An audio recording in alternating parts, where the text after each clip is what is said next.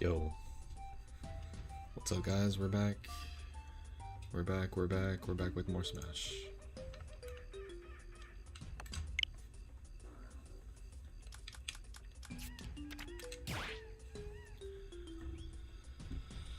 Am I joining what? Something I've never heard of? I'm out of the loop. Almost always. Oh, that's a tournament? Word. Do they allow the new mod?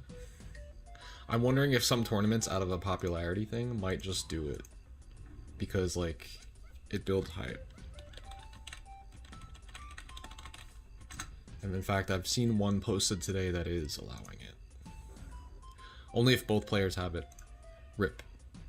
In that case, yeah, it's too big of a competitive advantage. It's not, there's no integrity there. I would definitely not be able to switch back and forth between using the mod, so. And seeing how, as I haven't been practicing on anything but the new mod, I'm probably going to decline.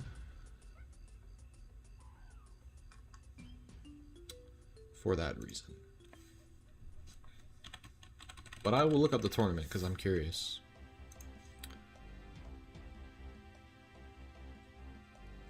Oh, wow, this is a really long-running series. I have heard of it before. I have caught the stream several times. Oh.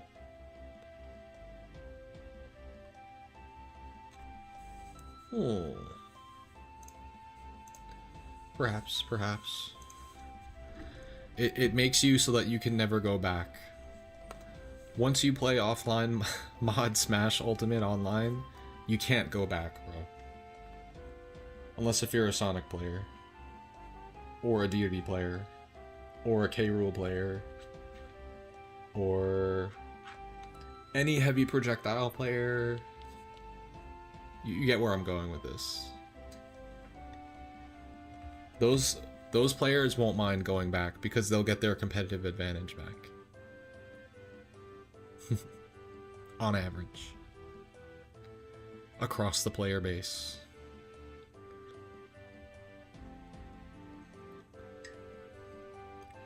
It's a dream come true. I couldn't ask for more. Put it that way. It's the best.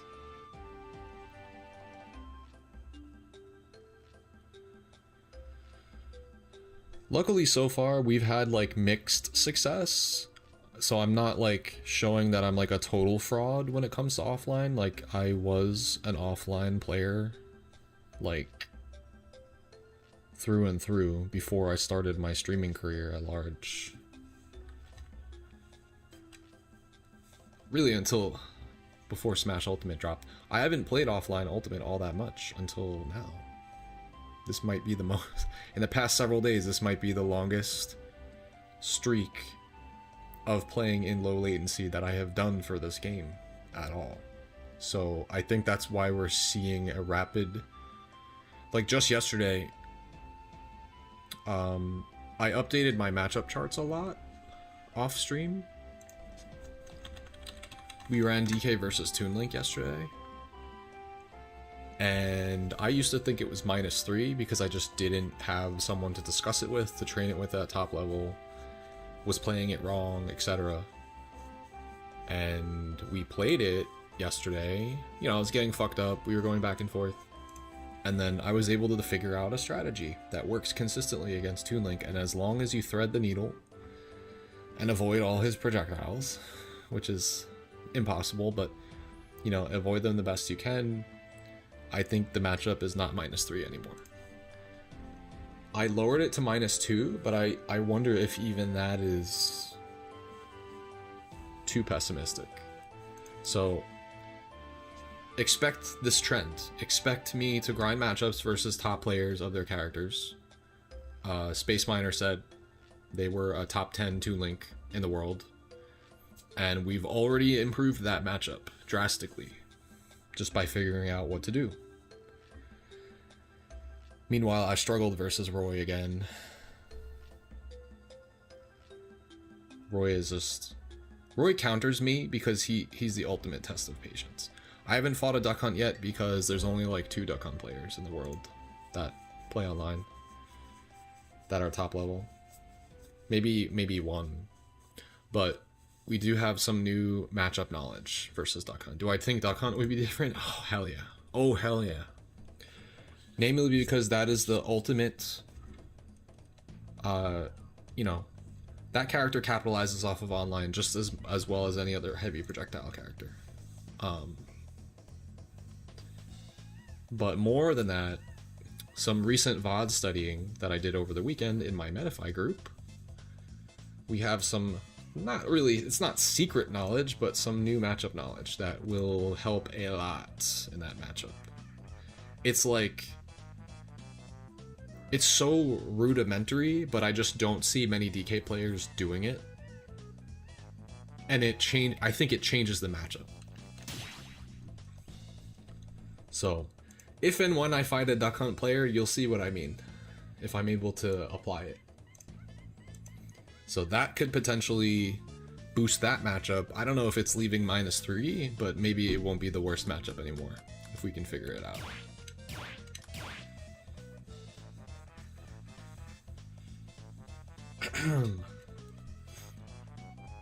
Word?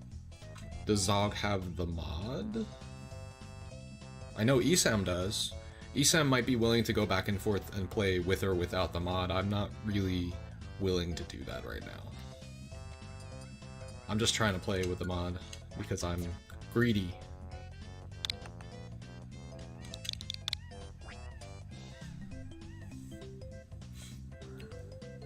I'm not sure if Zog is modded. I read something about on Twitter that that was not the case.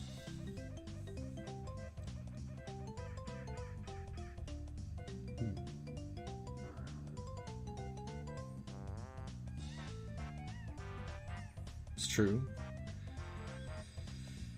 I mean, this was always, it's kind of my job. We're trying to make the matchups better for DK. So if I think matchups are -3, and if maybe that's an exaggeration, but maybe they really are that bad, maybe we need to be making strides in these -3 matchups. I have been kind of doing, you know, what's it called? Oh. So I would hit up Zog, but it looks like Zog is currently already sessioning versus somebody. It looks like they're in a voice call with somebody, with a couple people in Ryuga Chord. So I'm not gonna bother them tonight. Maybe that would be something that, like, and I'm not that kind of person too, right? If I want to collaborate with someone, I will reach out to you like a week in advance, a couple days. I'll give you some notice. But in terms of like just tagging to see who's available in the moment, it's kind of nice. It's kind of cool just to see like, what variety will we get today? Playing against a PR Mega Man, it's impossible. Up-air? Yeah, the up-air is good. Just make sure when you're getting launched by it that 1, you don't air dodge, and 2, you don't jump. Once you get hit by it, it's like, if you didn't initially air dodge the first up-air, your best bet is just to do back air fast fall, because it'll actually help you survive, because you get the fast fall. If you're holding an item, make sure you Z drop first, otherwise it'll do the item toss and then you'll die. So Z drop and then back air fast fall, and that should help you survive. But yeah, don't jump. And air dodging doesn't really do anything for you after you get hit by the first one, so it's not worth. And I don't think that's widespread knowledge, because you can catch even the best players in the world off guard. I saw Hurt double jump during a Mega Man up air and die. So, you know, tournament, anything can happen. Adrenaline, nerves, you know. It could be a matchup knowledge thing. You never know.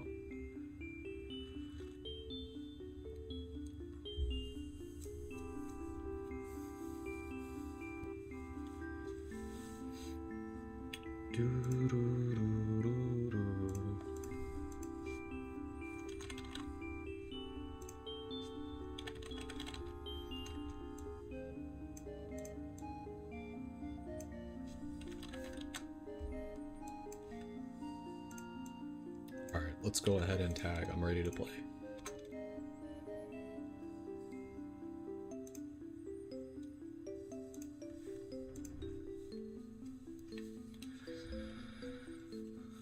Oh hell yeah, we got basically barricaded. The wind didn't sound too crazy. I think I maybe slept through the worst of it. But yeah, there's a lot of fucking snow here. There's a lot.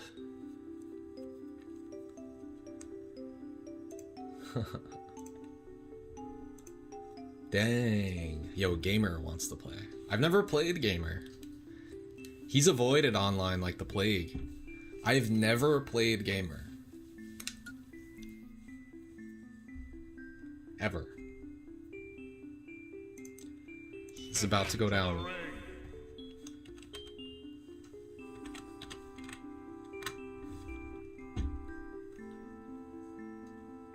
DK. Gamer is a top DK from Canada.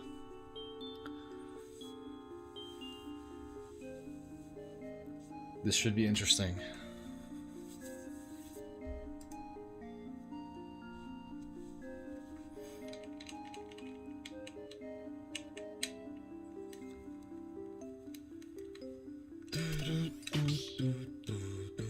I don't know, maybe he plays other characters. I've only seen him go DK though. Lately on my stream, people have been joining up and going other characters. Ah, here we go. Here we go. Alright, let's do it.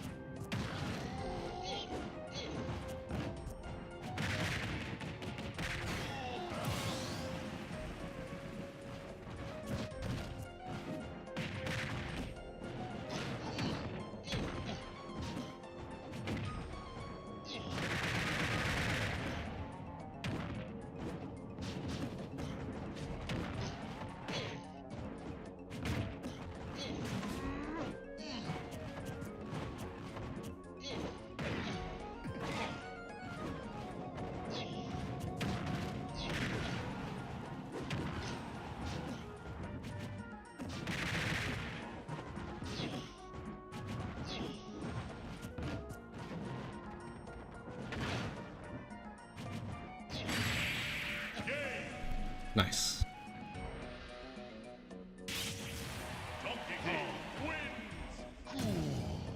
Alright. I wanted to try an aggressive approach, and it doesn't work versus good DKs.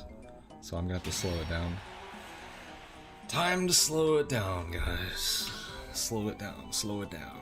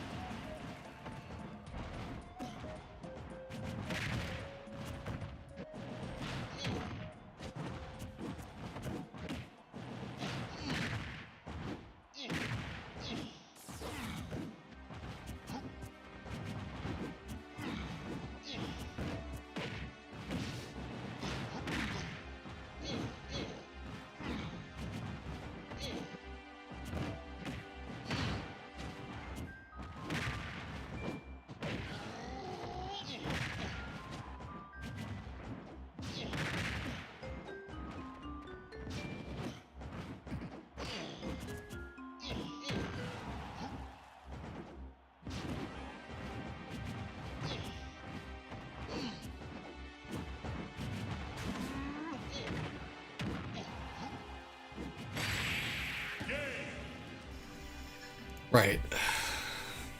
He's the aerial hand slap merchant over here. That was good. I'm not gonna lie, I couldn't see him. He was in the perfect spot where he started that hand slap. He was like off screen, not in the bubble, but like in the border between the screen and the bubble. That was good. That was stealthy.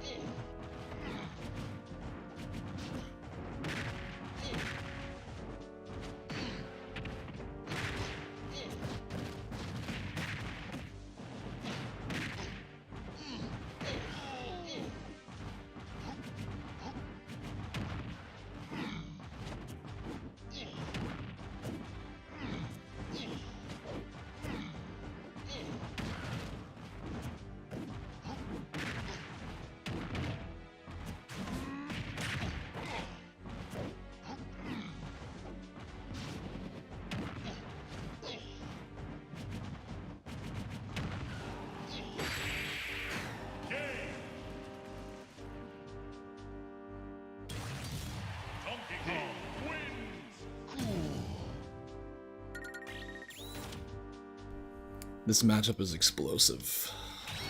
Explosive, explosive. This matchup teaches you smart neutral, because you just can't make a mistake. If you make a mistake, you get fucked up.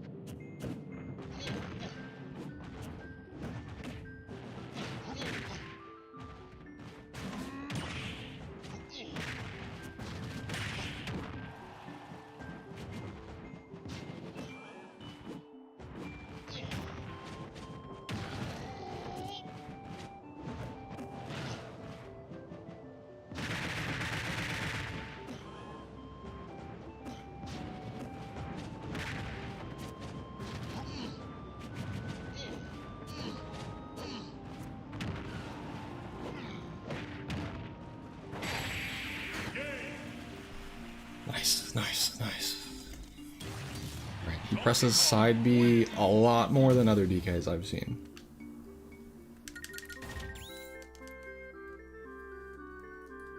Like 10 times more.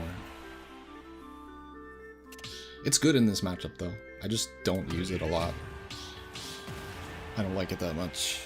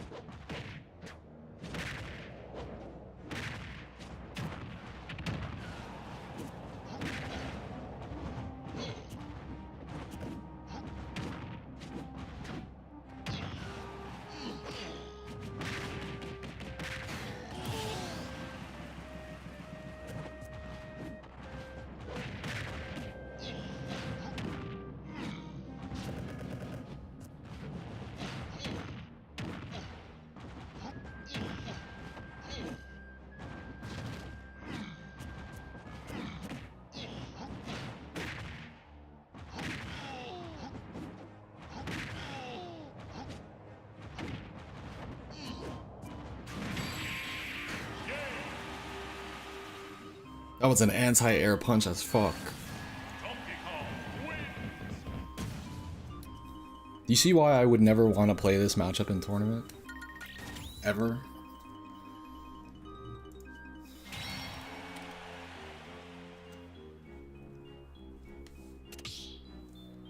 Ever? It's just, it feels like RNG. Well, it's not RNG, it's like any other matchup. Lose neutral and you could die.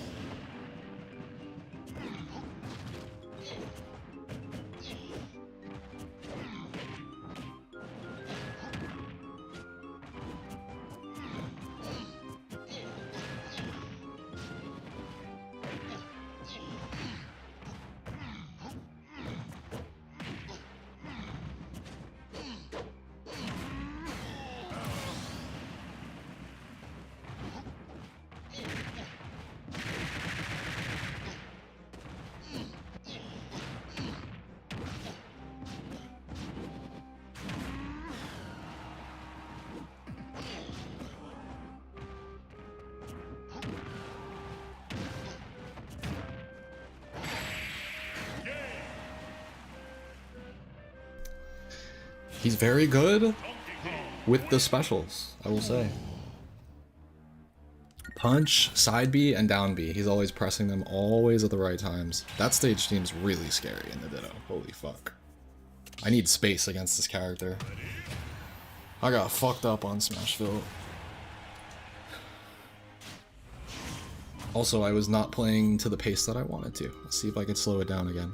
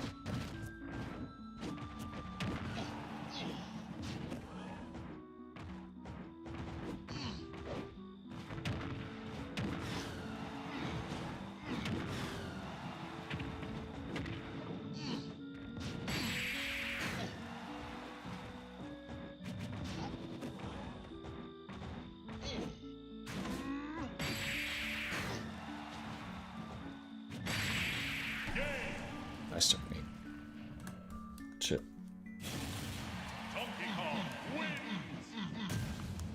Alright, I'm gonna get to the bottom of this misinputting thing. I think it's because my hands are cold, and I haven't used my hand warmers yet, but I've been fairing, like, quite a few times that I'm not trying to fair, so no more Johns once I warm my hands up.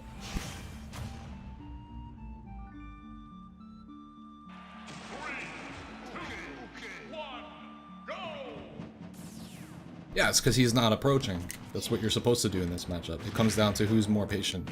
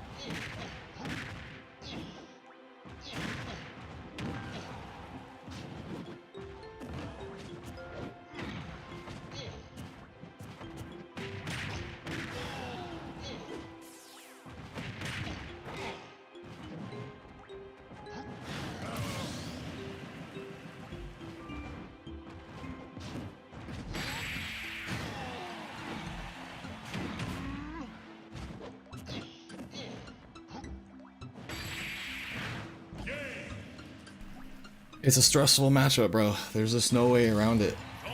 It's fun, but it's stressful and friendly. So imagine if it was bracket.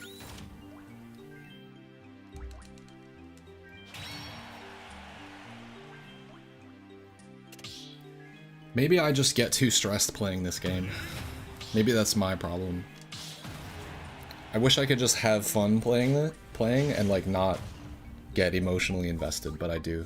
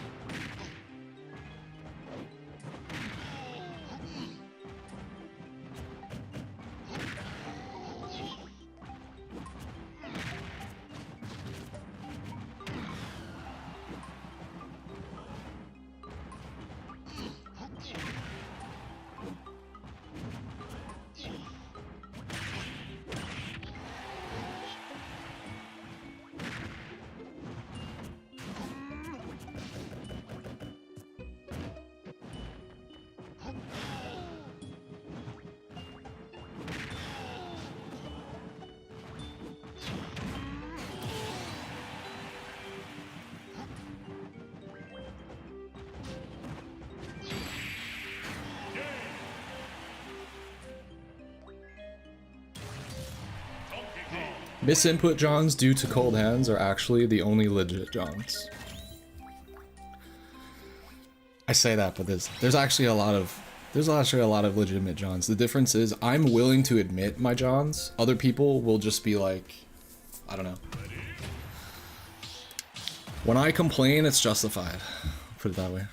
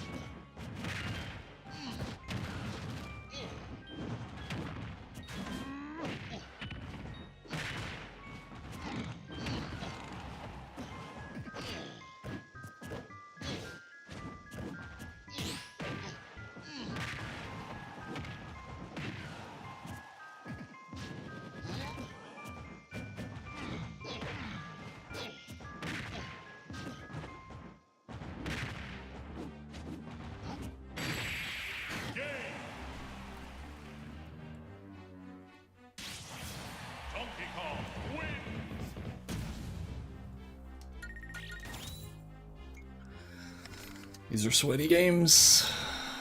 Sweaty games.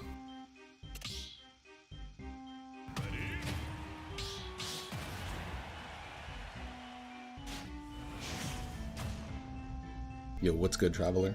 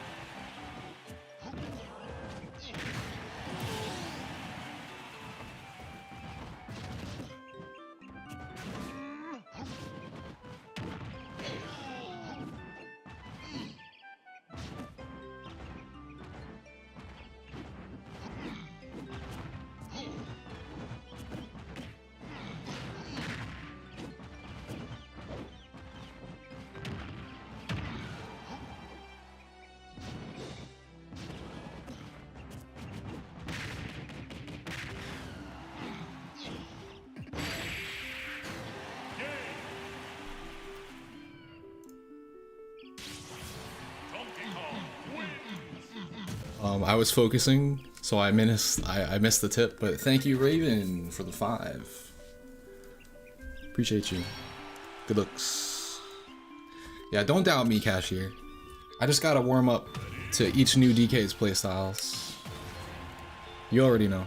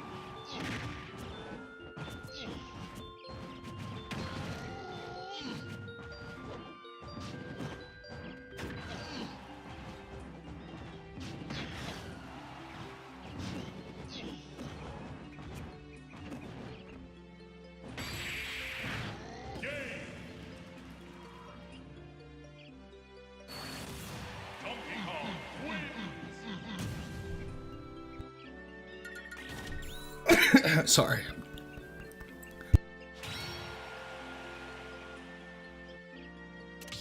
Choking on my tea.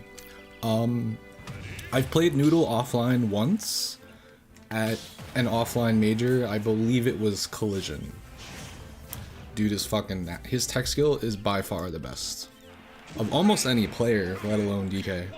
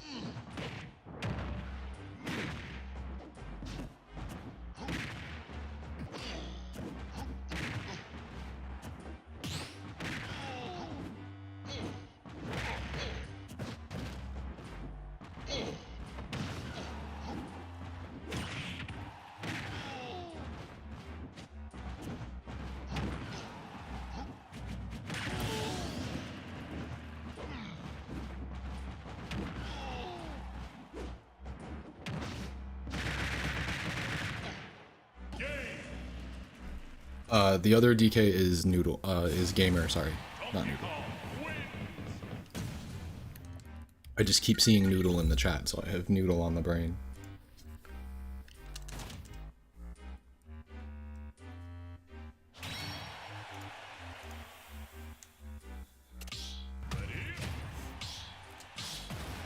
Noodles.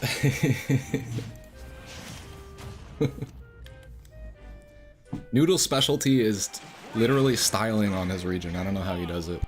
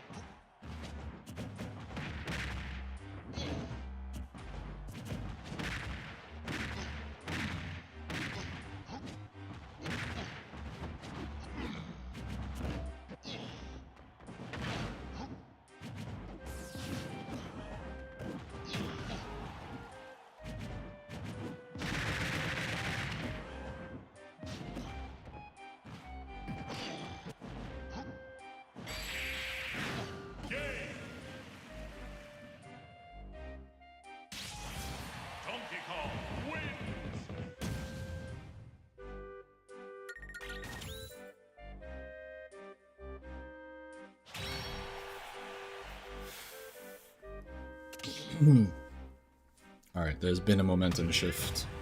A momentum shift has occurred.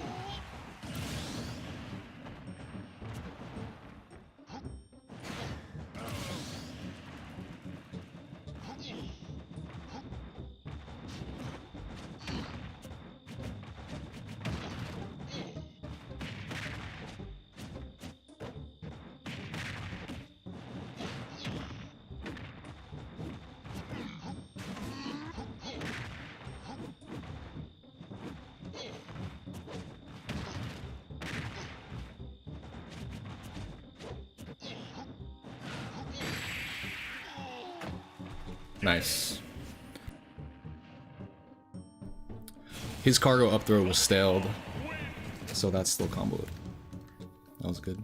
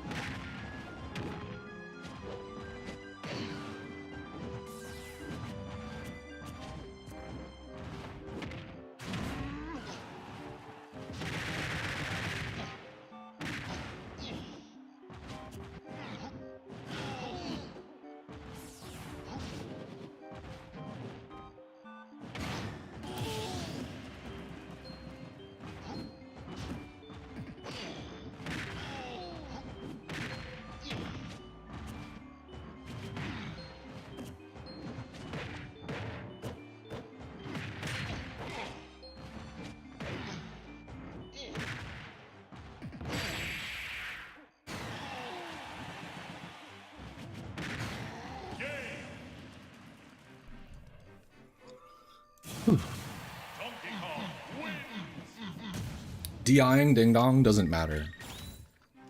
Darwin, I don't know. When I'm in the middle of intense games like this and I'm not answering questions, it's probably because I'm too focused on the games. I was thinking about doing it this past weekend, but then, like, I don't know. I just lost track of it.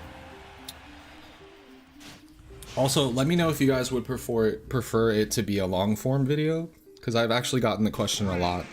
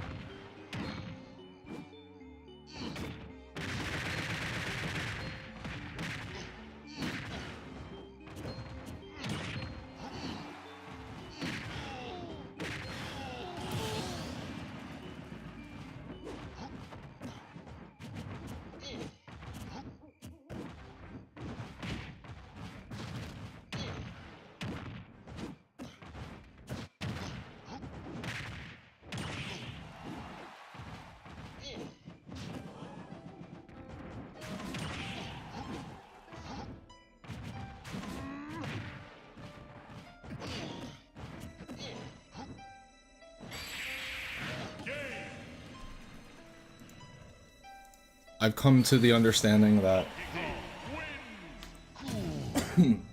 Gamer is a player who doesn't mash in friendlies.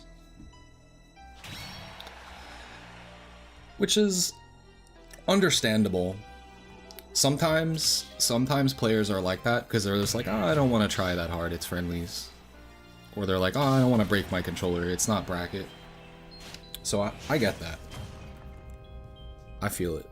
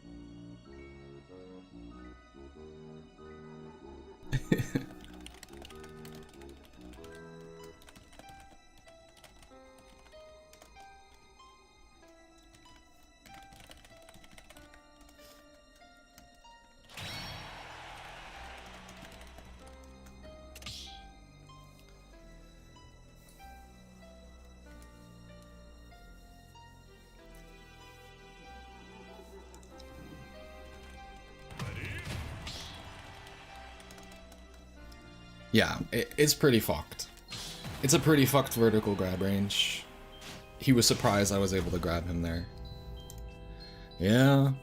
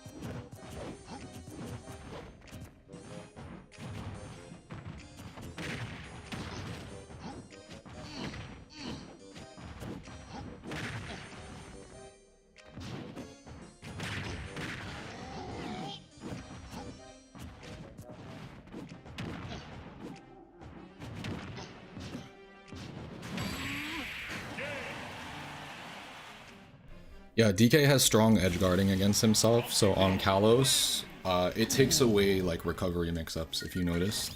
When there's a wall, yeah, you can tech the wall, but like, you also can't hug underneath the stage, so like 2-frames become extremely prevalent. Like there's more 2-framing going on, there's more just raw edge guarding because of the overhanging Kalos platform. It's really good for a lot of characters for edge guarding, to be honest.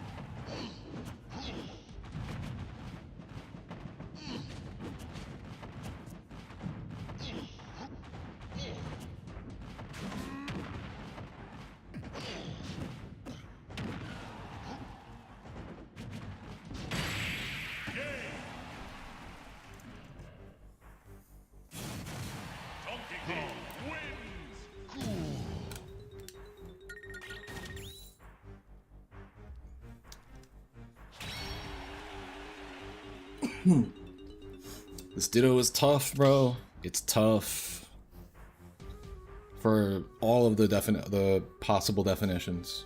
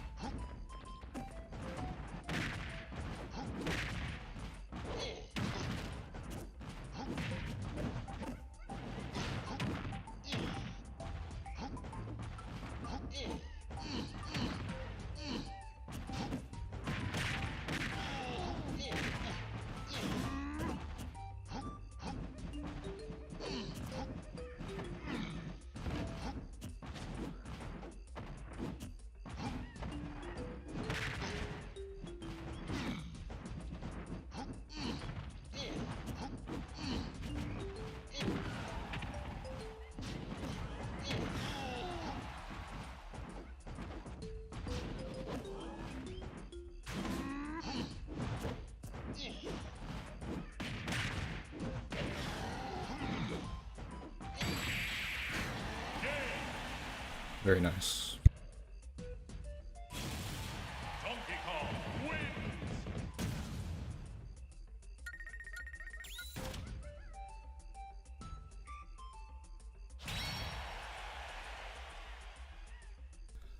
Type battle, type battle. Well, yeah, like, DK's always trying to spike himself, but the tech is just free because it's Kalos. Like, it's not hard to do. Any mid-level, high-level player would be able to do it.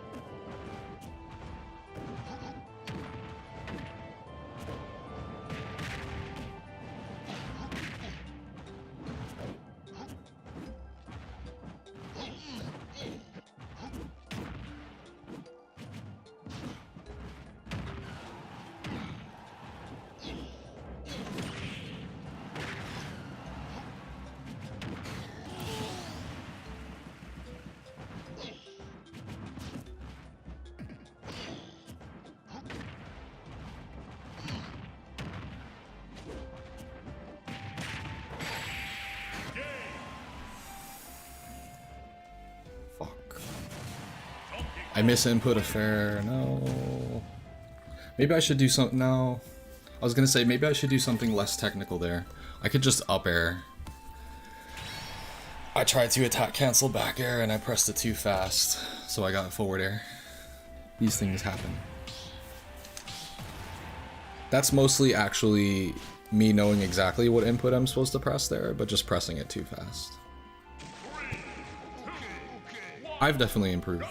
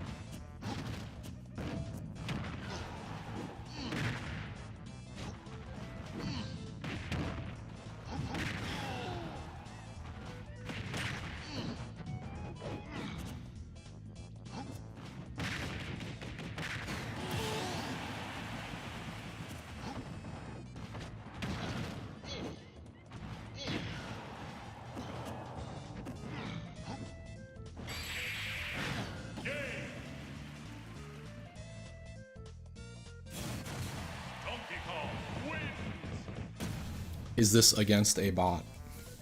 Does it look like a bot?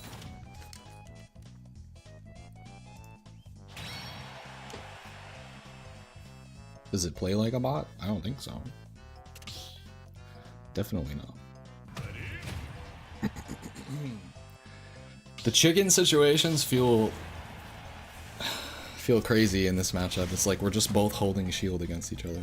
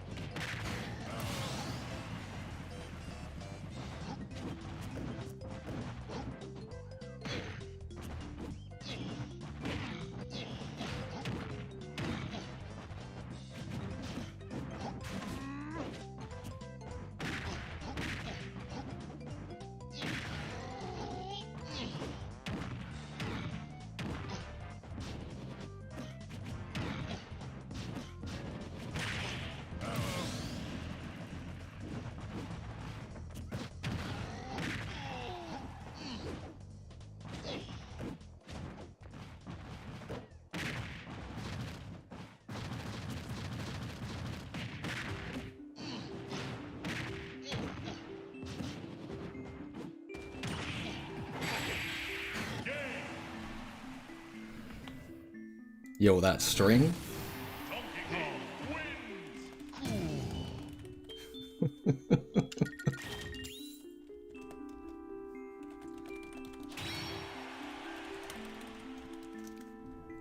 Dare up smash is fucking stupid in this matchup.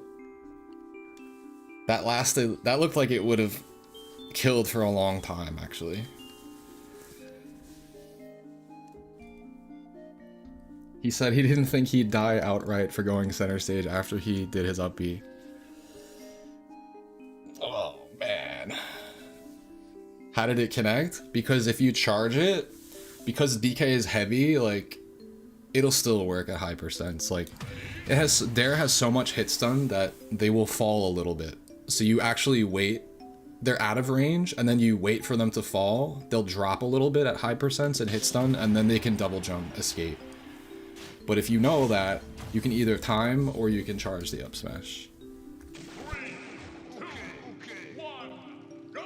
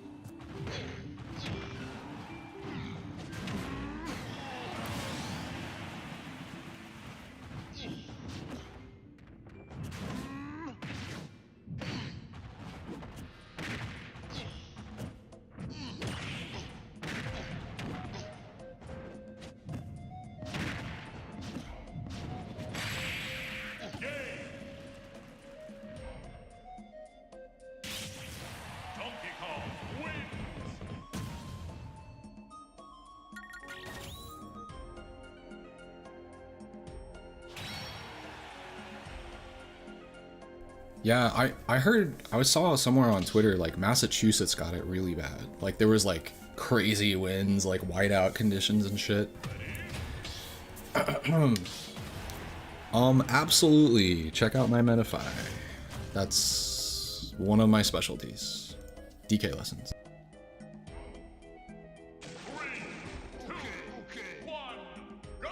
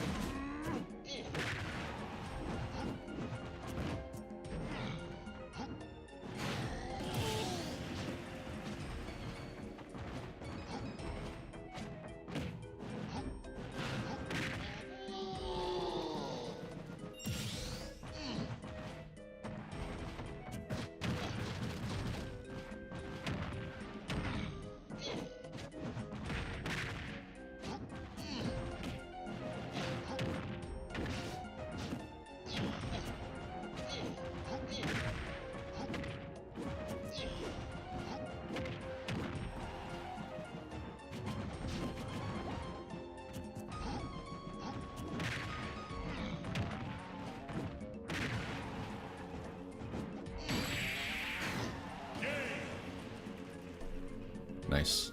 Yeah, I've been losing on Kalos specifically more often than not.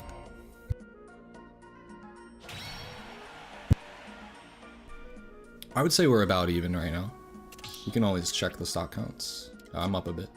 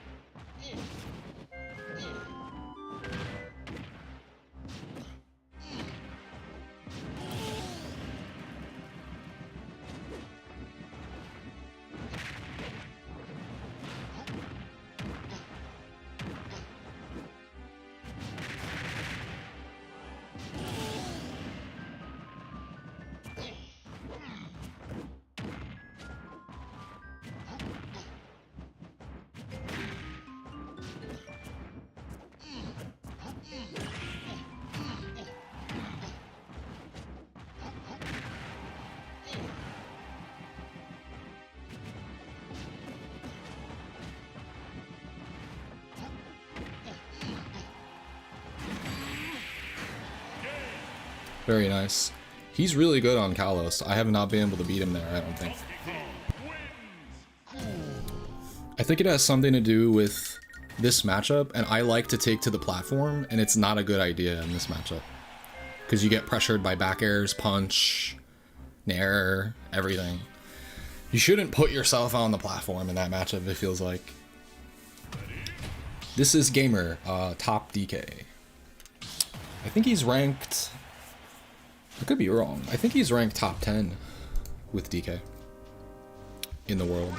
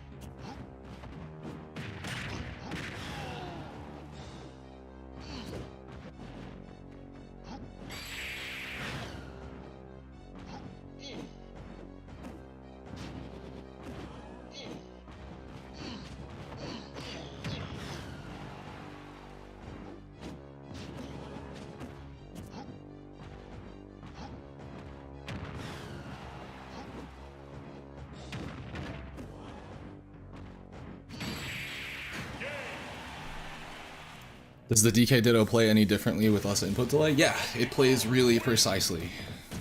You can tech everything, you can hit every ding dong. You could do anything you want to do in this matchup with no input delay. Same as any other matchup. Yeah, that was a sweaty game. Back air at 0 could put me into disadvantage? Yes. Against super heavies, you need some, well, against anyone, you need damage on them before back air starts comboing.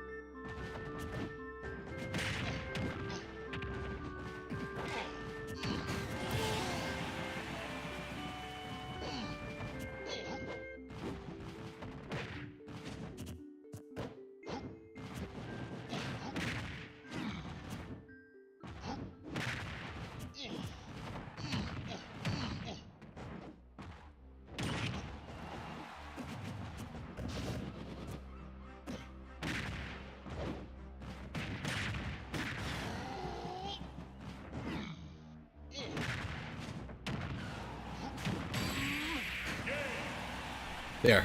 See? I didn't take to the platforms that game.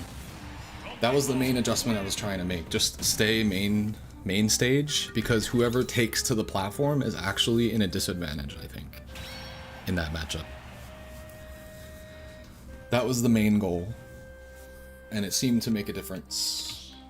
Because I had lost every single game on Kalos except for that one.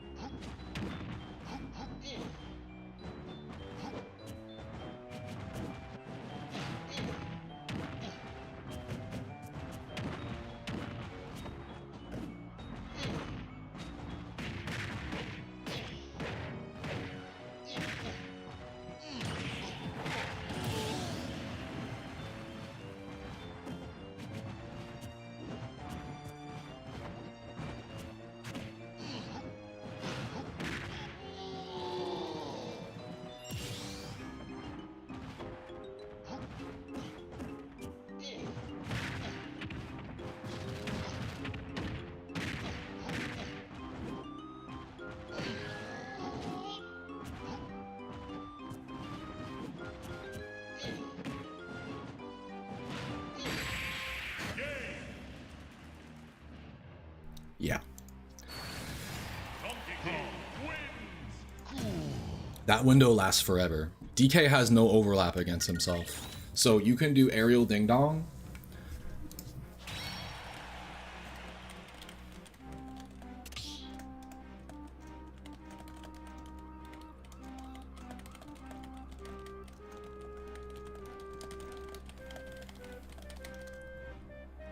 There, like, or rather, it leads perfectly. Rather,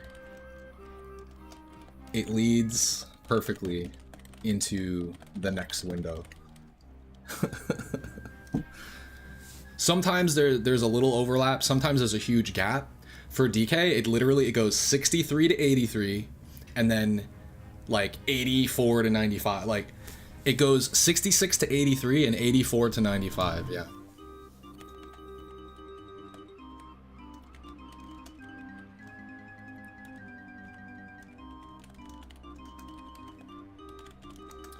All right, first of 5 to end it. Let's do it.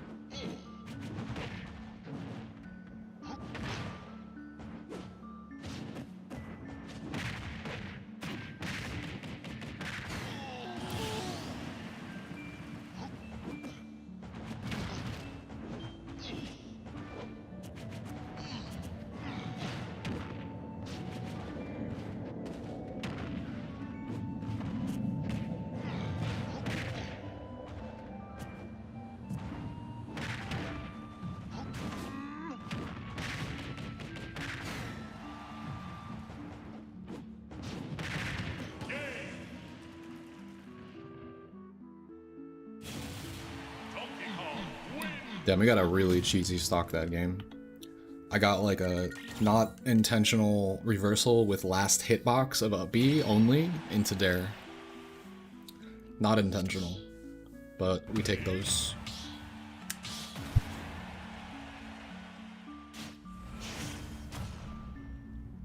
Yeah, yeah, exactly. 3, 2, 1, go!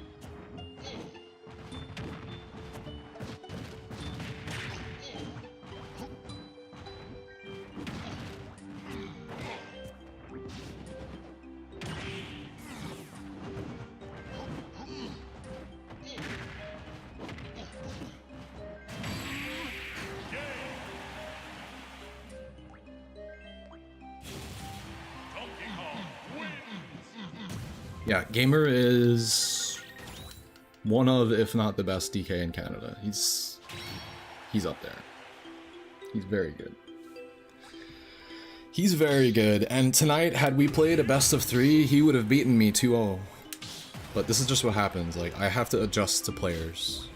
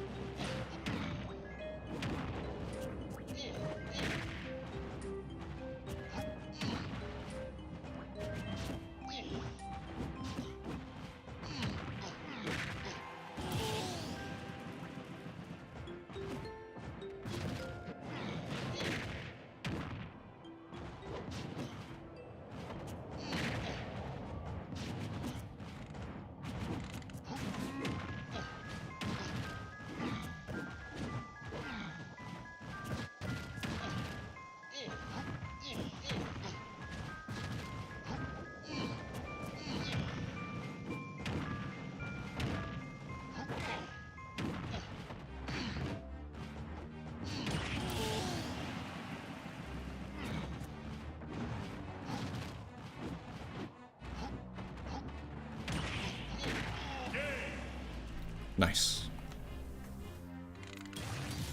Donkey Kong wins. Nice, nice, nice.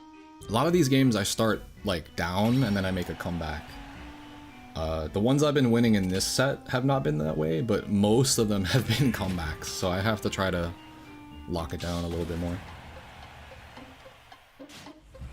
The Ditto can be fun, just not in bracket. That's what I always say. 3, 2, 1, go!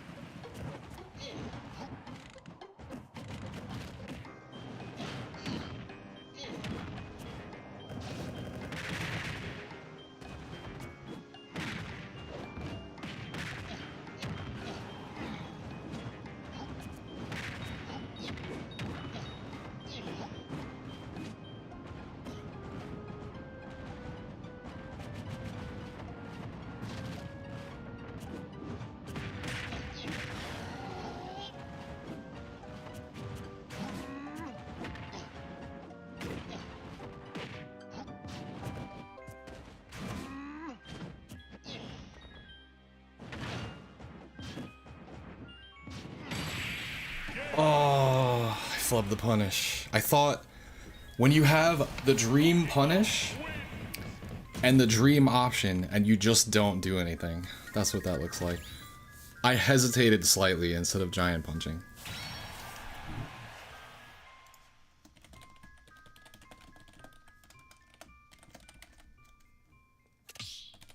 When you have too many KO options, anything I could have done would have killed him there, and I just waited, and then I did punch slowly. Ugh.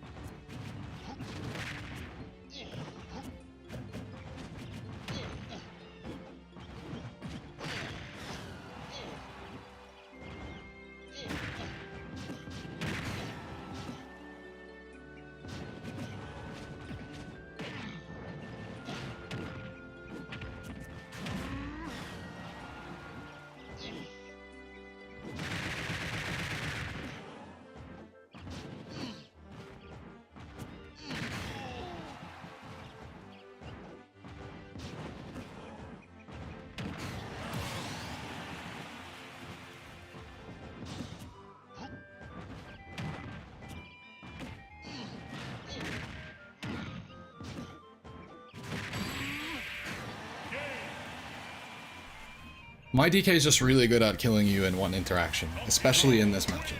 That's like my strength. You'll probably see it a lot. If you guys have been watching my stream, you already know. Like, I play this matchup too much. That's mostly what it is. I just play the matchup too much.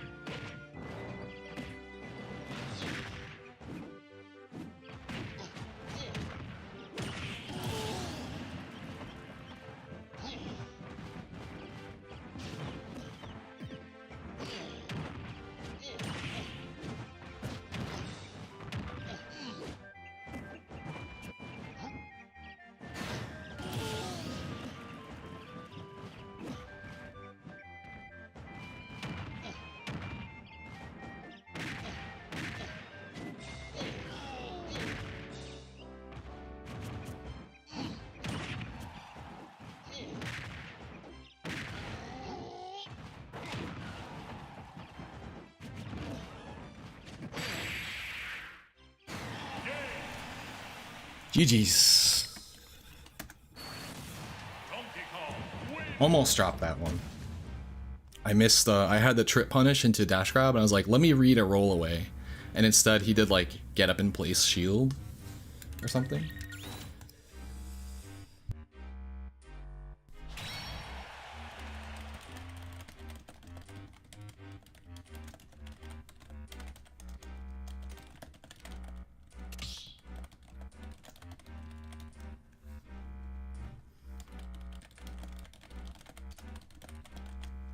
It did stutter a few times, so I was thinking, thanks. Just wish I didn't lose neutral so much, but my disadvantage and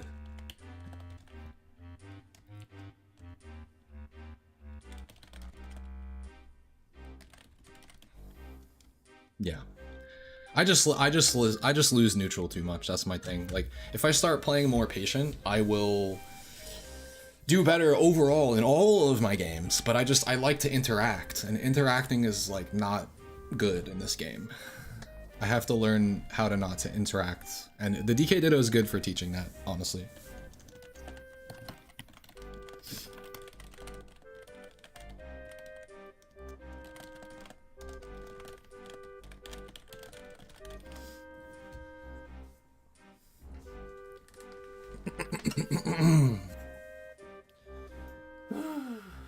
That was stressful. That was stressful. But GG's, GG's. First time I ever played against Gamer. If it was a best of 3 and it was bracket, I would have lost, and him and all of Canada would have popped off on me. But you know, this is still the internet. It's not offline. I'm in my comfort zone in my home environment. If I was in an environment with all of Canada cheering against me, I don't know. I don't know how it would go. Because I would definitely not be the underdog in that situation. In my mind, well, that's the thing. I just have too much of a name of playing DK Dittos. So that when it comes to, if I ever fight another really highly ranked DK, nobody's gonna cheer for me. And I just know that because I've been around for too long. But that's what noise canceling earbuds are for, I guess. And also, if you invade someone's hometown or home country, of course, their crewmates and their friends and their country is gonna cheer for them. But I don't really have a posse with me anymore, so I might have a friend or two, and it would be like my 1 or 2 friends cheering against like 40 plus people cheering against me. It's just what I expect at this point. The last time that people cheered for me and there was a crowd of people was Brawl. And then as of Smash 4, people stopped liking Donkey Kong. He became cheesy. People didn't like fighting him anymore. So people started cheering against me ever since Smash 4.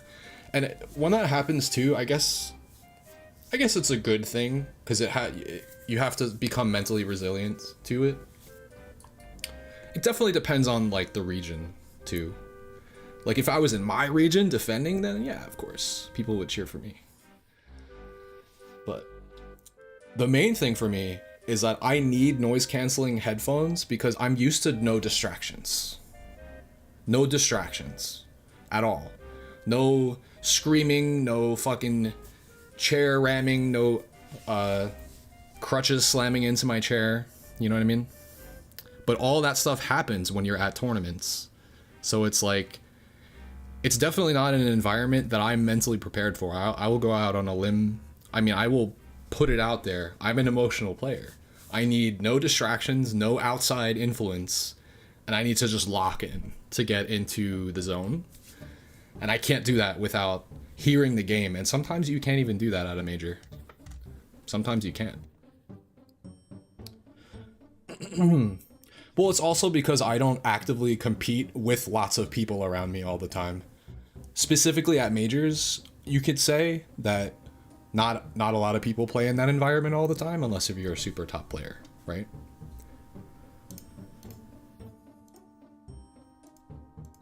Like, you're not gonna get your nerves like stone cold to that environment unless you're constantly doing it and just putting yourself there over and over and over again. Now, some people just don't get nerves, but like when you play on the main stage, when you're good enough and can like still your emotions enough to just like make top 8 after top 8 after top 8, it just becomes routine to you. You get used to it.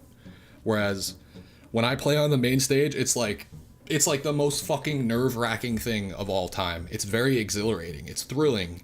Your blood is pumping. Your adrenaline is pumping. It's different. Unless if you're adjusted to it. And there was a time in my Smash career where I was more adjusted to it, because I would play on the stream much more often. But I have always had a stream curse. I generally lose when I'm on stream. And I can't say for sure, but most of the time I make my best runs in losers brackets. Whether that means I'm just not as good against higher seeded opponents, or, you know, the top level players.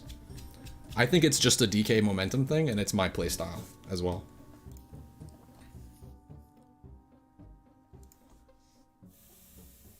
Like, even in a lot of the games in this session, except for when I started actually playing more patient in the first to 5, I would like be losing almost every stock and then make a comeback. So that, to me, that's a flaw. Like, I don't want to always be in that situation where I need to make a comeback. You know what I mean? It just means I'm losing neutral too much. Do I see myself coming out to more stuff this year? We'll see. We will have to see. This is gonna be the way that I get the confidence to do it. I mean, it's not like I wasn't coming out to majors and stuff anyway, but you know, I was never able to practice this game offline like this. Like, this is not real offline, but it's as close as you can get. And then there's the opposite extreme where people think that, oh, you should learn how to play the game without sound. You should not use headphones and get used to the crowd. But like, yes, and that would help, but you have to be exposed to it over and over and over and over and over again. And I'm just not in a position to do that right now. I'm more of like a one-hit wonder. Like, I'll show up, you know, randomly to something, and I have to perform, so I have to make sure the environment is like in my favor, if possible. It's very interesting. I'm sure it's a whole psychological aspect to it as well, right? Just not being acclimated to it, so you just get more nervous in tournaments. Play FIFA crowd noises at full blast while screaming. But that's the thing. If it's just like ambient sound, it's whatever. It's when it's like jump scares. Like jump scares that you could never expect. So like for me, and this sounds stupid, but you have to expect the unexpected when you're competing in tournament. When you're playing, I like to sit with my chair really far back and sit on the edge of the chair to have like really good posture. But unfortunately, when I do that, it makes everybody walking by want to smack into my chair.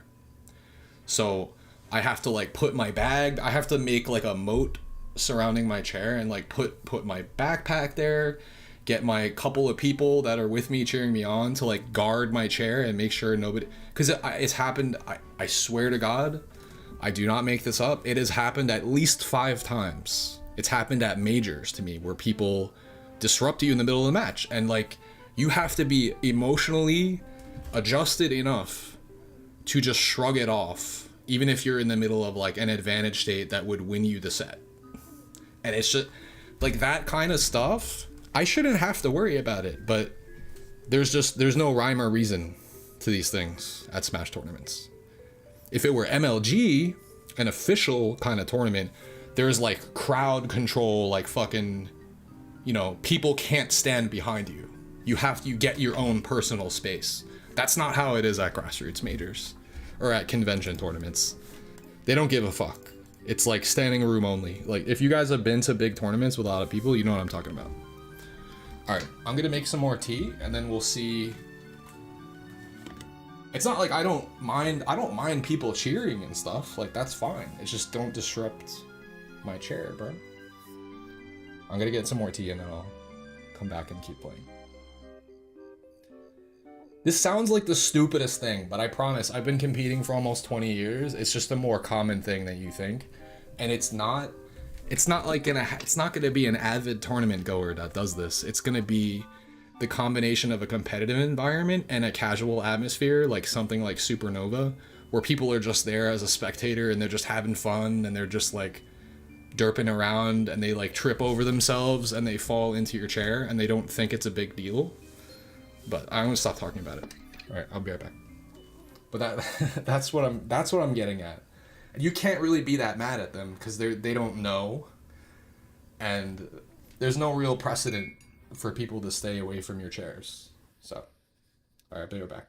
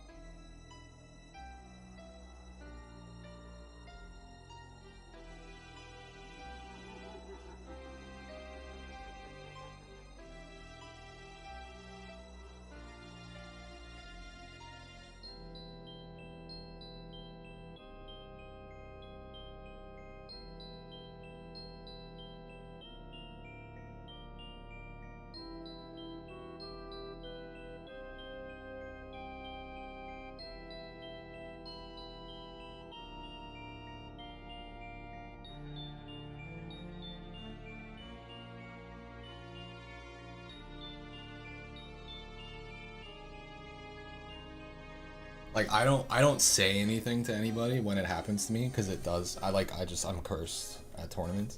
But you can imagine the murderous look I'll give. I won't say anything, but you can imagine the look I'll give to somebody after they do that, and it's like at a game-defining moment in the set.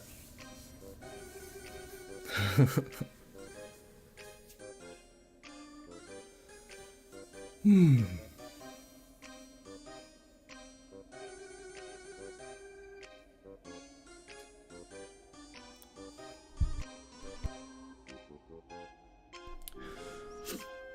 talked to the creator and he said you should make like Marvel vs. Capcom Ultimate and then Infinite, do something like that, and he said he is going to do both. What does that mean? What do you mean?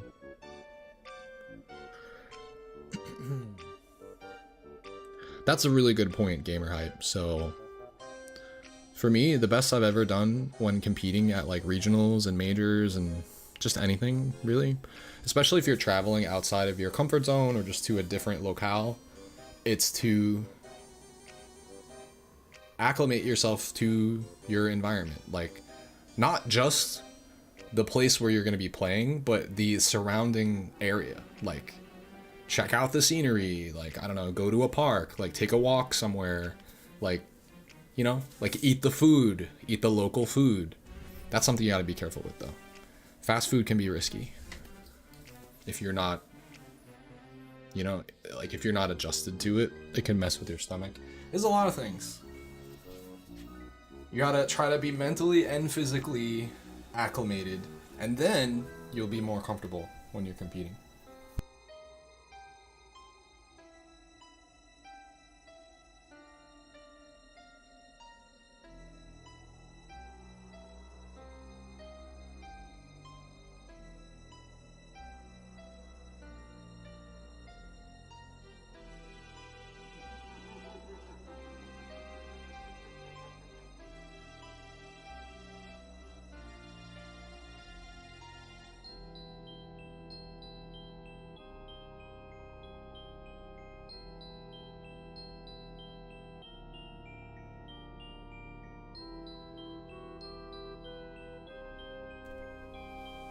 Alright.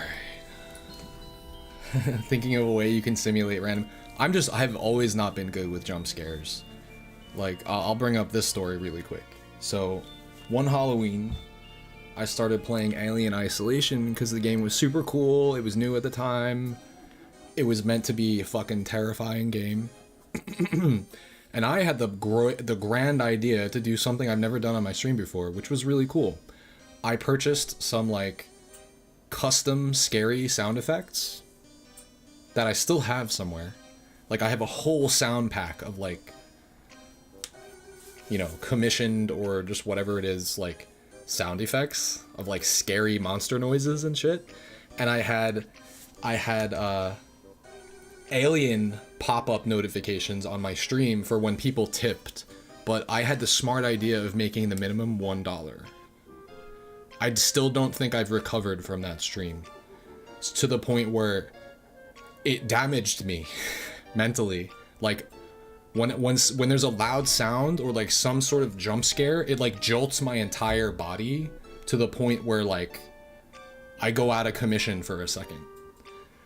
Just from one stream of $1, like playing, like imagine the ambience and like the atmosphere of Alien Isolation and how scary it is already, and then having jump scares pop up that are unrelated when the alien's not even nearby, and then there's like hissing and like fucking crazy sounds and shit, and it was loud. Like, I fucked up, bro. Never do that. Never ever ever do that. Don't underestimate horror games as a streamer either. It's entertaining to play, but just be careful, be aware that you can mentally withstand them. Because I can't do it anymore, bro. I can play horror games maybe 2 hour max if they're like really scary. But something in me just broke that day, bro. I do really enjoy the genre. Like, I love Resident Evil. It was very funny, and I have some clips from it. It's just unfortunate that I was not smart enough to at least make it worth my while. They were $1 tips, so it was like very easy for someone to just be like, oh, let me pick the perfect time to scare Will. It was a great interactive idea for my stream. I fucked up. I did not execute that properly.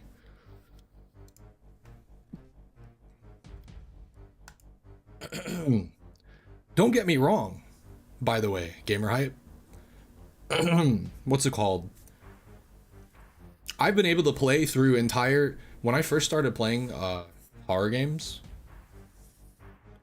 Maybe it's when I'm laser focused on one stimulus and then having another stimulus interrupt, like, fucks with me. Maybe you're right, gamer hype. Like, I could have a form of that. It's possible. But you know, when I was younger, I would play like Doom 3, like Dead Space, and I would start playing at like 1 a.m. at night and like play all night, wear my my like optical fucking headset with like all the sound effects, and it was scary, but like I would play for like 3, 4, 5 hours, no problem. It's just, yeah. You can push your mind too far, I think. You don't realize it until you've crossed the line. You can't with the mashers? Wait, what do you mean? How is that tournament going, by the way?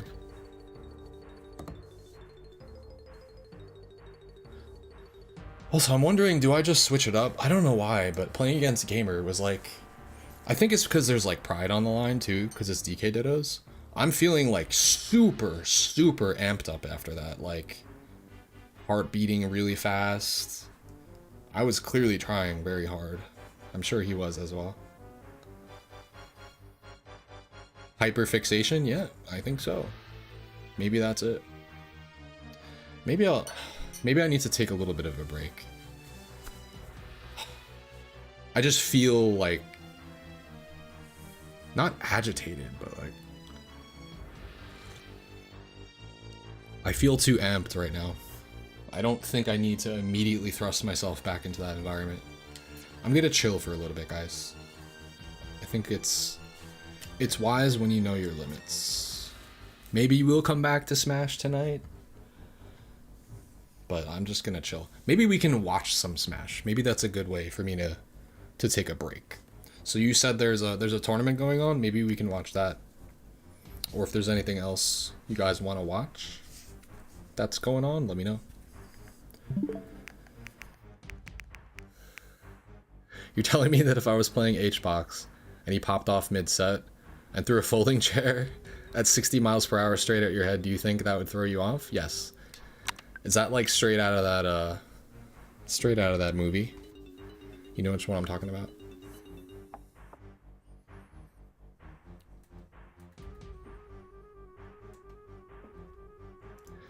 What is the name of that movie? With the drummer, where the teacher throws the chair at his head because he was off tempo. And it almost hits him in the head. It's a great movie.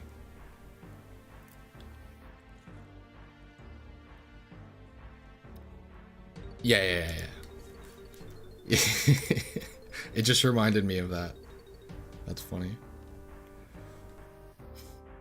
Watch Mild versus Shirayuki. Oh, what's this?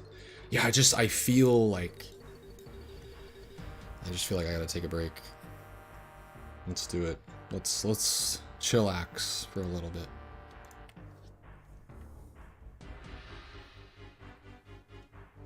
Whiplash. There you go. It was not coming to me.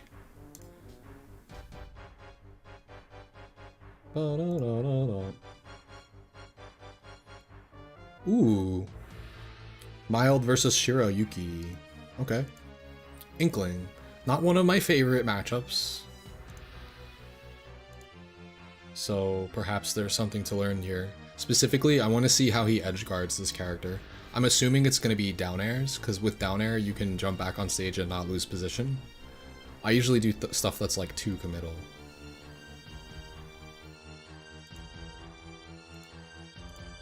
Alright, let's switch the music. Alright, this looks like the start here. Yeah, we're chilling tonight. You missed it. Chat has been pretty pretty active the past couple streams. It's been wild actually, but tonight has been very chill.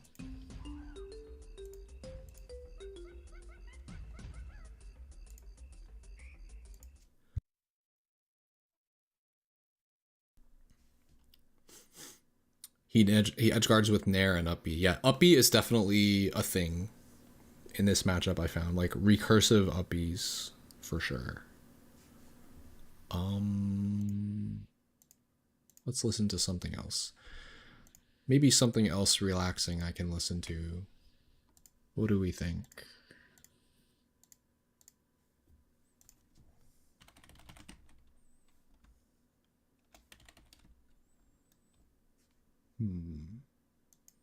What is something that's gonna be a good vibe?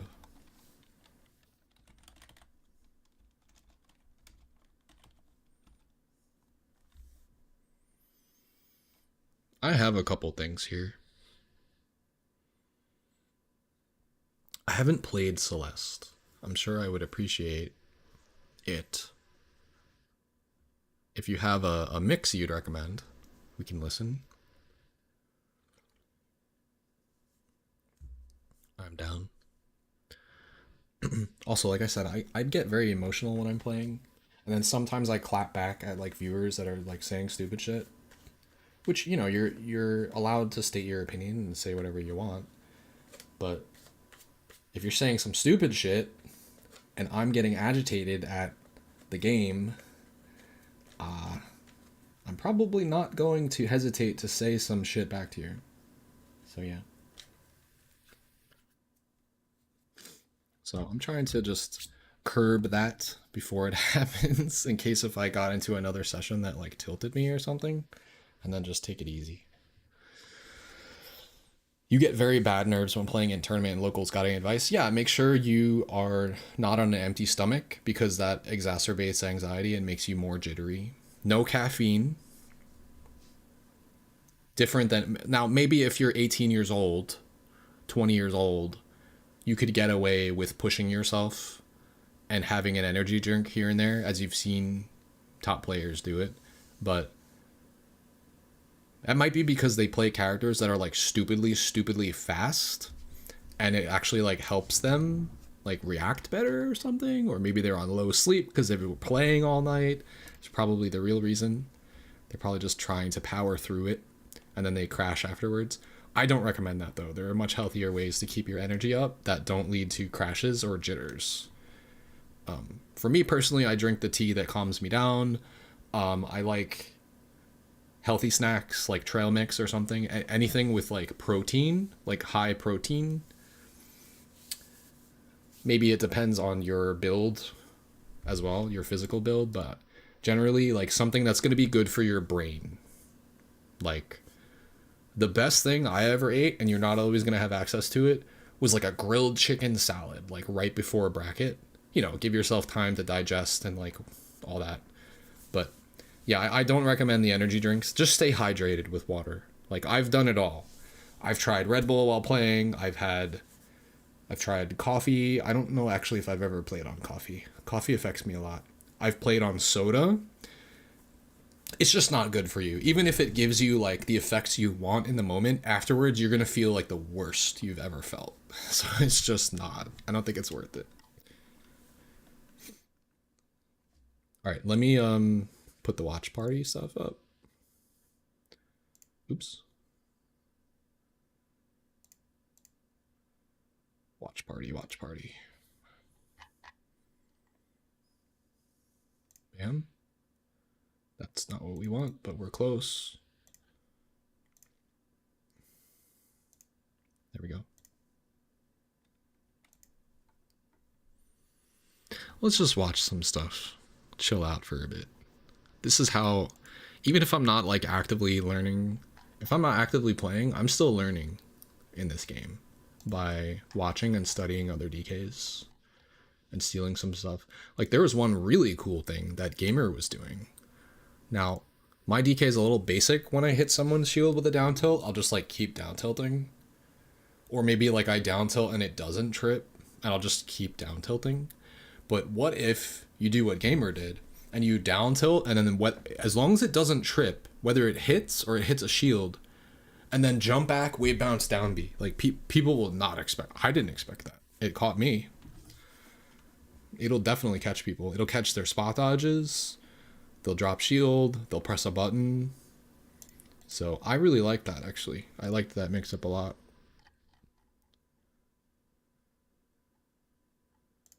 There we go.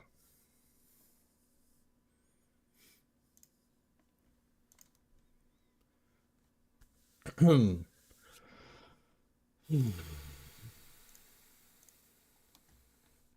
right, let's get some music going.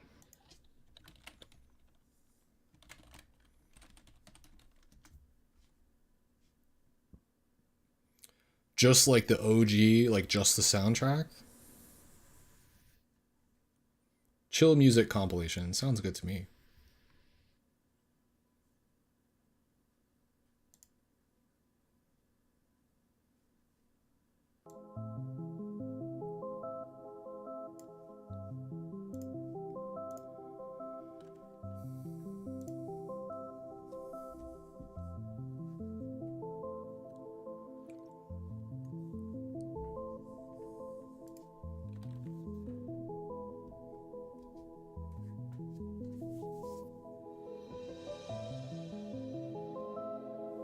Oh wow, this music is good. I like it. I've never played this game, by the way. Not yet. It's supposed to be difficult, huh?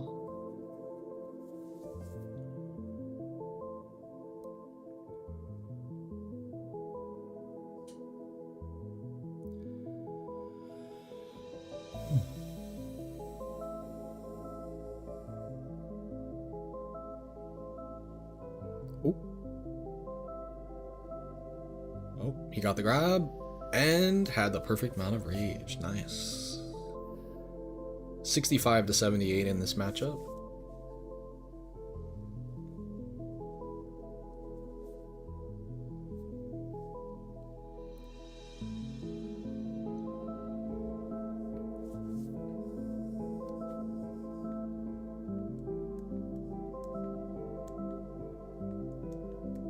We got an even match, a lot of dash attacks. He's playing so much more. I would not play the matchup this way. I would literally just hang out on platforms the whole time. But Mild is not like that. Look at this. He's just putting on pressure. There's like 17 up airs so far.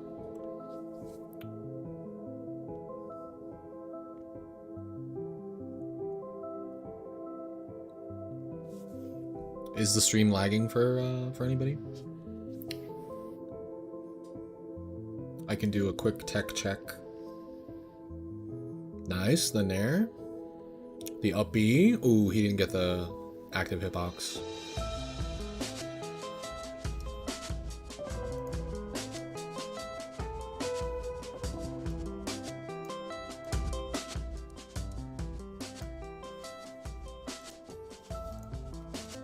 I missed what happened. He got what do the Inkling players call that? KO confirm. They probably have a stupid name for it.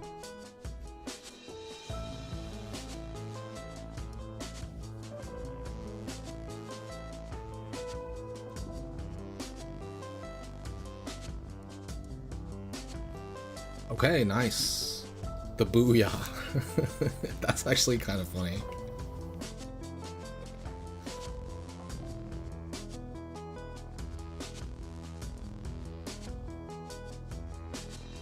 That's gonna be death. It's gotta be death, right? Yeah. That forward air doesn't fuck around at high percents. I think I have this matchup as -1.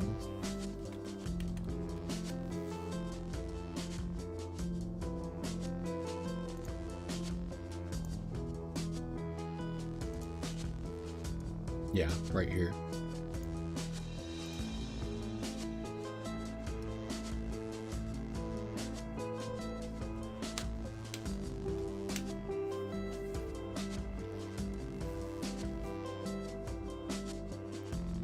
You don't think Steve is -3? Well, if you have the patience of Chunky Kong, then maybe it won't seem like that. But if you're not Chunky Kong, you're getting fucked by Steve, generally, if they're top level. Because they will not fight you at all. They will not interact. Not even close. To the point where it will test your patience, and then if you try to hit him at all, you get hit first. You have to somehow bait them to come out from behind their wall and do something. And that's just the part I haven't figured out yet. Okay. Made it away. Oh, up smash will kill. Again, it's for me personally. Personally, I suck that much too, that it doesn't matter who you are, I will lose to literally every single Steve player. And it's just because he has some foolproof shit he can do. Like, oh, you're recovering? I'm gonna put a bunch of blocks in the way, and then I'm gonna down smash, and you die. And there's not... If they know what they're doing, there's nothing you could do about it. As DK.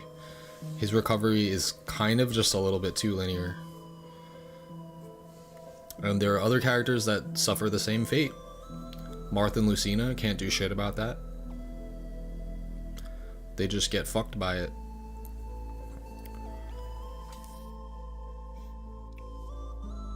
Advice for the Yoshi matchup. Ooh, nice. Down tilt trip punch. Let's go. Yeah. You just stay back.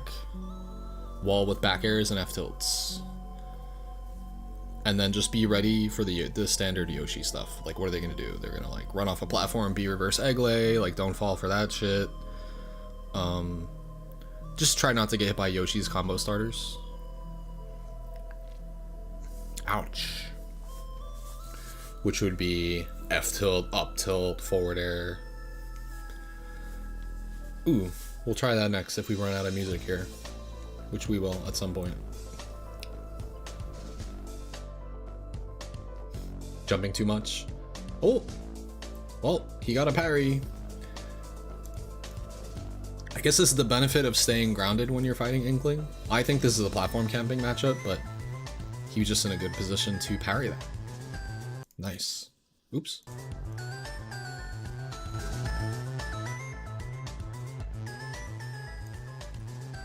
That was excellent.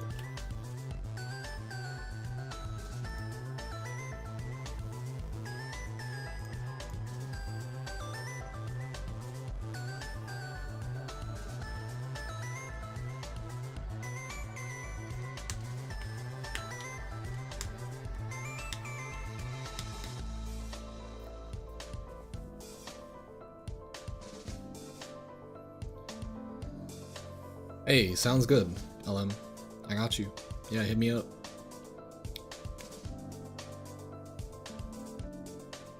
Oh, oh, ooh, oh.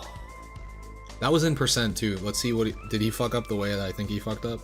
He probably did a late toss instead of an instant toss. That was sick grab. Yeah, he slightly, that's hard to execute. It's a frame perfect toss. So if you're a little late on that, you miss like the entire window. But if you get the instant toss, that lasts from 51 to 66. And he got a grab at 60 with no rage, so it would have worked.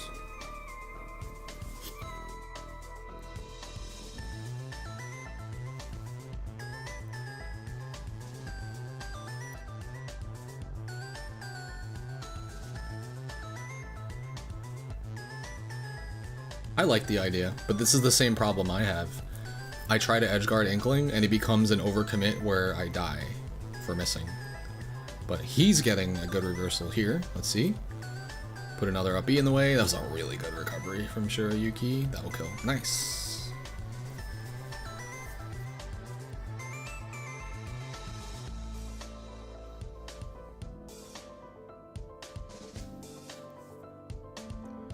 I don't mind the jumping, honestly. This might be a very jumpy matchup, because Inkling is pretty fast on the ground, but in the airspeed is not that incredible.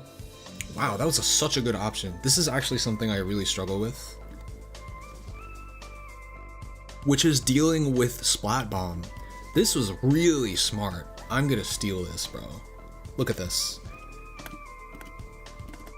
Perfectly time your ledge iframes so that you get up and he's still invincible during the explosion. And then spot dodge while Inkling can't see you, because the explosion's so big it encapsulates DK.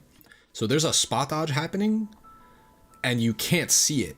So the setup for them is to condition shield and then grab you. But if you spot dodge at the perfect time, they can't see your spot dodge. It's hidden. That was so good. I'm stealing that shit.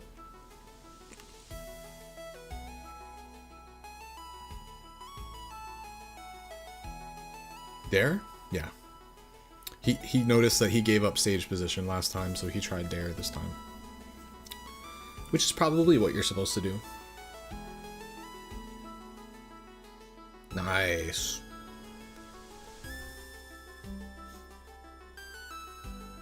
Ooh. Oh yeah, DK's not making this back, is he? Ouch. Dare? Wow, Inkling has to put in a lot of work to kill DK. That was a really good recovery.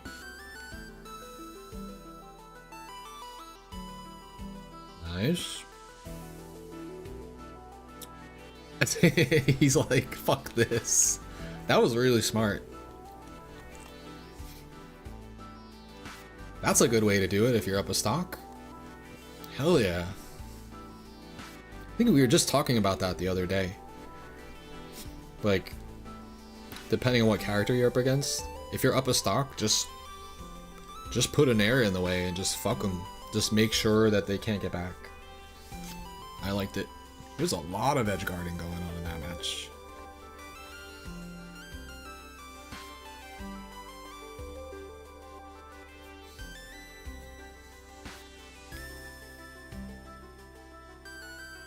Hey.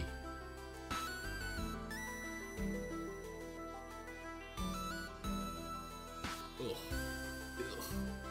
Optimal ass combo. Yeah, I've played a little bit. I've been playing a lot lately, so I'm kind of just taking a little bit of a breather. I played for about 2 hours. I sessioned versus Gamers DK just earlier, and then we did a first to 5 to end it. And I'm just feeling like not flustered, but just like a little spent. Holy shit! You were saying that about retreating down airs? This is the most hold forward down air I've ever seen. Bro was trying to end his life.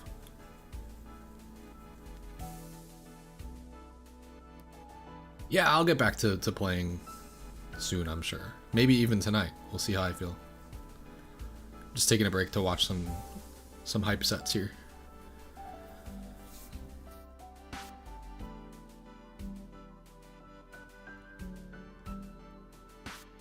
Okay.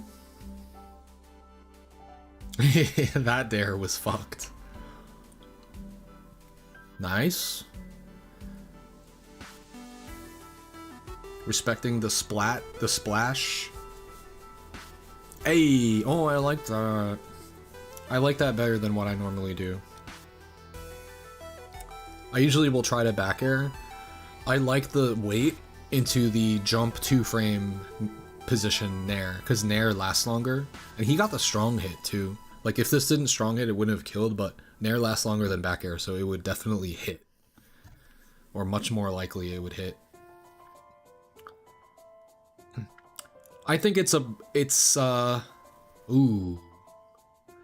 I think it's just a factor. It's just a part of, it's kind of a Japanese DK thing. I don't know if they all took it from him or if they all do it.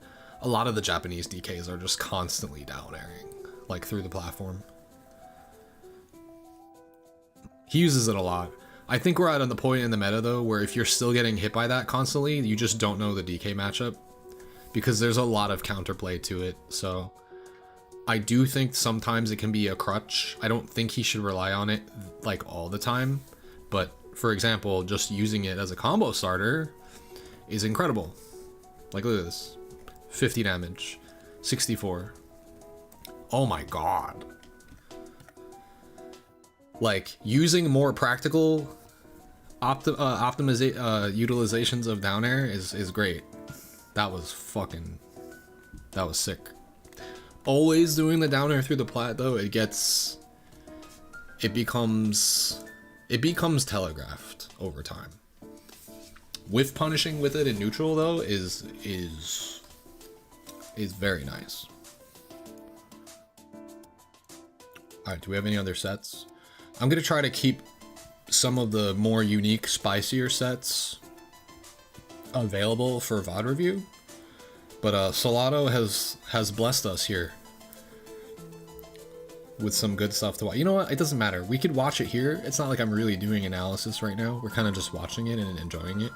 But when I do like real VOD review on the weekends, I will do like, you know, we'll be like taking notes during it, and I'll be recording our conversations while we're watching it. I'm down to watch anything, actually. So any other sets here you guys want to take a look at?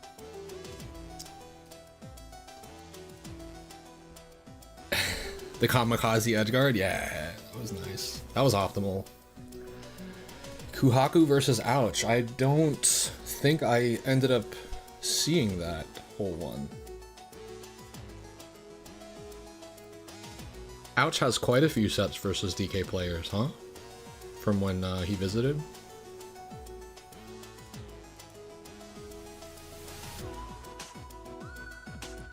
PoE2? Yeah, we could take a look at that too. Like I said, I'm just chilling.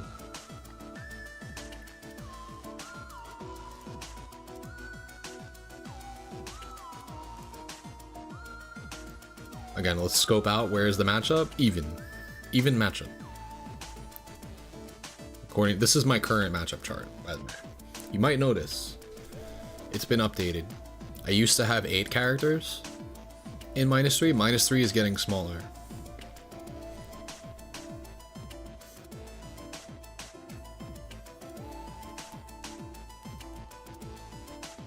Oh yeah, I could do that, huh?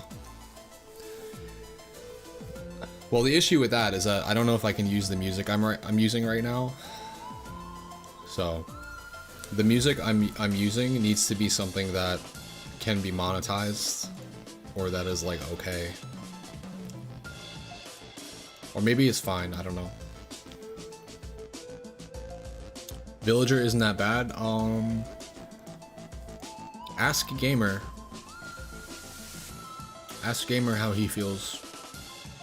He lives in a region where there's like 2 or 3 like top villagers, and according to him, it's a demonic character. Alright, in that case, I won't fret about the music too much then. I'll just make sure it's not too loud.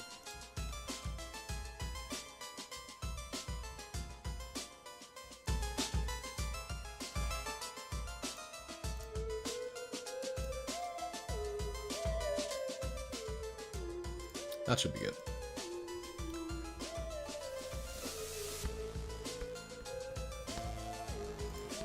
Again, these are my opinions. But go play a top villager with DK and then come back and tell me your thoughts.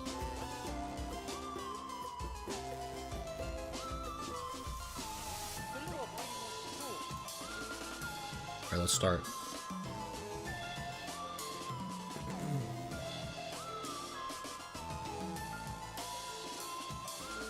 Oh, you have a set versus kept. Ooh.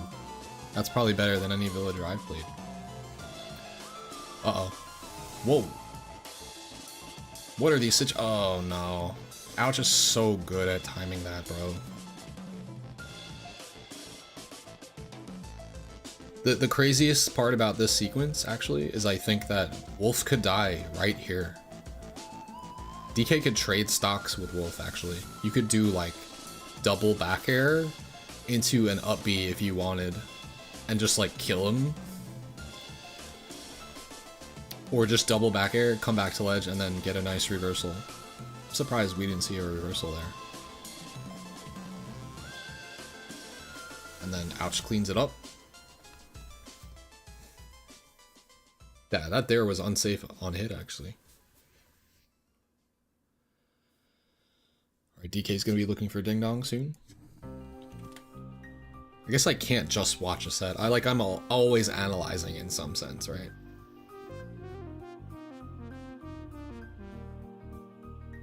Alright, get the damage.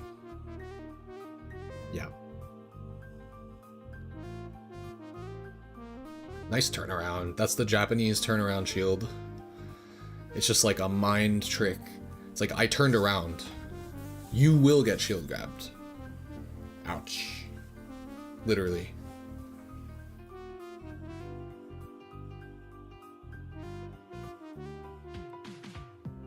Hey. Was that a nod of frustration or recognition by Ouch to get hit by this? It was surprise. His eyebrows went up. Surprise, and then like, oh no, I fell for a DK gimmick.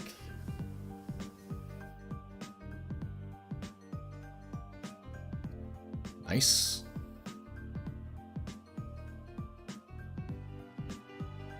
Oh, wait. Oh my god, that was nasty.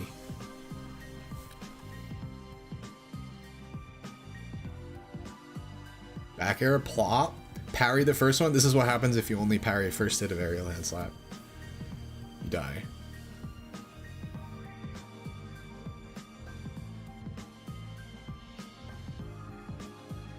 Wolf looks so floaty, doesn't he?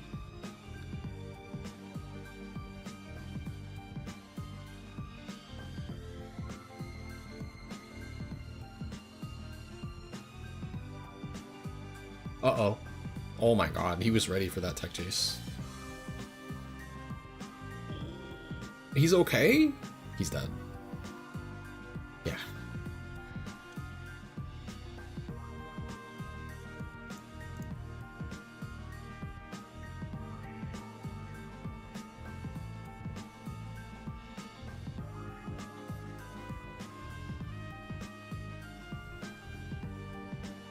PS2, 66 to 76. Let's see what we got. Ouch. Fair to up smash. I keep saying ouch. I think it's just something that I say. I didn't realize that he's also, every time I say it, he's on the screen. Like,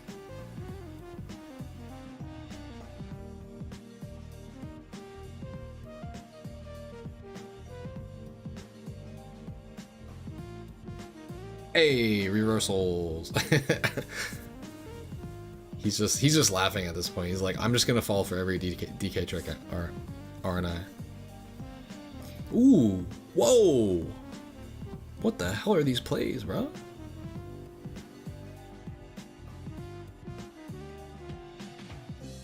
Yup, that's a ding dong.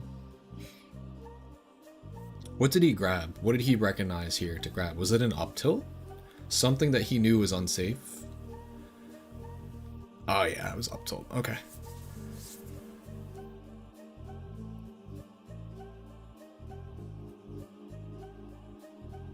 Ooh yeah, if he parries there, if he parries here, he gets the grab that he wants. The thing is that it's pretty easy to parry against Wolf. That's why I think, like, it's not the main reason why, but it's one of the reasons why the matchup is not bad for DK. It's like pretty easy to parry this character.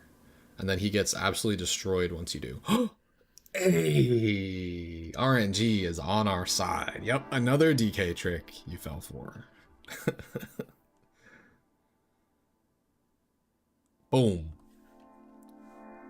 When you're destined to win, your down tilt trips.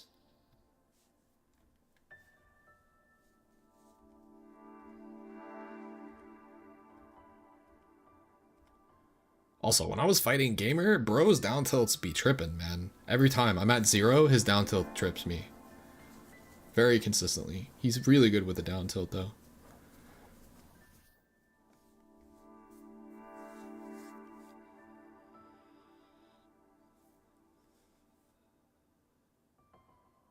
Back to PS2 we go. I'm a little surprised about this. DK fucking thrives here. Thanks to grab being so good.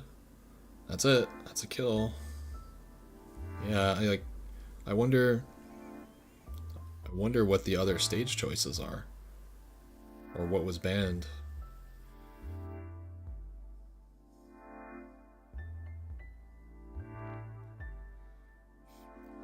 Definitely not something you're going to complain about as a DK player. Like, oh, we can go PS2? Alright, I mean, alright. I'm chill. I'm down. Yeah.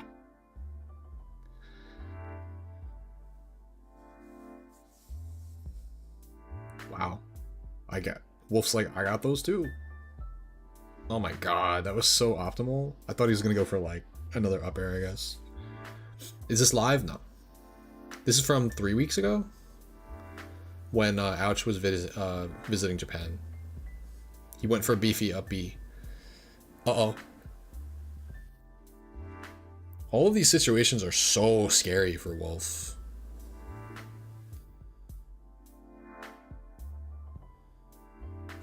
Oh, he went for the reversal. Down B spike again, and then I'm surprised he died.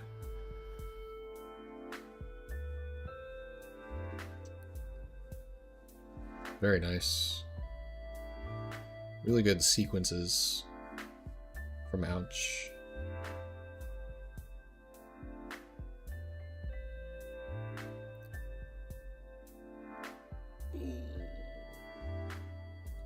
Nice tech. Oh, no jump though.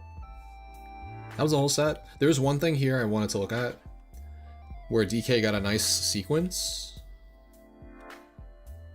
and he did jab one. I think this is a good mix-up spot. Like, you can do some cute shit here. Watch. When he gets this opening, when you get an airborne, when they're airborne and you get a jab one, he might have been doing that looking for a jab lock. So was this good DI on Ouch's part? Because usually this nair might set up for like a jab lock. Yeah, it looked like... It's hard to say what his DI was. Maybe we can go back and maybe look at it. I wonder if he was preemptively holding up though. That would have been like some super big brain shit. Yeah, he's going up and away. So, might be holding up here. That's what you want to do in this situation. Anyway, the run-up jab is a look at a jab lock, right? But it wasn't a low enough trajectory. You get some cool shit here, though. This is like really low to the ground, but still in the air. Now, let's pay attention. Does Wolf have his double jump? That's the key. Does he have it? He does. Okay, so technically he could double jump escape after this jab one, but if they don't have double jump, especially, you can do some cool stuff here because they might try to nair, they might try to shield, but if they do, it's not going to work because you're going to grab. The goal here, in my mind, as a mix-up, is to jab one when they're just above the ground, airborne, and then grab after. It's not true, but they might press A, they might press shield, which will result into an air dodge into the ground, into shield. Obviously, if Wolf masters double jump, though, he'll be okay. So it's pretty neat. It's niche. You'll see me go for it sometimes, well, like when I'm feeling myself. I'll do jab one to catch someone right before they hit the ground and then grab after. It's a nice mix-up. Used to be true in Smash 4, but not anymore. Ah, he got the tech, but thought he had a jump maybe. Didn't buffer the up B right away. Someone said Pichu. You guys want to watch DK versus Pichu? We have two options. We have Joy-Kong versus Frank, or we have Gamer, who I just fought, versus Black Twins, which just happened yesterday, or the day before, or sometime very recently.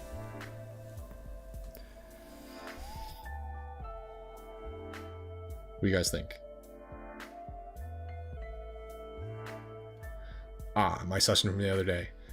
I can't remember how that was going. It seemed very volatile. It seemed like we were going back and forth. I would just like get 0 to death by being too close to the ledge, or Pichu would explode. So there's a big difference here. This is 7 minutes, and this is 21 minutes. So it looks like we can watch this one, because it's short. Is this a whole set? Has to be. I don't think Joy-Con goes any other characters.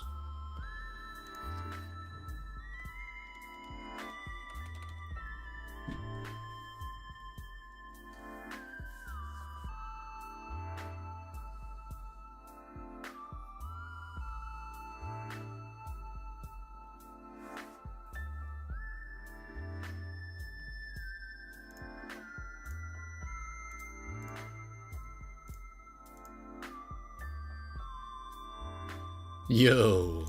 Low percent, ding dong. Very low percent. This is 48 to 61. So let's see. He has rage here, so it'll work now. The only thing I don't agree with is that when you're at 40%, you can always mash out of ding dong. So like, maybe you're just not expecting to die at 40, but you're Pichu. You should maybe be expecting to die at 40. If you actually are paying attention at all, you can always mash out before ding dong will connect at 40. But you know, you can catch them sleeping. Maybe they're a player that doesn't react quickly or doesn't have a good mash. Ooh, what is the? Can you punish here? I thought this was gonna be a combo, by the way, but I think maybe it's not because DK's percent is too high. Can you dare there? You might be able to. I think this is a dare punish. Maybe not enough time. Nice. Oh, look at this Graze Pichu. Look at this. Go frame by frame. I saw it graze. Look at that. You can't really see because of the resolution. That's connecting on Pichu's cheek. That was so close to hitting. What the fuck? Alright, nice nair. I would have done the same thing.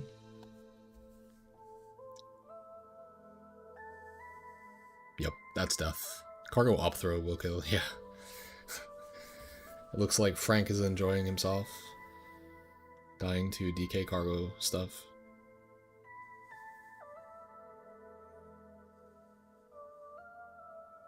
Okay.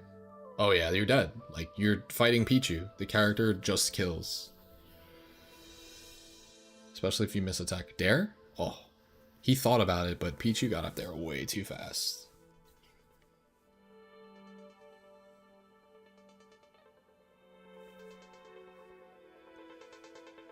Alright, Pichu's in death percent. This fucking character, dude.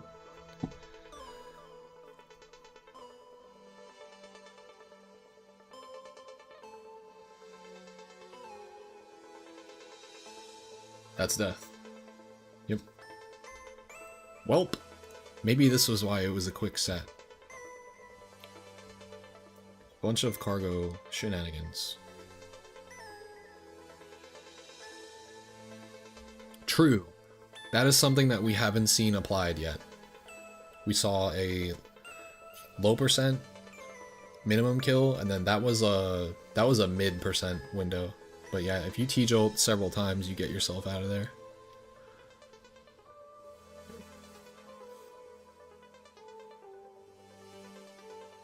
Hey, and look, Pichu explodes. Look at his face.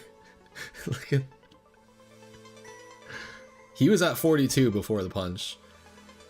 He dies, but look at Frank's face after.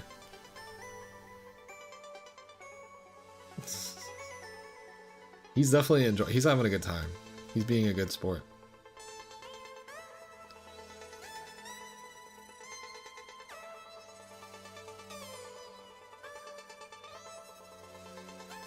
Ooh.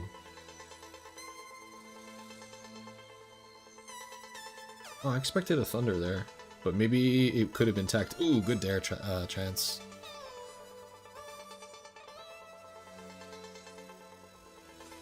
Hell yeah, optimal. Use super armor moves through T-jolt.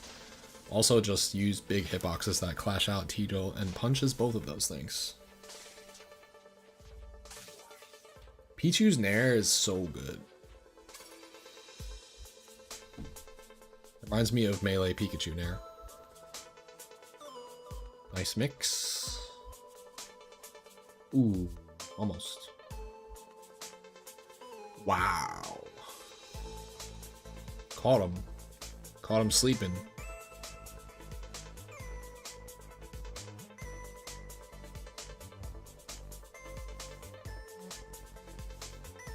Got the grab. Oh, he's going for death. Okay. It's like- This is why the set was ended quickly, guys. Let's see. Drop down B, reverse down B, cargo up throw. Yeah, that's the setup. That was a 0% kill setup. 28%. Look, look, look. Get grabbed on the top platform at 28.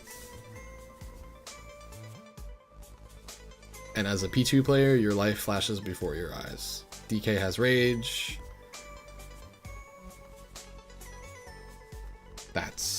I'm glad we watched that one. That was fucked. Yeah, Pichu, bro. It'd kill earlier on Yoshi's story. Believe it or not. But it doesn't matter because it will the only way it couldn't have done less damage. Cuz he missed one of the hits of the first aerial down B into the grab.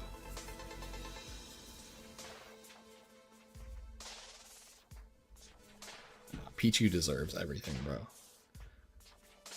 We're just not seeing some of those combos right now. Wow, this is way too many ding-dongs. The thing is, like, that kind of a setup is like, it's like the okie doke. If you get hit by it, you gotta just be like, okay, well, you got it. You really shouldn't be getting hit by it, though.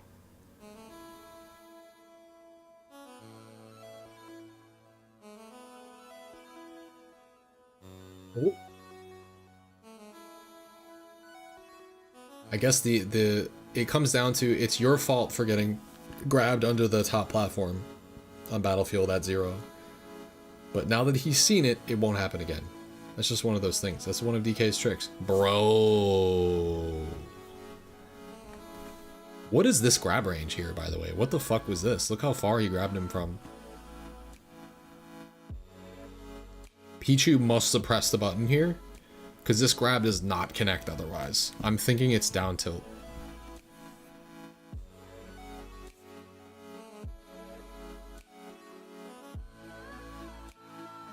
The best part about this... Oh god. No, no, no. Oh my god. Bro. What's happening? The best part about this video for me is how Joy-Kong is off screen and you can't see his face and you can only see Frank's face reacting to what's happening. Okay, that's... I mean...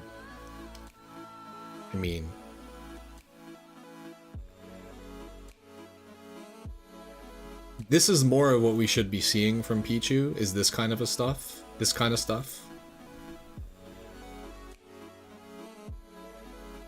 But, like, I mean, I'm not gonna say anything. We won't say anything about that. Don't let it be you.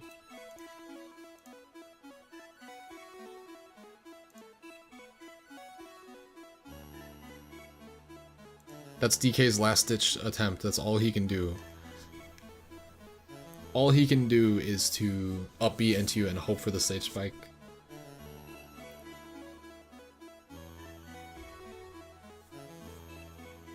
Oh, hell yeah. Yeah, Solado is a champion.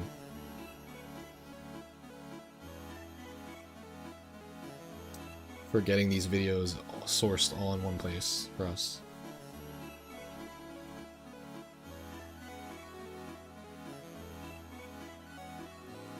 What do we do? What's the punish? Yep, I would have done the same thing.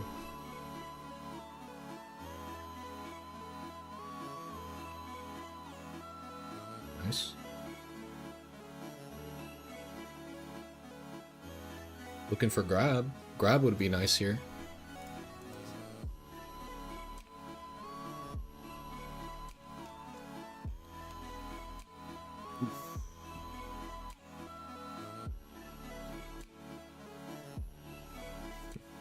There it is. Oh no, the misinput. That sucks. Hate to see it. It's actually really pivotal for the set. Let's see how it plays out. This is all extra credit right now for Mithra. Okay. Only 47. Not too bad.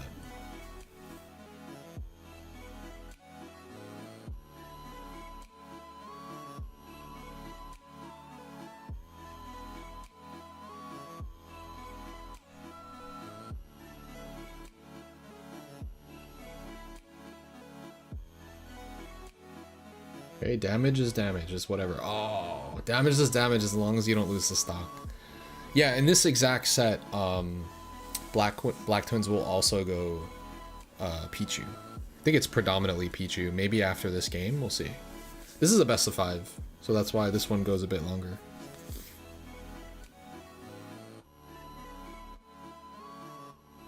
It would be cool if Monkey.gg linked to relevant VODs for each character.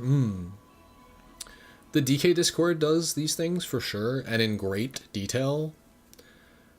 It's not a bad idea because, what's it called though?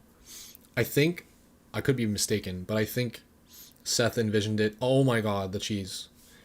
Seth envisioned it as just being something that's a quick visual reference, that does not have anything clickable that like leads to anything else. So it's just like a simple reference kind of a thing, right? But there are links to other things like the PDKO information and stuff like that. So you never know. I mean, Monkey.gg could get more fleshed out. In fact, it will be with more neutral information. Let's see how did this end? I wasn't paying attention. Down arrow pair. Yeah. But yeah, I'm sure he has stuff like there's a question mark thing up here. What happens when you click the question mark? It brings you to the extra information.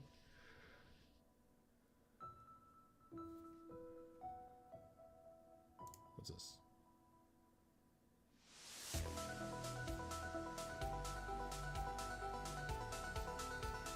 Oh, I see. Not a bad suggestion. Oh, I keep it open every time I play, bro. And anytime I'm in a tournament set, I will reference it in between matches or before the set, bare minimum.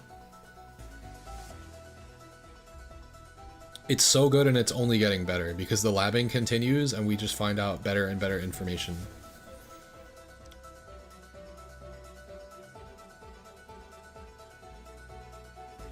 Yeah, we don't see the Pichu yet.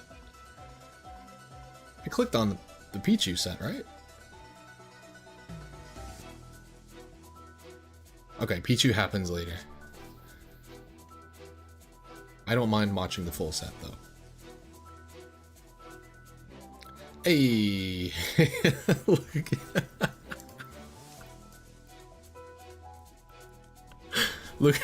Look at Gamer's reaction to his own character.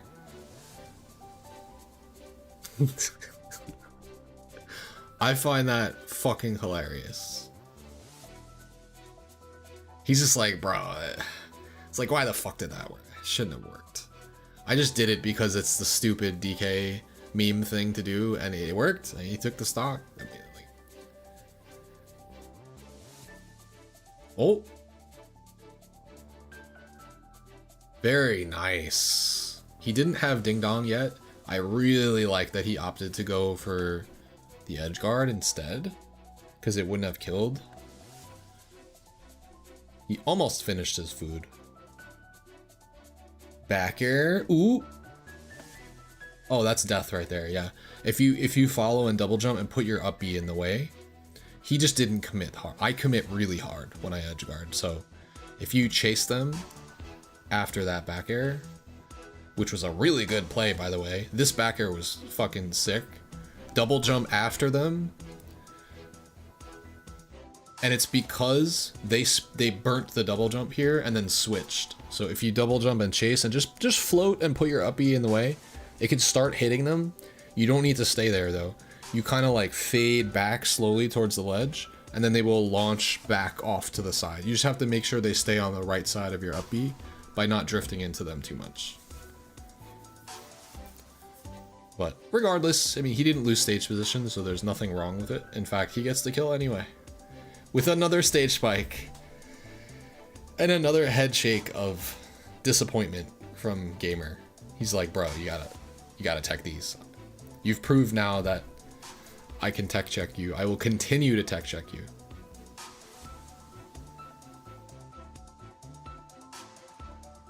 That's two different variations of stage spikes.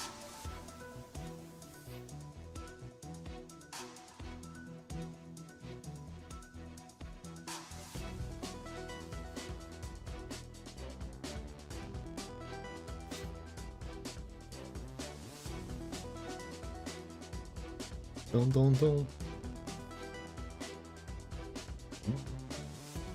Alright, Gamer's got a huge lead. Oh, this is a Hollow Bastion special. On Hollow Bastion, something like this is very potent. Look how fucking low this catches. This is crazy. This is just Pyra's down air being fucked, but on this stage specifically, look at that.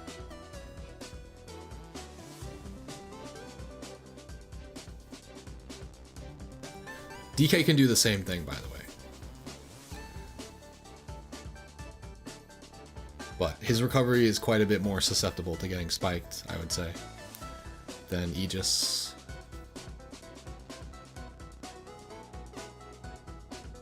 Ooh, I thought he would grab that landing there. He actually had the frame trap all set up and everything. Pivot grab, maybe? Right, nice. As I learned, Gamer is very good with his specials. He knows how to press his special buttons. Whether it's down B, punch, up B, side B, he's using all the B moves. And they connect when he presses them.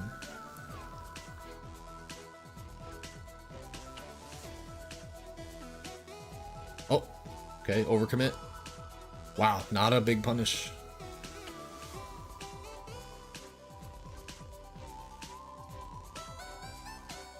Okay.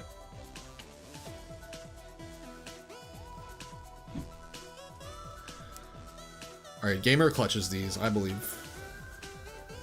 He had the lead this game, so I don't think he wants to drop this one. Yeah, that's it. What? Okay. I'm a little confused with how minimal of a mash there was. I want to see cargo down through there instead. Just because it seems like if you're fighting someone that doesn't have a crazy mash, sure, you could go deep with cargo forward throw, but this is a character that just dies to cargo down throw. Like, you don't even need to kill them with it, they just can't get back. So sometimes it's just something to think about. Depending on the matchup, like, yeah, you can go for the sure kill with cargo forward throw. But this is definitely one where you just go deep with cargo down throw, I think. Like, exclusively. Unless if they're at like 150, then you can do whatever the fuck you want. Nice turnaround grab. What did he punish? Was it a dash attack on shield? Yeah. Alright, that's really good to know. Makes sense.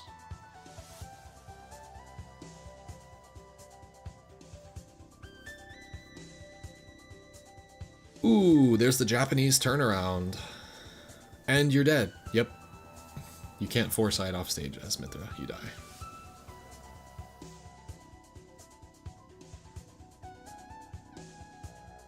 This is something that Gamer does that I like too. He does cargo up throw back air, and then usually you see like a down air afterwards or like an empty land grab, but he does like landing, lagless, both hits a variable down B, which is really hard to time actually. It's hard to time it. And it's because when you press down, it usually gives you a fast fall from this position. So you see the fast fall happen, but then once you start the down B, it cancels the fast fall. So it's like a really specific, different timing that you'd have to start this down B. It's like really high in the air in order to get it to land laglessly, and it's like, it's unique to this setup. So he starts the down B here. Here's the fast fall, and then the down B is like all the way up here. And then he lands it perfectly into the ground. I mean, he did get punished, but I like it. When it works, it's good. And if they block it, you're like safe on shield anyway.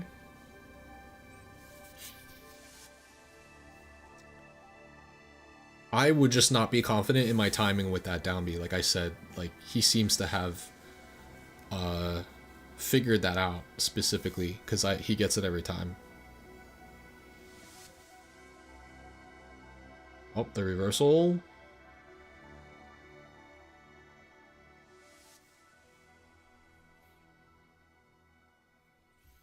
We got a sweaty stock here. Oh yeah, DK's got a big stock lead actually, right, because of the foresight kill. Ooh, a good chase. Hey.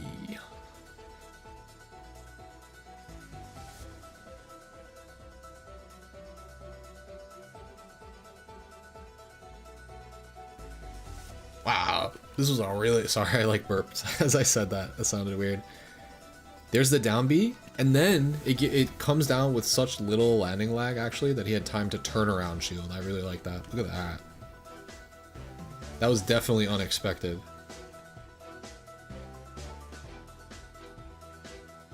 Yeah, that's so fast. That's great. Really, really good with the specials, especially the down Bs.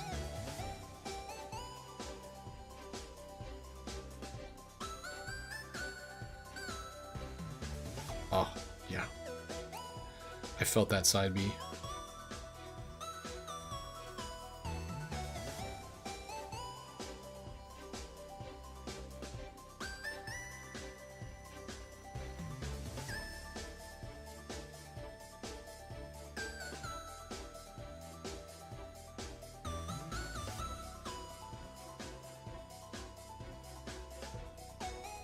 Footstool? Ooh, yeah. If you get up attack, you get knowledge checked there. But he rolled away. That was good. Didn't get red.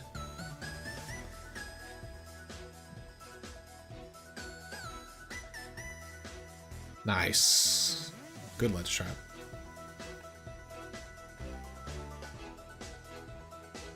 Alright, this set is going the distance. I can see why it took longer.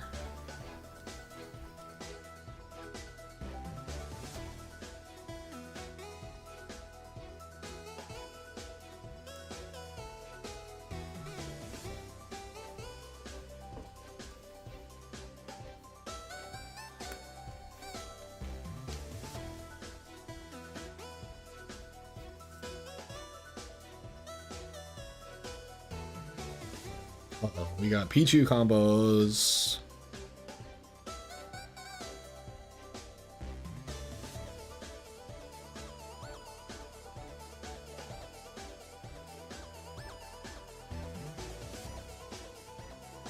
Wait, this is a gamer stage.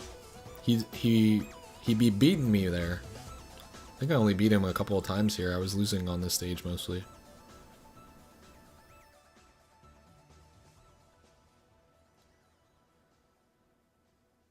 Oh, wow, nice tech. Is that gonna kill? What the heck? Wait, guys. Did we run out of music? Oh no, we're still going. We're chilling.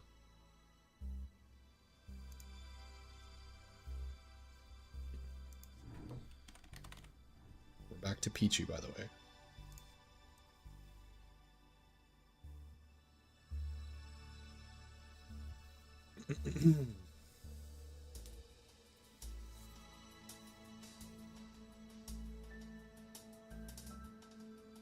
Oh, that was a good connect.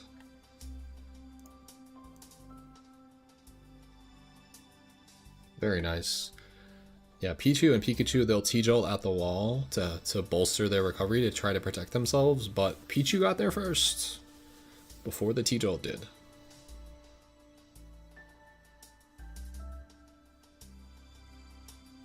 Yep. Just Pichu things.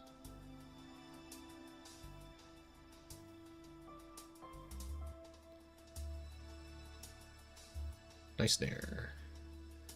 Ah. What can you do here? Can you spot dodge? It just wasn't safe enough on shield. It was like hitting the top of the shield still. And he wasn't like fully landed yet, I don't think. No, it looked like he tried to do something. He might have been able to spot dodge. Yeah, maybe.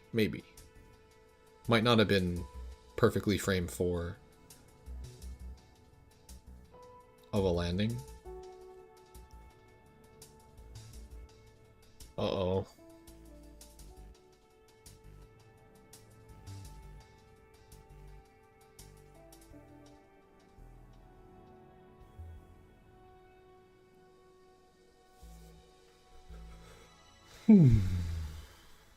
I really like this. This has been working out a lot. So put it down beyond the ledge. It's mostly like, it's not really meant to hit all the time. You don't expect it to hit. If it hits, great, they die. But if not, it like kind of encourages them to do a ledge timing at a timing that you want. So then it's like a timing coverage. So he throws out a back air right afterwards to cover jump just in case they decide to jump right away, and he did.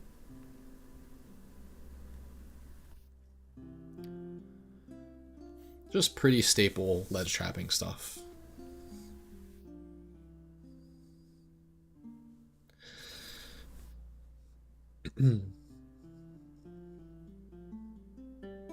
Ooh, I liked the cross-up idea.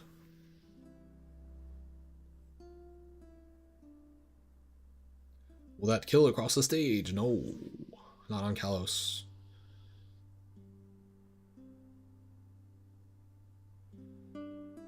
Ouch.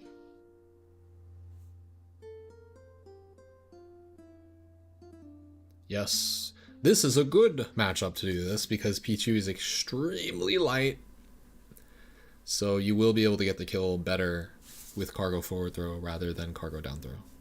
People ask me to give my take on that, and there's my take. Against super lightweights, cargo forward throw is almost entirely like the answer.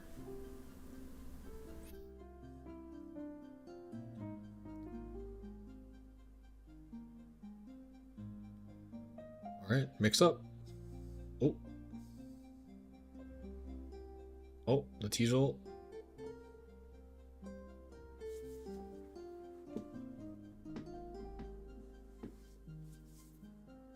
Wow. Alright, Pichu's officially... Well, Pichu's been in death percents.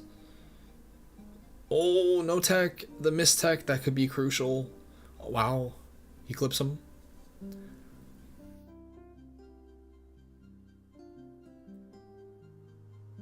This has got to be it here. Yeah, Sour Dare is enough at high percents. That was very close.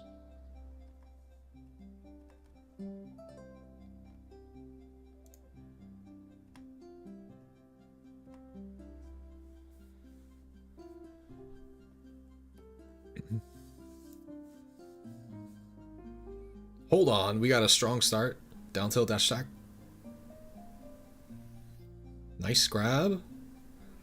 Alright, this is ding dong percents now, actually. And it will kill. It doesn't matter if like cargo up throw stale, up air stale. It's Pichu. He's light as fuck. If you grab him again, he's dead. Now we're getting to the point where there's too much rage, though. Yeah, too much rage now. Ouch.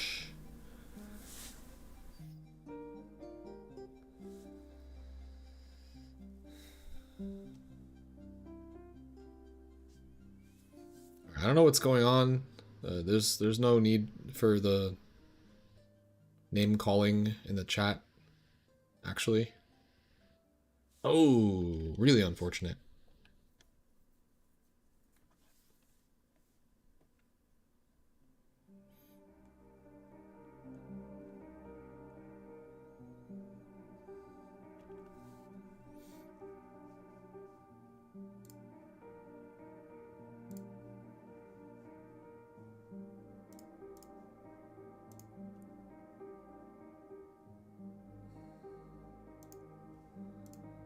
We're just gonna handle that situation. There. Seemed like the, you know, I mean, if you're here to start trouble, like, there's no need. No, not you, not you. It would look like a power trip if you did it, LM, so I just did it for you.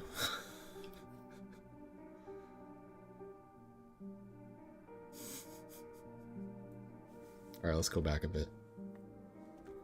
No need for that. We'll start over, because this is game 5. I want to watch and see how this game played out.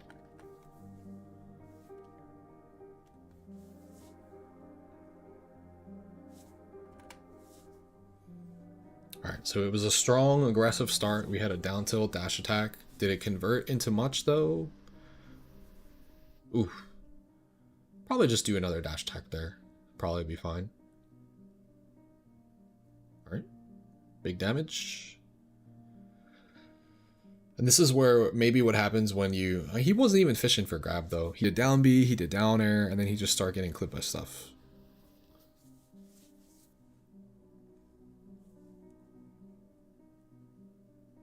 Yeah, that down air is one of the scariest parts about this matchup for DK, I would say.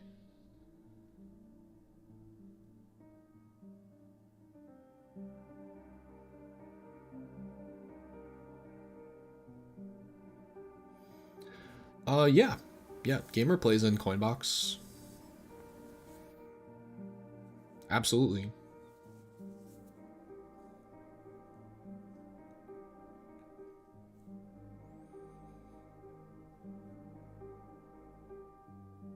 Is this another dare? Oh no. Good quick recovery. Down tilt dash grab attempt. Yeah, that's rough. Nice juggles.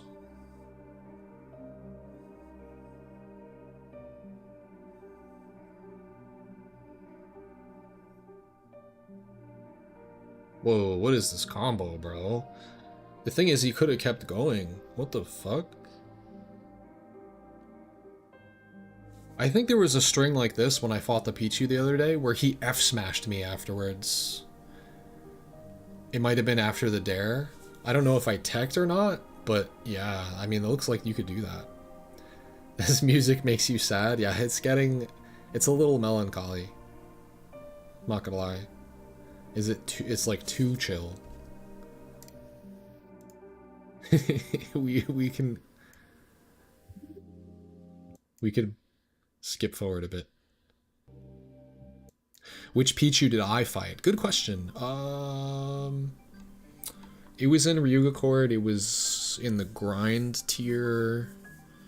Fucking shit, I don't know. I could probably find out really quick for you. If I search the word volatile. Because I know I said it. I said most volatile matchup of all time. It was a Super Burger from New York. In fact. I don't know if that's different than who you said. Yeah, I was getting caught by some shit. Okay. And already had opinions that the matchup was volatile and felt the same after the games. Oof. Clutch giant punch. 101%. Someone's low battery. That's funny to see that. Oh, good DI on the drag down.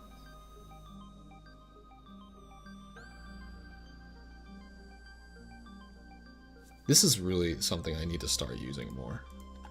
Just like hidden, like quick turnaround down tilts. And like I said, gamers down tilts, they just fucking trip every time. Nice fast fall.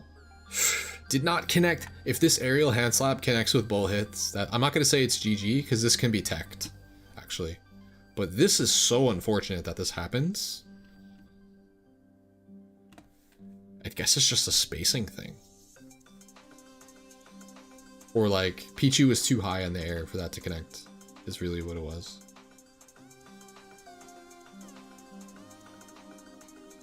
Oh, this was the biggest opportunity, but this is like the most intense moment ever, is being last hit in game 5. That was a huge whiff from Black Twins. Whiffed dash grab in DK's face.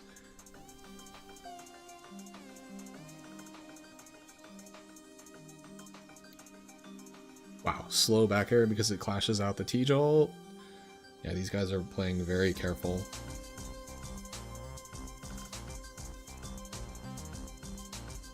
The Trump, the scramble, and the F-tilt. Close games. Yeah, actually, after that session the other day, some guy, you know what I came up with? You know what I figured? Did I move Pichu? Is this my most recent chart? I swear I moved Pichu. I know that I did. Maybe it's not updated in my commands, actually. Let me check.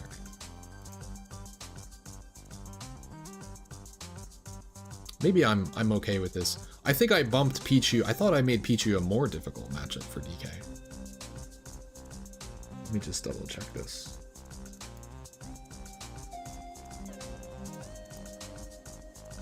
No, yeah, I guess this is what I came up with. Personally, I have a harder time versus Pichu than Pikachu. So actually, I don't know why it's so low here. I think Pichu's harder than Pikachu. So I think I wanted to at least put Pichu in front of Pikachu. You think Pichu solidly +2's DK? Interesting. Well, I think differently about those matchups because I am very confident against the rats. However, I do think Pikachu is easier, which is why maybe if that's the case, I just didn't update this. So let me update this now. I would bare minimum say that Pichu is harder.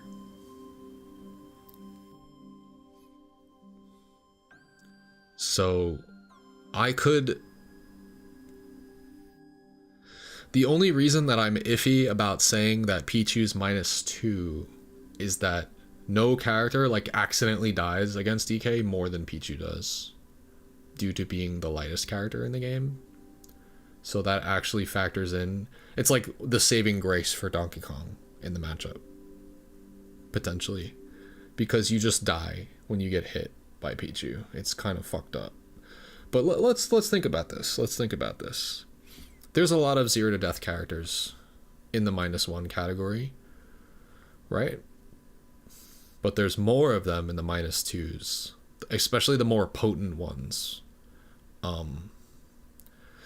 I think Pichu and Pikachu can both, 0 to death DK, but it's like a matchup check thing where you just get grabbed too close to the ledge and then you get down throw, up air thundered. If you get caught by that, you are just not playing the matchup correct. Sora DK is even, you're not a real DK main if you say that. Get that shit out of here. I'm just kidding. Again, these are my opinions. You can think whatever you want. Sora consistently kills DK off of 2 interactions. But this is Theorycraft, right? That involves perfect tech skill, which is not always going to happen. But I agree. It can be even if you're not doing that, I think.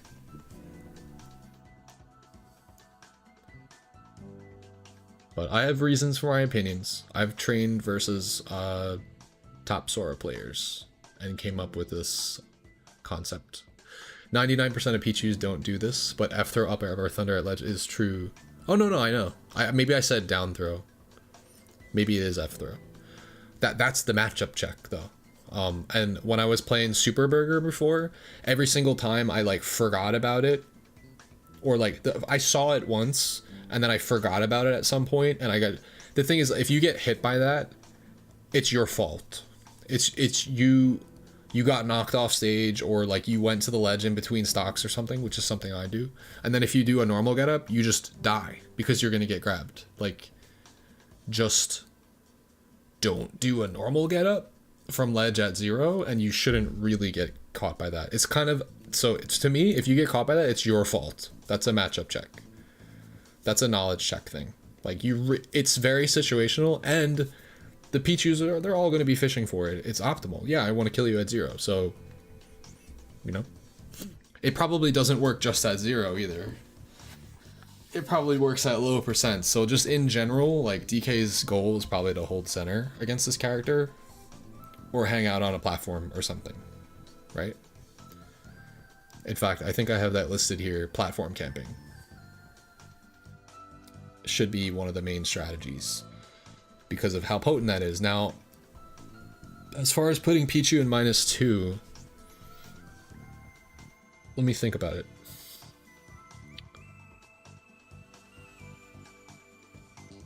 Luigi is here. This character is 0 to death, but he gets edge guarded to shit. Like, really bad.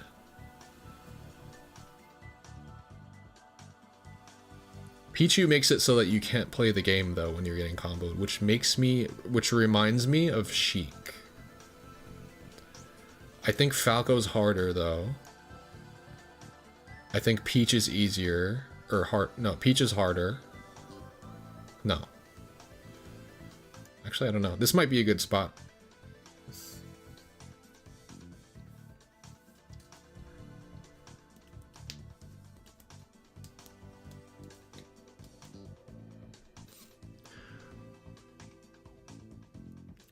What are you talking about?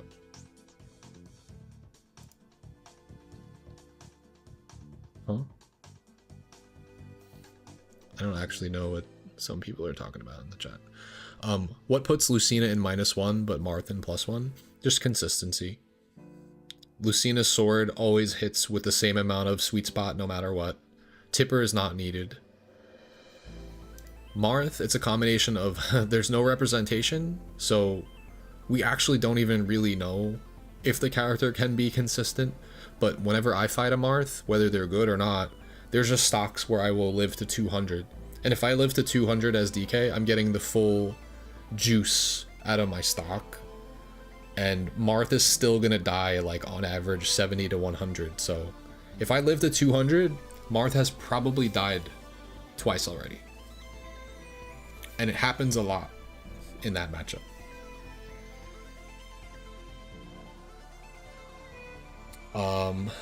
Yeah, there's a big difference between Marth and Lucina, right? I think maybe I'm not giving enough respect to Marth. I think he's similar enough of a character to Lucina that maybe he should be in even. But that's just it. The difference is that surviving to 200, like, you should not be able to do that. Now, you can survive to 200 against Sheik, but the problem is, like, winning neutral or getting off the ledge against her is, like, near impossible sometimes. But you shouldn't really live to 200 against Sheik because she has kill confirms, like, all throughout, like, the 100 percentages. So she has confirms that will kill you earlier. Whether it's needles to bouncing fish, down tilt to up smash, up air drag down to tipper up smash on the platform, you know. Am I gonna move Kazuya to -3? I never said that. If I did, it was an emotional reaction and you should not put stock into it. But I don't remember saying that. Nor will I do it. Consistency beats out. Yes, yes. She'll just kill you, like, the first time.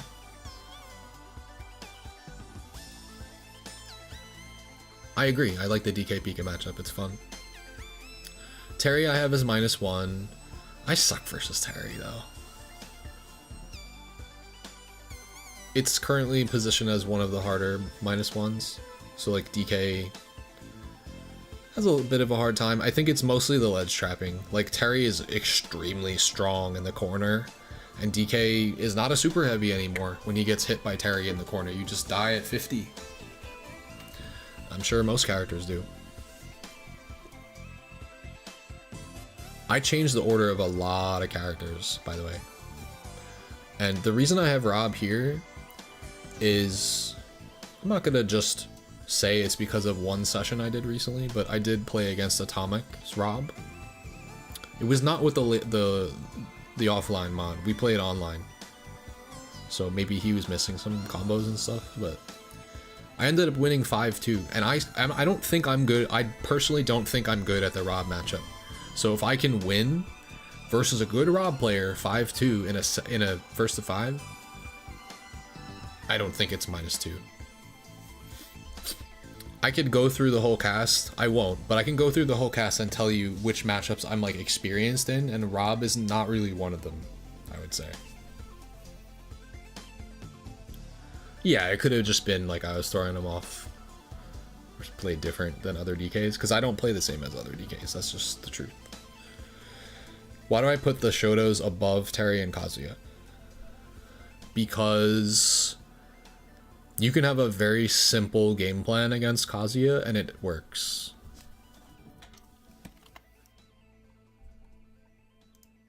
And the game plan is...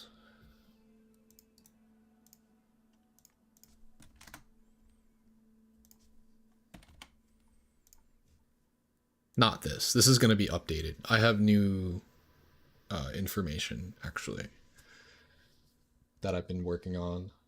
That maybe I can just show you guys the spreadsheet that I have that I've been working on, where I'm making some updates here. So everything in green is new. So these are like new defensive neutral strategies. And there's going to be notes attached. So monkey.gg is going to be updated with these. So, you know, I tried playing a different way versus Kazuya, but then I just converted to this style of specifically honing in on just platform and air camping versus Kazuya.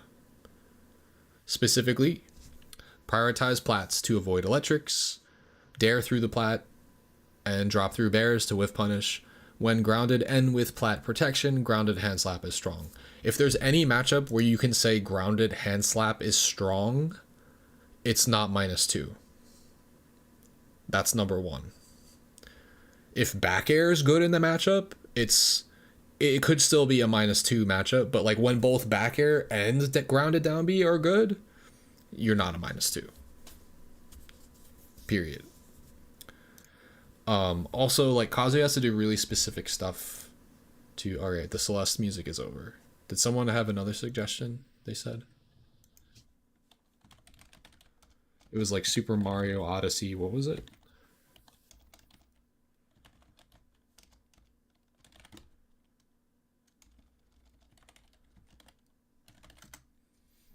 I don't know if...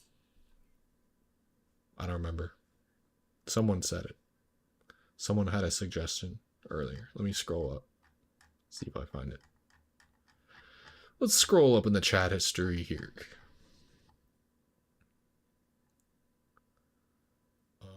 I will not find this. I will try, but I will not find it. Rip. Alright, I've given up. If anyone remembers, let me know. No. I mean, we can listen to whatever. I mean, it's gonna get like copyright struck. That song in particular gets copyright struck. This is 1 hour of chill Super Mario Odyssey music. I'm still down. I don't give a fuck. Let's listen to it. It might be this one.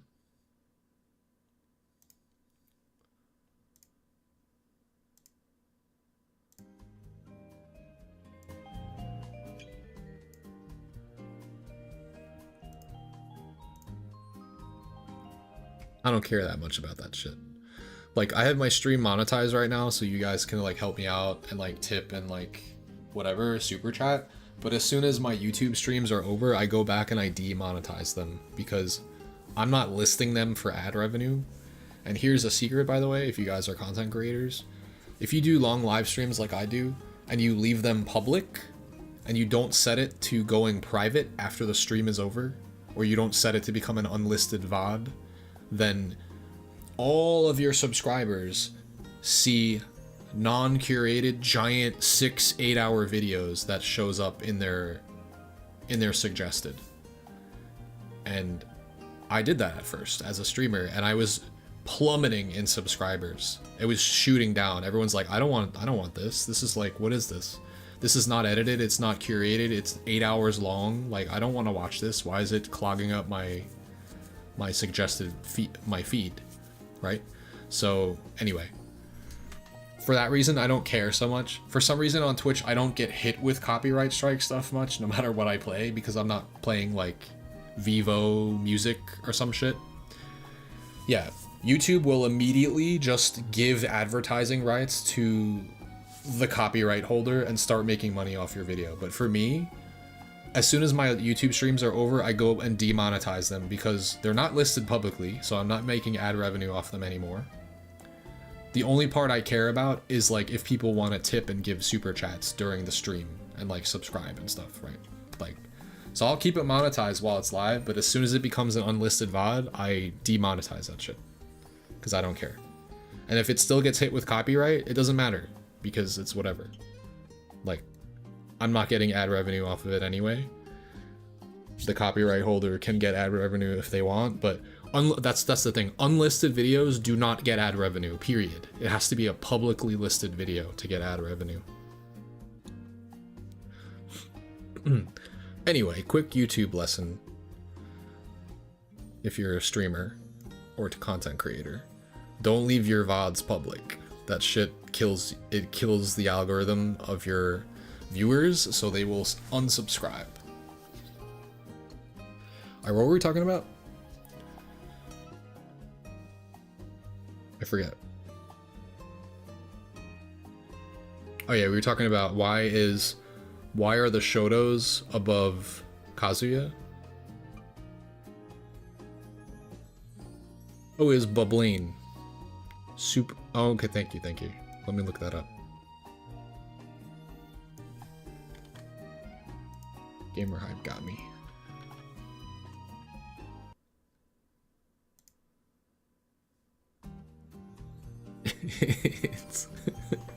Well, it starts off the same. Wait, is this is just it? Oh, it's just this song on loop. Okay. This is a relaxing song. We'll loop it. I don't think I'm gonna be doing this more than an hour.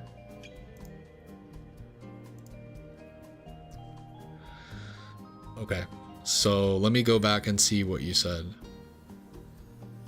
Why do I put the Shotos above Terry and Kazuya? Okay, so Kazuya, sorry, we talked about Kazuya. Terry gets fucked when he's off stage. He gets edge guarded really hard. Back air is really strong in the matchup. Also, this happens to Terry. Terry is the most susceptible character in the game that's not named Ridley. Ridley has a slightly bigger window to cargo stuff. Terry gets fucking massacred by Ding Dong. This is a crazy window for Smash Ultimate. Look at this window. If you get a grab on Terry on the platform, what the fuck is this? That's almost a 30% window. Pretty insane. So Terry gets cheesed really hard by Donkey Kong. Also, headbutt to up smash works. So yeah. If you think about it, if you happen to get a grab or a pivot grab or a shield grab on a platform, I don't know why you're doing that against the Terry, but it's possible. You can get a kill. Well, we won't even include the optimized percents. From 55 to 95. That's a 41% window. That's kind of insane. So anyway, that's the reasoning.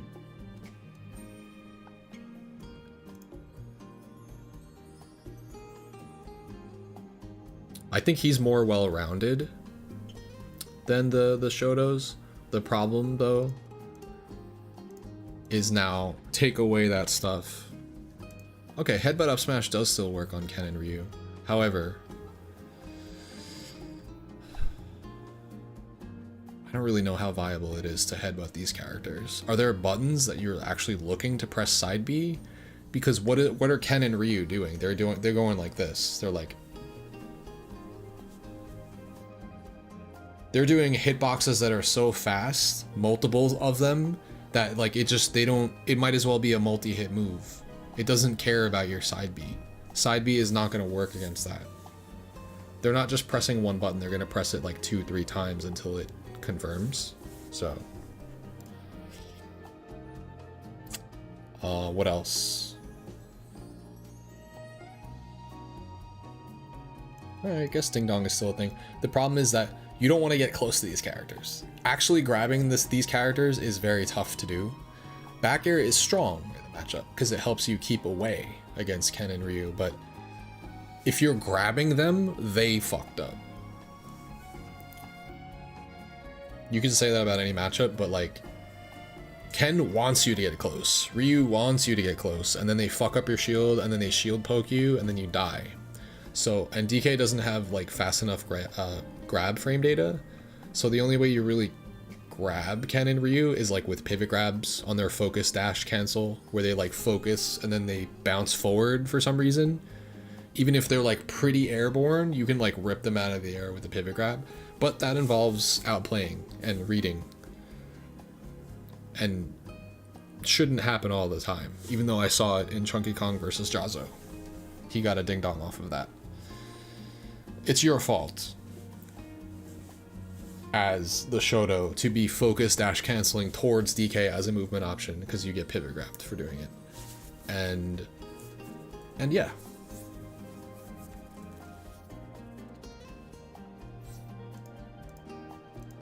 Ken anti-airs the shit out of DK. I've just given a lot more respect to Ryu nowadays, mostly because of Ashimo.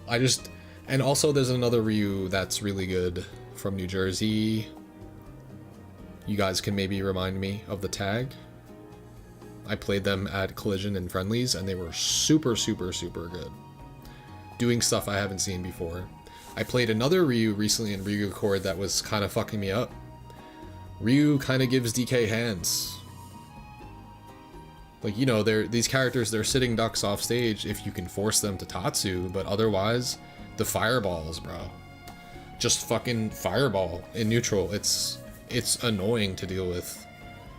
You should not jump over it, because now you're gonna try to land on Ryu. That's not a good idea.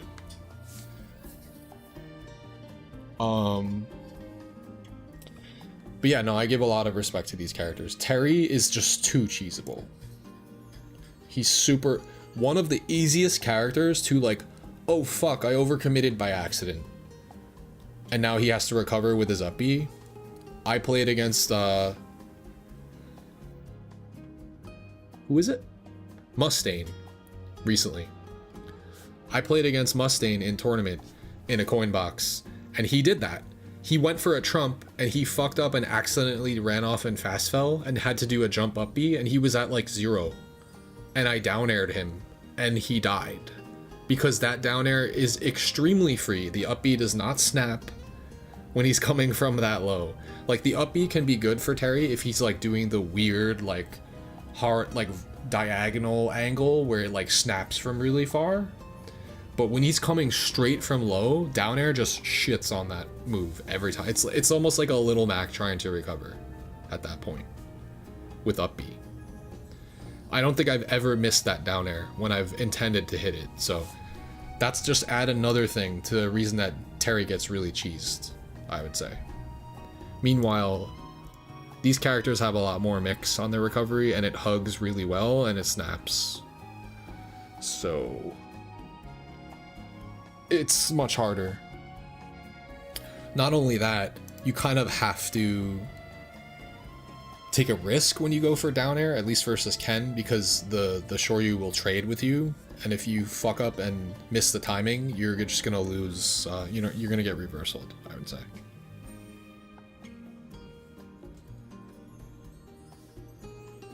I have played Riddles, but not in a long time. I would like to play him again. I know he just won a big tournament. I think he beat Syrup twice. It'll happen. It'll happen. I'm kind of like working my way towards it, but I've been playing higher and higher level players in Ryuga Chord, so I'm sure we'll start getting some household names as opponents soon. Riddle stopped by the other day in my chat to see how I was liking the mod. I know he's playing on it a lot, so that's potentially a thing. Okay, so we moved Pichu. That was the whole point of this, right? We needed to make Pichu more difficult than Peach. And I reorganized a lot of the -2 to kind of cluster together a lot of characters that have like similar traits that I struggle with. Like these are characters where you can't play the game. Like these like 4, 5 characters in a row, like you can't play the game. These are -2, but back air is really, really, really strong against them. I would say Pokemon Trainer maybe is more difficult than Luigi, but I'm giving some respect to Luigi. Sword Fighter's just kind of in here because I don't know what the fuck this character is. And Rosa, nobody plays Rosa, but this matchup sucks. Even though I'm really good at it. Which is why she's at the bottom of -2 and like right next to Pikachu in order. Yeah, it's -3, -2, -1, 0, +1, and then everyone's like, where's Little Mac? Here he is. There he is.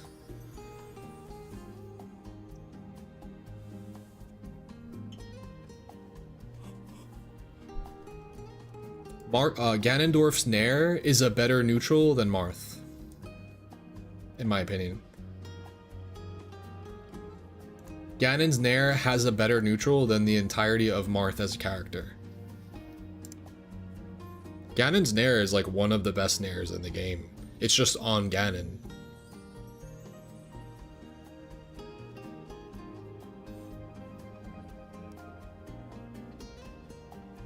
Also, in general, there is a very low opinion of Marth right now.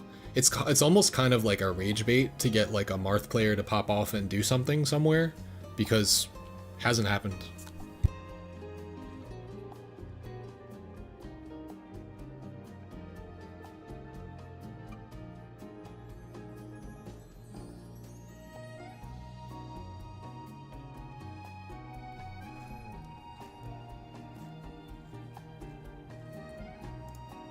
Sephiroth, I think, is the hardest swordie.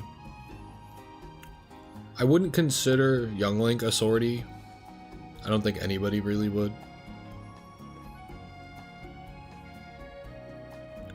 So I think Sephiroth is the most difficult swordie. Would you consider Sora a swordie? I guess. He's got a Keyblade. Yeah, I guess you're right. When I think of Sora, I think more of spells than his actual sword, but you're right. It is intangible. Yeah, I give respect to Sword Fighter. I mean, these characters, I don't know what the fuck they got up their sleeve, dude. It's just the Miis, man. They got different movesets. Oh yeah, Robin.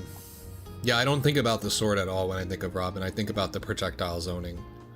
This character is... Oof, I gave some more respect to Robin. Feels bad fighting this character, and see how these are clustered together? These are characters that fuck you when you're on the ledge, that are all in -2, so they're all together.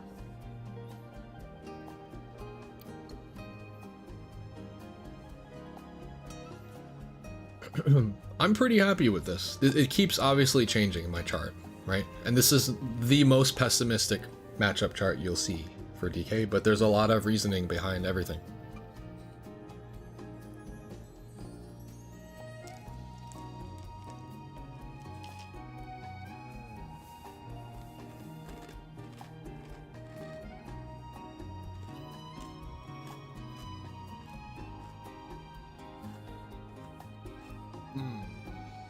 Lucina might be harder than Byleth. Actually, I'm not sure. I kind of just has these characters together because they're all Fire Emblem. I don't really know what order to put them. Someone asked for tips versus Yoshi before. I'm really good against Yoshi. I have probably more matchup experience against Yoshi than most players on the planet. Alright, peace out, gamer hype. I'm iffy about Pac-Man. Some days I feel good about the matchup, and other days I feel lost. So, yeah, I don't know. And it's specifically when I fight against Kraft that some days I just have his number, and other days he's doing shit I'd never seen before, and I just get comboed and I can't move and take 100%. think that's kind of par for the course at this point of the meta for DK, but like, it's very frustrating when you don't understand what's going on. This is influenced by nobody plays the character. Dom did play the character at a top level and was doing things, including beating the best Rosa, which is apparently a very good matchup for Richter, or doable. I think that's actually not a good matchup for Rosa. Remember he beat the Buzz at Summit. That was crazy. In like pools or something. But yeah, so here's an example of a character where if you hit him, he dies. Dash attack is good. Back air is good. Grounded up B is good. Like, when the more moves you have that are like really good in the matchup, side B is good. Side B up smash connects. There's just too many things. And it's as simple as all you need to do is dash attack, back air, and Richter dies. Now, it does take a neutral read, right? Also, you can pick up his holy water with dash attack and then hit him and then use the holy water against him. At that point, I actually think the holy water protects him a little bit, because I'd rather kill him and not have a holy water in my hand.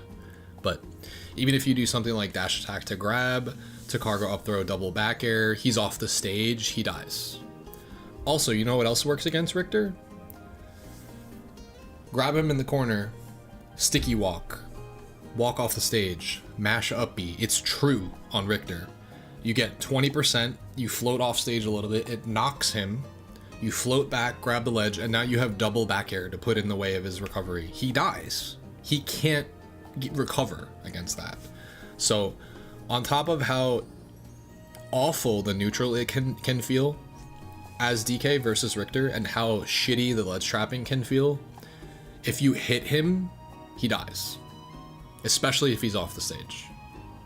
So it balances out. I think they both fuck each other up in a lot of aspects. But I have him as one of the easier even matchups, just for the fact that most of what DK wants to do works and kills Richter.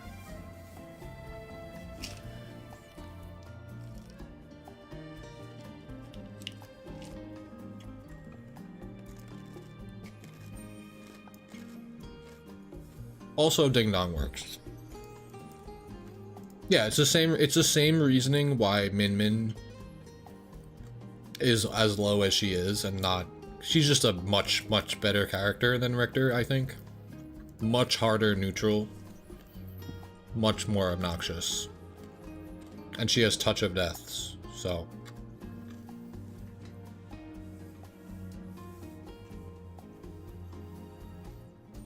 Why does DK lose to DDD? Gordo, enough said. Kirby... Have you seen Kirby's combo game? Dude. Do not get grabbed by this character. He gets to enter like fucking sandbox mode. He gets to do some cool shit to you. You're gonna take 60 to 75 damage, and you're gonna get put in a juggle position, or in the corner. And of course, you know, we don't talk about the fact that he can down air spike you, because you really shouldn't be getting hit by that, but he does have that. He's got his gimmicks. He's got the fucking... He could do it to everybody though, like the inhale, the swallow side, whatever the fuck they call it. It's mostly the combos, and it's the fact that whether he hits a stray up tilt or a dare into an up tilt, he can then convert that into a loop. Up tilt, dare, down smash. And he only needs to get you to like 100 somewhere like near the corner. Up tilt, dare. Oh, you're at 100 now? Down smash. And usually the down smash by itself just kills you at that percent. But if it doesn't, it sends you straight like down and out, so that you're just dead. You're not getting back from that without eating a back air or a down air spike. The top Kirbys have a fucked up combo game on DK. That's why DK, I think, doesn't have the greatest time. against Kirby. It's doable though, don't get me wrong, but yeah. Oh, here's another thing. You know how we said back air is good? Right, headbutt up smash doesn't work, right? Back air doesn't work against Kirby. He's too short. And if you ever jump, he's Kirby. He's tiny. He can also crouch and even become like a third of his normal height or whatever the fuck it is. It's like really stupid. So rising back air against Kirby, yeah, good job. You're gonna get fucked for doing that. He's like the lowest profile character in the game when he wants to be. So back air is an anti-air, so you basically can't press the button. And if you're gonna do landing back air against Kirby, it's really, really obvious. So it'll be easy for him to shield grab or parry, which gets him his grab, which gets you fucked. Now, when he does take to the air, all of a sudden back air is a good button. It's a great button, but in neutral it sucks. And that's not good for DK, I would say. You kind of need to rely on, you know, down tilt, aerial hand slap, F tilt, and that's like your neutral.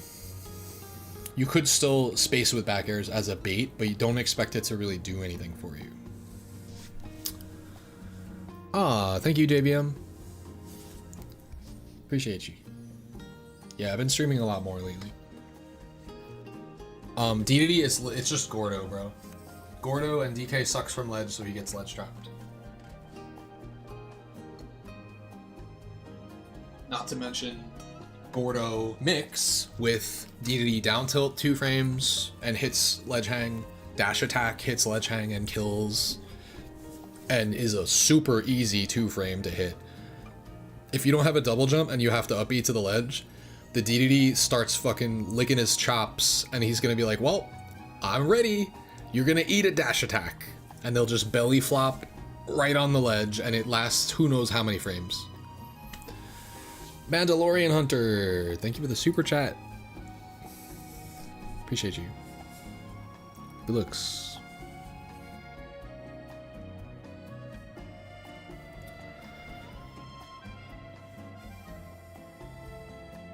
Make sure I'm watching the right version of my live on my phone. Usually I get a different version of it that shows me more. There we go. Why is DK not punching noobs? I'm just kind of taking a breather today. I've been playing a lot. I don't want to burn out, and I felt myself like getting a little agitated when I was playing earlier, so I'm just taking a little bit of a break. Instead, we were watching some Smash, we watched a bunch of sets, and now we're just talking about some stuff. This is what I'm working on. Maybe I can even work on this on my stream here, right?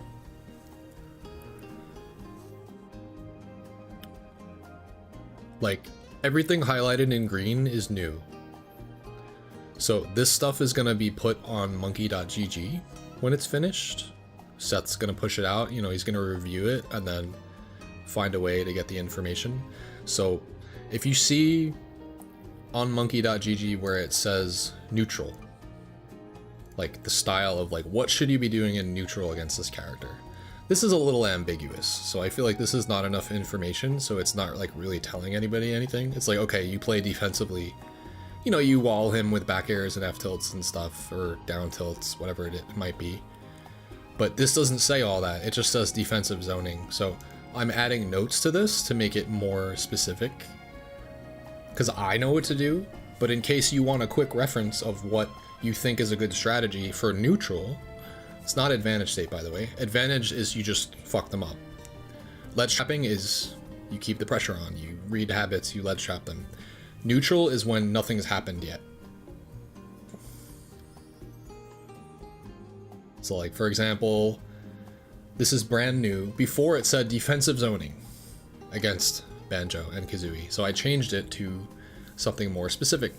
Platform and air camping. Use platforms and jumps to evade Wonder Wing plus projectile pressure.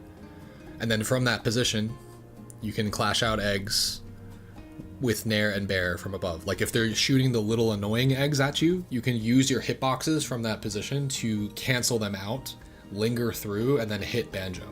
So that is an optimal way to play neutral. Now, I don't need to mention this every time, but Giant Punch actually is one of the most important buttons, and Giant Punch is a neutral tool. So maybe I should mention it here. You should always be trying to charge your punch against Banjo, and that's another reason that you're on the platforms. So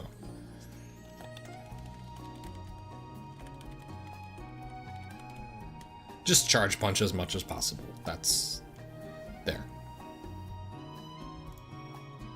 Generally, you're using platforms to do that.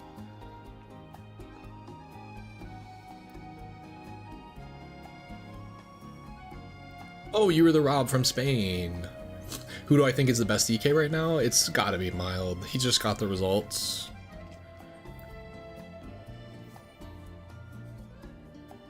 He's also got the seed. He gets seeded very highly at events for good reason, because he beats people, bro. I recently heard about the run back of Mild versus Monty. I don't believe it was streamed. Maybe it was recorded somewhere or something, but he 2-0'd Monty's Game & Watch with DK, which doesn't seem possible in a matchup this bad, but he did it. So the skill is there.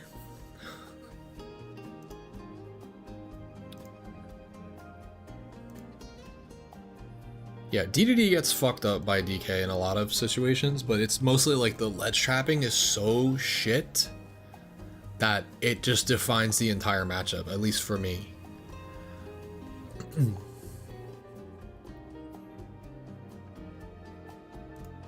Like, it's so hard to deal with. I actually feel that similarly about that for Bowser. So why are these two not next to each other? I guess Bowser's just a better character than DDD, actually. Yeah, he beat Cola in 3-1 in a quick fashion, from what I remember.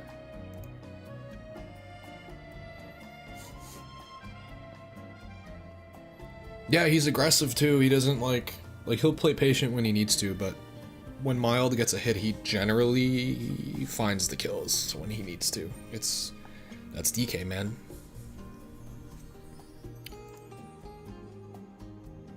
Bowser I just give respect to because he just deals with DK, like, I don't know. I think Bowser might low-key, if he wasn't big and like easy to hit, I think he would be harder than Lucina to beat.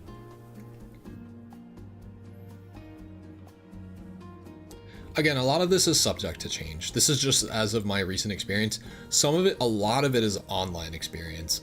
So a lot of it will change because I'm playing on the offline mod now. So I'm getting like real world application of the matchup. So some things might shift around. All right, anything else you guys want to watch? I'm gonna refresh so you can kind of see which ones we did look at already. It should show the play. Yeah, the red bar.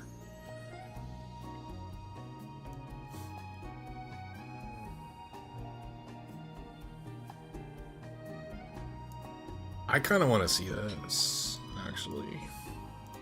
I'm just gonna make the executive decision and watch DK versus Samus.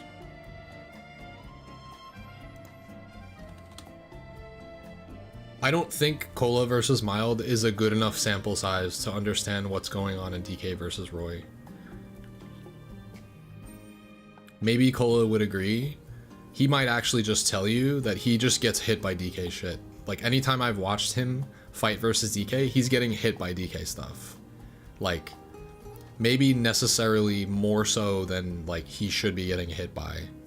By that I mean like aerial hand slaps and like, ooh, That's unfortunate. And like ding dongs, like that's gonna happen if the player is good enough, but it shouldn't happen as often as it does. I don't know. I need a bigger sample size, basically. So this is the best Samus, right?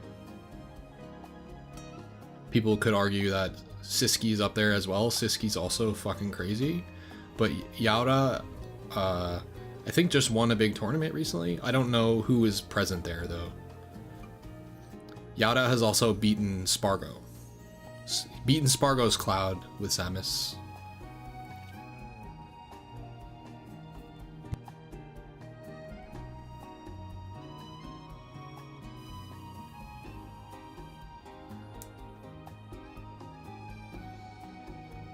I think Roy is privy to hamster deaths as well. And unfortunately, maybe a combination of Cola just being a little bit susceptible to some of DK's tricks combined with that, it's very volatile for him. Of course, Cola, crazy player, crazy advantage state, which Roy also has a crazy advantage state. Ooh, he went for an edge guard, but couldn't quite get it.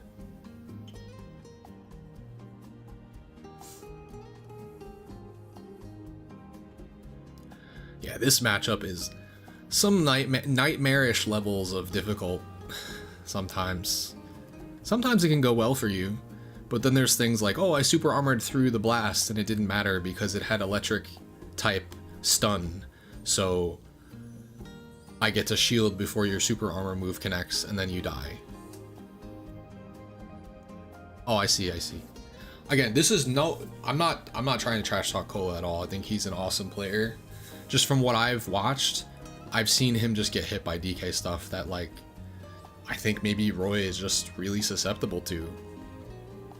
Maybe the matchup is not as bad as I think it is. I think I have, where do I have Roy? I know that we're not even talking about DK versus Samus right now, but I have Roy as even. I'm giving respect to Roy.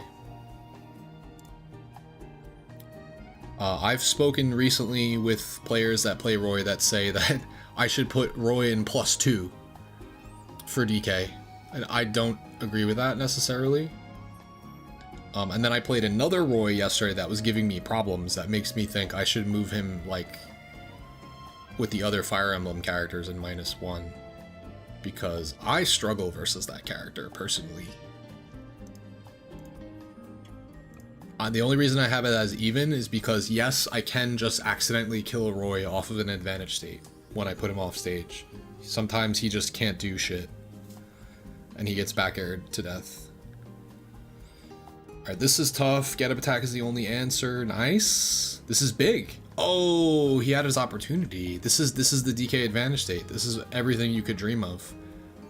Gets to get up attack. Gets the back air. Gets the whiff. Tries to punish in the air. I guess that was really tricky what Yaura did to land there. What do you do there? You're probably gonna jump and try to punish there. This was a really tricky landing on that uppie. Look at this. Yeah, he dropped through. This matchup is if you jump in burst range of forward air, you lose. So the way that I have it listed, the way you're supposed to play it, and the way that I beat Samus players, is to do this strategy. Mid-range fainting with punish.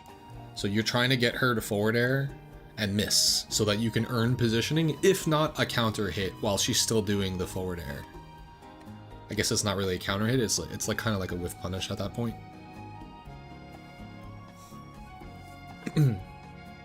Nice SDI.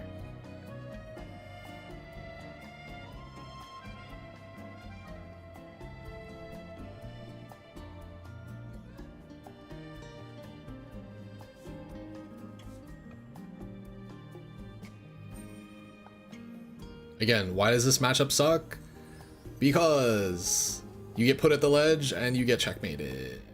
Neutral is annoying, and getting off the ledge is possibly some of the most nightmarish shit in the game for DK. In fact, when I played Icy Mist in friendlies a couple years ago, I think it was, multiple last hit games in a row, I just can't win because I'm at high percent, I'm put at ledge, and there's a couple morph ball bombs into an up tilt or a down smash or an F smash or a blast waiting for me, and it's just like, if you're not winning by a lot versus Samus, like, you're not gonna win as DK. Like, last hit situations just don't favor him.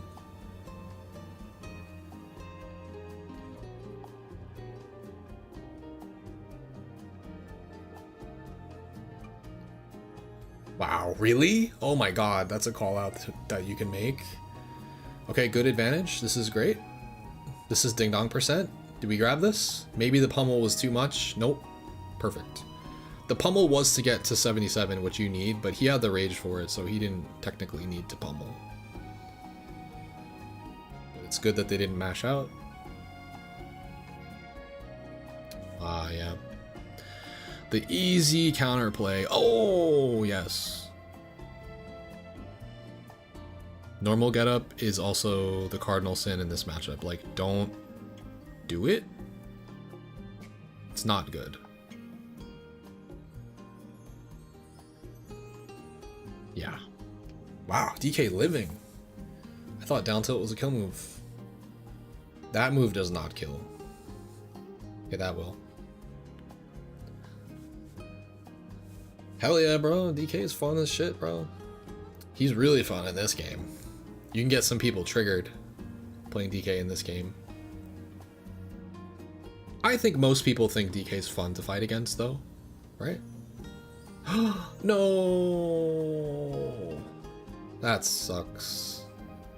There's a couple SDs from Mild in this set. Oh yeah, the Shine Spark? The fucking unpatched, glitchy bullshit? Yeah, that deserved to be in the game.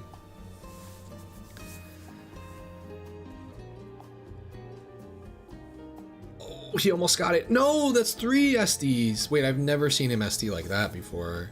He bonked his head under the set. Honestly, these games were close. Just Mild, he had a shot in the first 2 games already. He might even have a shot in this one. He's just SDing this set.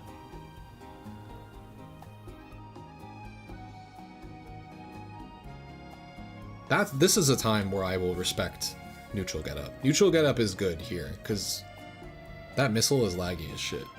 You get away with it. Nope, don't do it. I wonder if he's autopiloting at this point, just holding forward. Hey!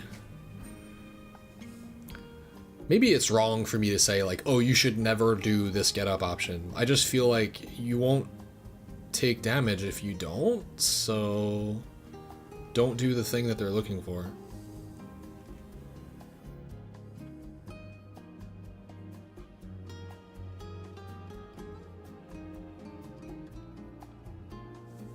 Ooh, nice spot dodge. Wow, the trip led to the pratfall off stage though.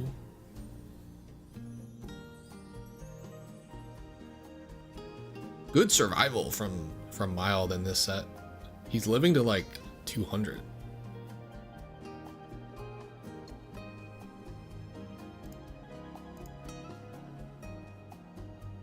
Yep, deep edge guard, hit the up B, and oh, they didn't SDI it the other way. This is good. Nice. That was very clean. Really good patience.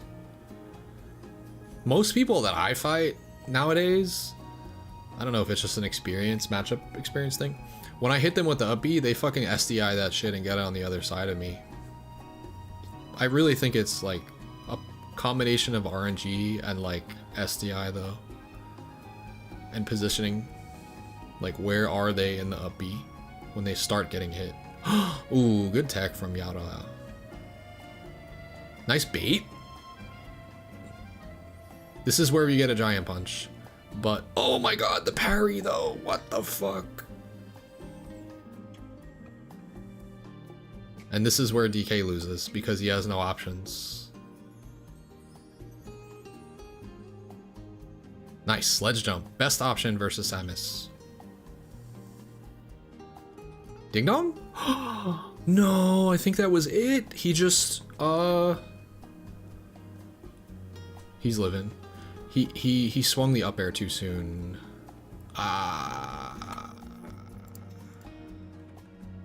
Like, look how close this was. He threw a stock at 0%, bro. These games are all doable for him. He just SD'd in about each of them. So what was the answer to the ledge trapping? It was take a morph ball bomb and just drop, just take the hits. That's usually the answer. Okay, he gets a big punish there, or he gets punished hard there. Wait at ledge, take the hit. Wait at ledge, take the hit. It's pretty much the same thing, yeah. That's pretty much what you do.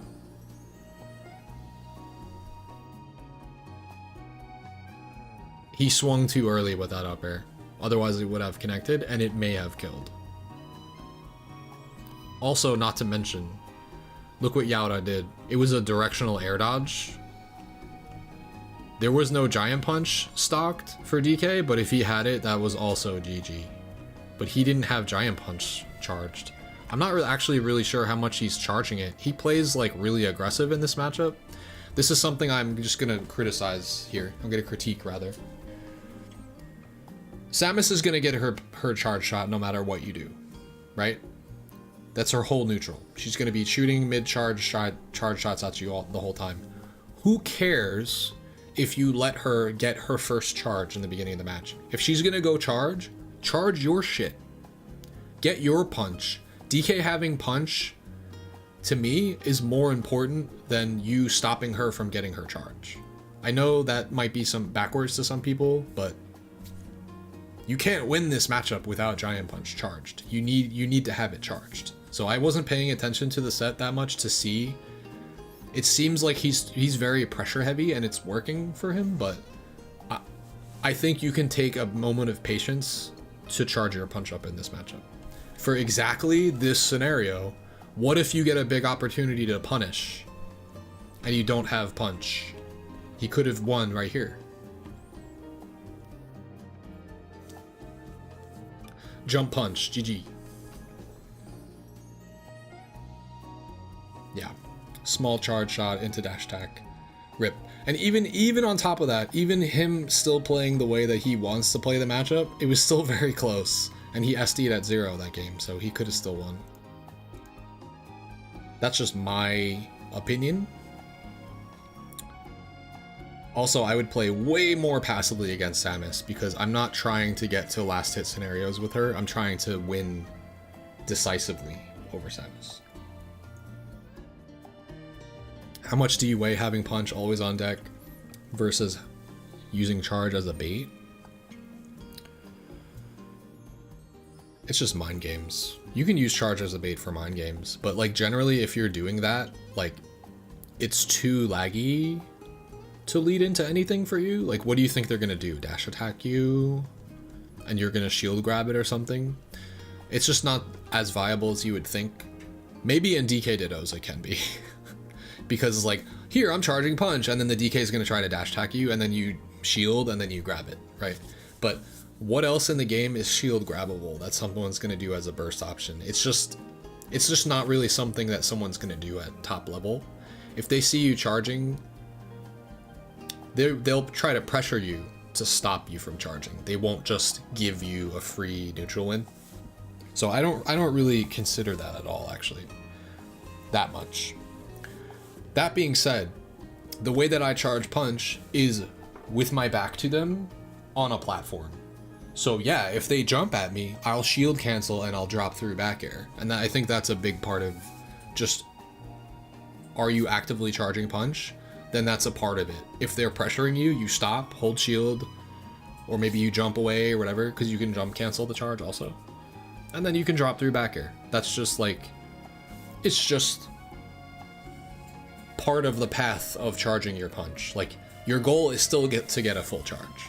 Your goal is not to just recycle the, like, well, I'll just keep baiting them with charging the punch. It's only gonna work maybe like once that stock, you know what I mean? And then once you have punch, the fear surrounding you having that option is way, way better than most other things. if that makes sense. When they have to fear and respect punch, that's when they're holding shield a lot more. So that will give you more grab attempts or grab situations. Opportunities? I can't talk.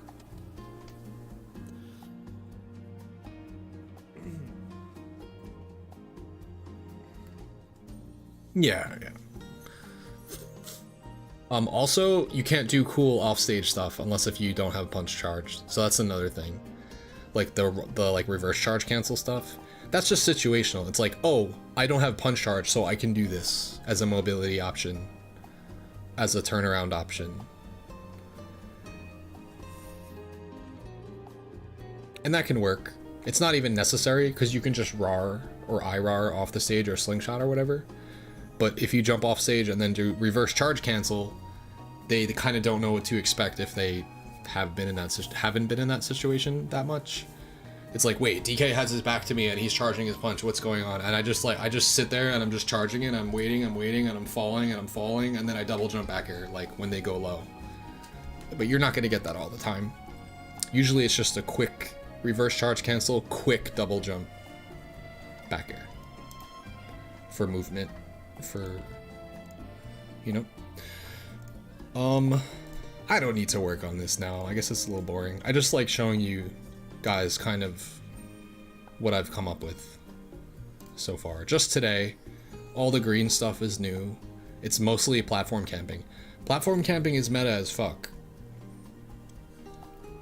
I say that, but I don't see Mile doing it at all. He completely disregards what you should be doing in a matchup, and he just plays a solid neutral with like perfect parries and perfect timing on his tilts and like pivot grabs and shit. Yeah. Like, he doesn't platform camp against Inkling. He should be, but he's not.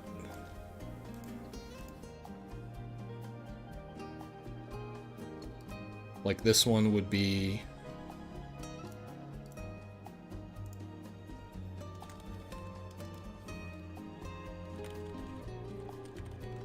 stick to platforms to avoid grabs, and at low percent, or it's really at any percent, to avoid grabs and roller, drop through bear, to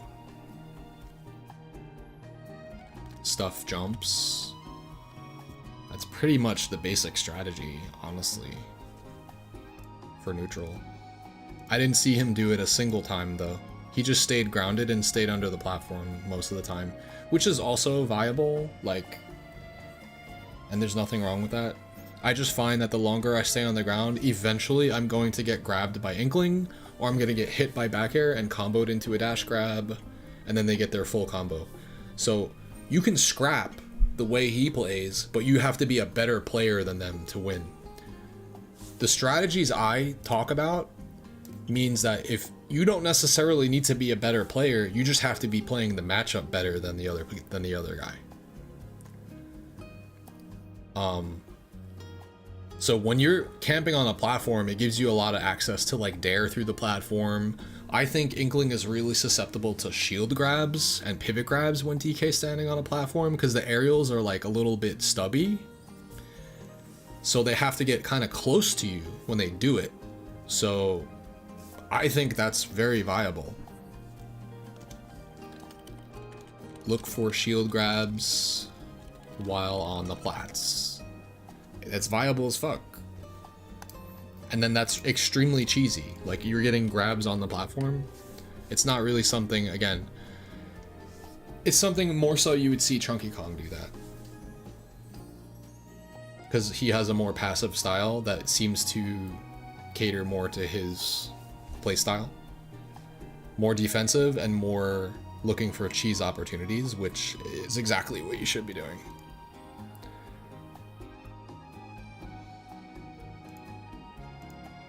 You can play however you want. This is just my suggestion of, I think, the ways that you can win the most consistently in neutral. Or make your opponent's life a living hell. So look, there's a lot of platform camping going on here.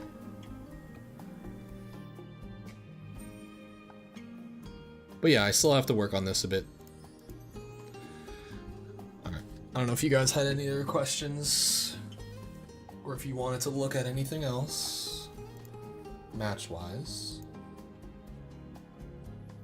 I do have to remember to save this. If we don't change anything else, I'll just save it now, because we did change some stuff.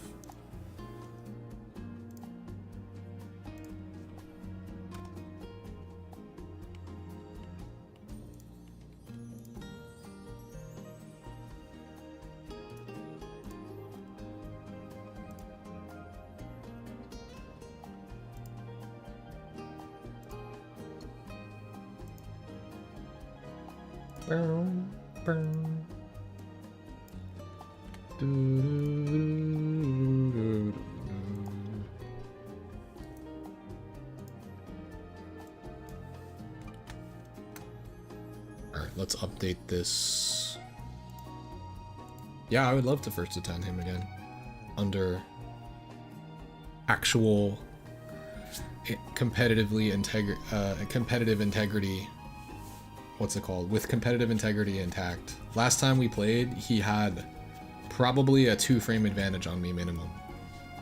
And I still did decently well. I just have to always add that stipulation.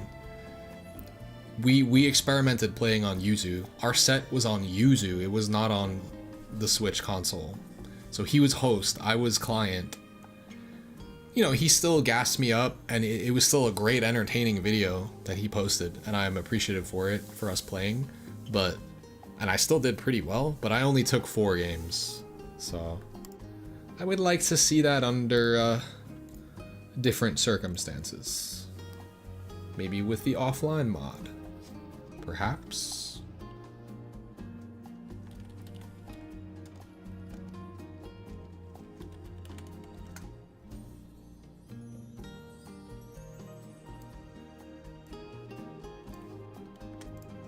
Let's edit this. Bum bum bum bum bum bum bum bum.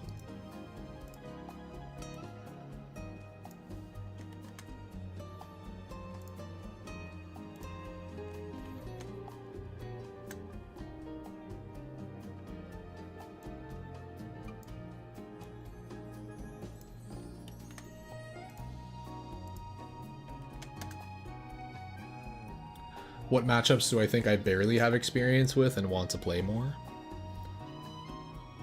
There's a lot, I'm sure.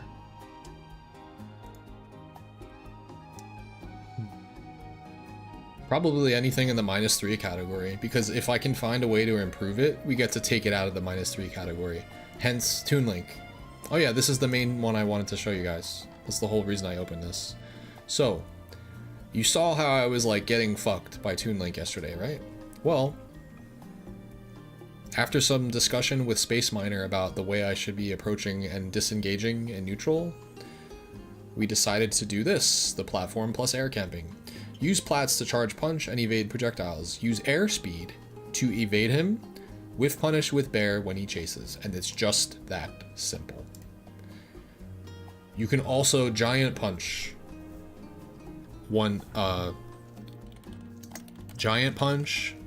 when he's out of resources during a chase. Or giant punch to catch landings when he's out of resources. And it's very easy to do because Toon Link does not have good airspeed. So if he chases while you're retreating and you have punch charge and he's doing swing back air, and I'm just fading away from it, and then he's landing, and then I just fall in with him, and then I punch the landing, and he dies. Punch is incredible versus Toon Link, and highly necessary. But as you can see, that one has not been updated yet, but it has been updated. It was a -3 on my chart, and we bumped it all the way down to like on the lower end of -2. Next to another character where I think that same strategy applies. Versus Peach, I said platform and air camping. Use plats to charge punch and evade turnip combos and down tilts. You don't want to get down tilted because you get fucked. I'll just say end combo starters. Technically her up air is a combo starter, but it's like not as bad as down tilt. And then you're much faster than her in the air, which is why whiff punishing with back air is so good if she tries to chase. And giant punch is really strong against her because she's light and she explodes. So I had Peach a lot as a more difficult matchup, but she dropped down a bit once I realized that you can use that strategy against her, as opposed to just going in aimlessly and not knowing what to do.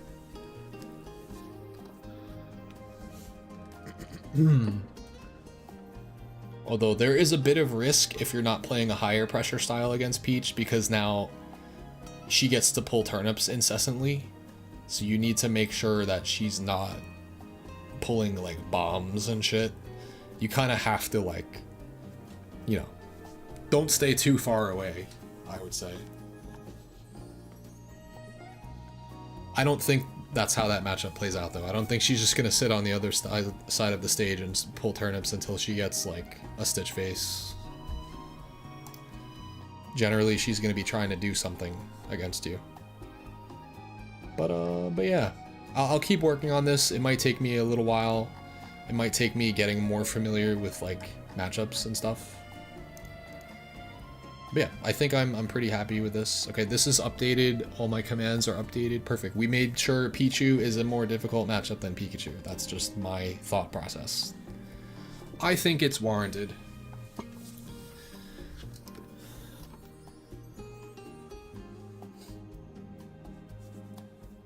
Pichu combos DK harder, Pichu spikes DK more easily, better airspeed gets to where DK is. You can't really avoid the spike at all. Also has the same 0 to deaths that Pikachu has at ledge. Here's another part that sucks in this matchup.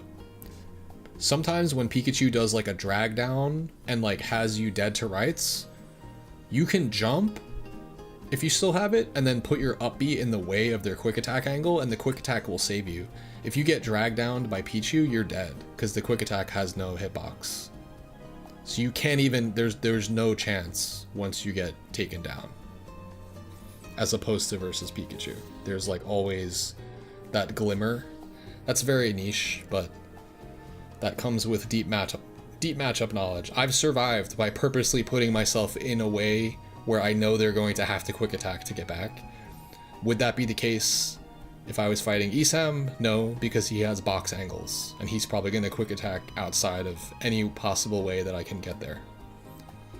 And still get back.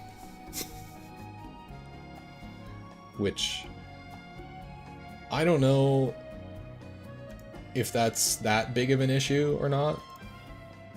But yeah, that's a thing. Pikachu box angles. I know Pikachu can go up, and you can't do that humanly, but on box you can go up twice, directly straight up, instead of having to angle it slightly.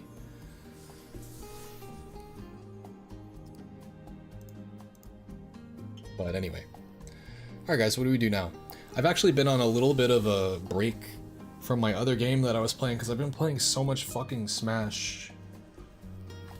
But I wonder if I go back and I play some of it now. Maybe on stream. Because this has kind of become like a chill, like we're just doing other things stream.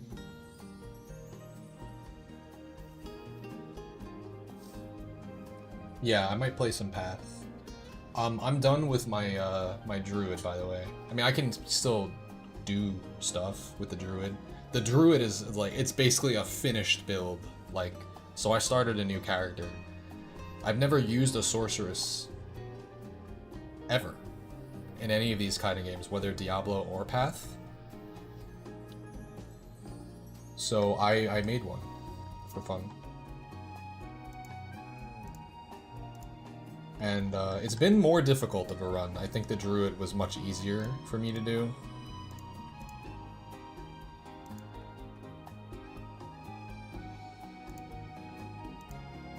What's going on here? Oh, I see. Okay. Yeah, I'll probably play a little bit. I'll be a little bit out of sorts because I haven't played in several days. I had been playing it non-stop like every single day. So let's see where we're at though. It's more difficult for me. I don't think as the sorceress, I'm not, she's like squishier, it feels. Or the bossing is more difficult. I'm not as good at the bosses, whereas the druid is like really good at single target DPS. Like I don't really have that. I'm like more AoE and shit. Alright, let's get it going. The controller should be charged. Yes, it is. Is my Switch off? It is. We're good. By the way, reminder, for those of you talking about the input display, I will keep telling you guys I'm in touch with my controller guy. He is talking about making his own custom input display devices. So coming hopefully sometime soon, I will be able to give you guys more information about when those go on sale, because I don't think you can get them anywhere else. He will be making brand new ones of his own design that can be used to read inputs, and then you use the program on the computer to display the inputs. So if you're interested in that, whether for content creation or streaming or what, as soon as I have more info, I'll let you guys know. That's if you use GameCube controller, by the way. 'Cause somebody asks every stream, and I don't really talk about it every stream. But hopefully I'll have more information soon. Okay, so in theory, all I would need to do here is close this out.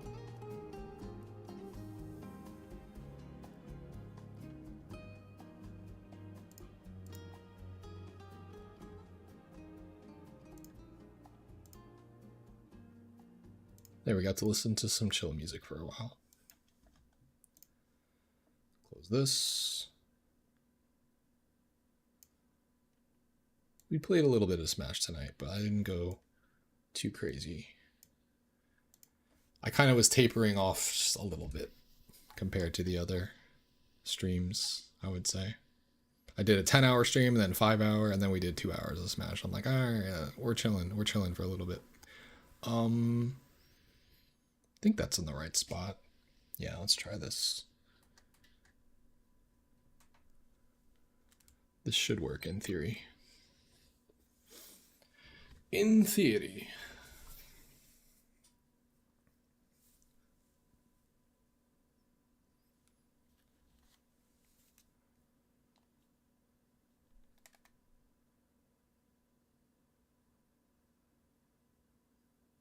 Okay, it's not showing up on the screen capture, and that's because I disabled it. Whoa, what's up with the sound? Okay, we're good now.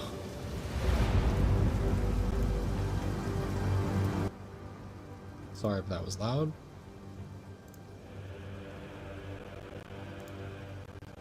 Wonder what's good with the sound right now. Like a little staticky. Oh yeah, I have to switch games. It is not Smash. What's going on here? Alright, so this is... I don't even know what the max level is. This is my druid. He's basically finished. He's level 92 shaman. And we have a level 65 Stormweaver sorceress, who is my new character that I put a lot of time into.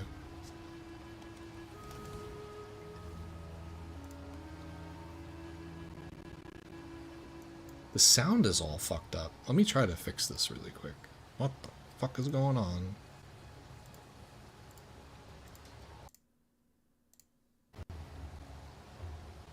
Maybe deactivating and reactivating will fix it.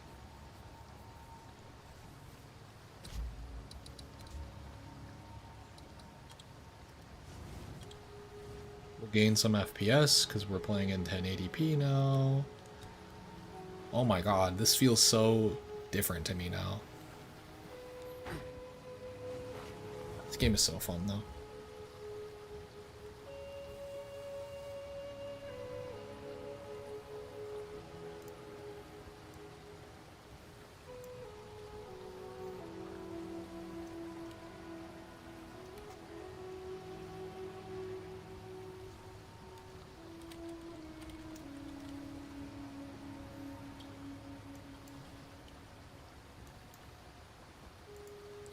Just changed my titles and everything everywhere. More of a chill vibe today.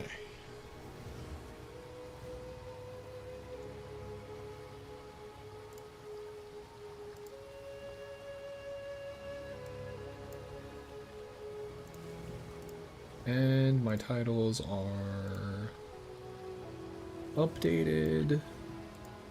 Just update the game itself.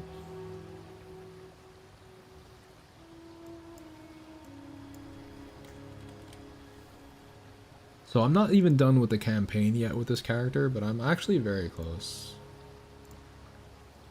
But the campaign is fun, so.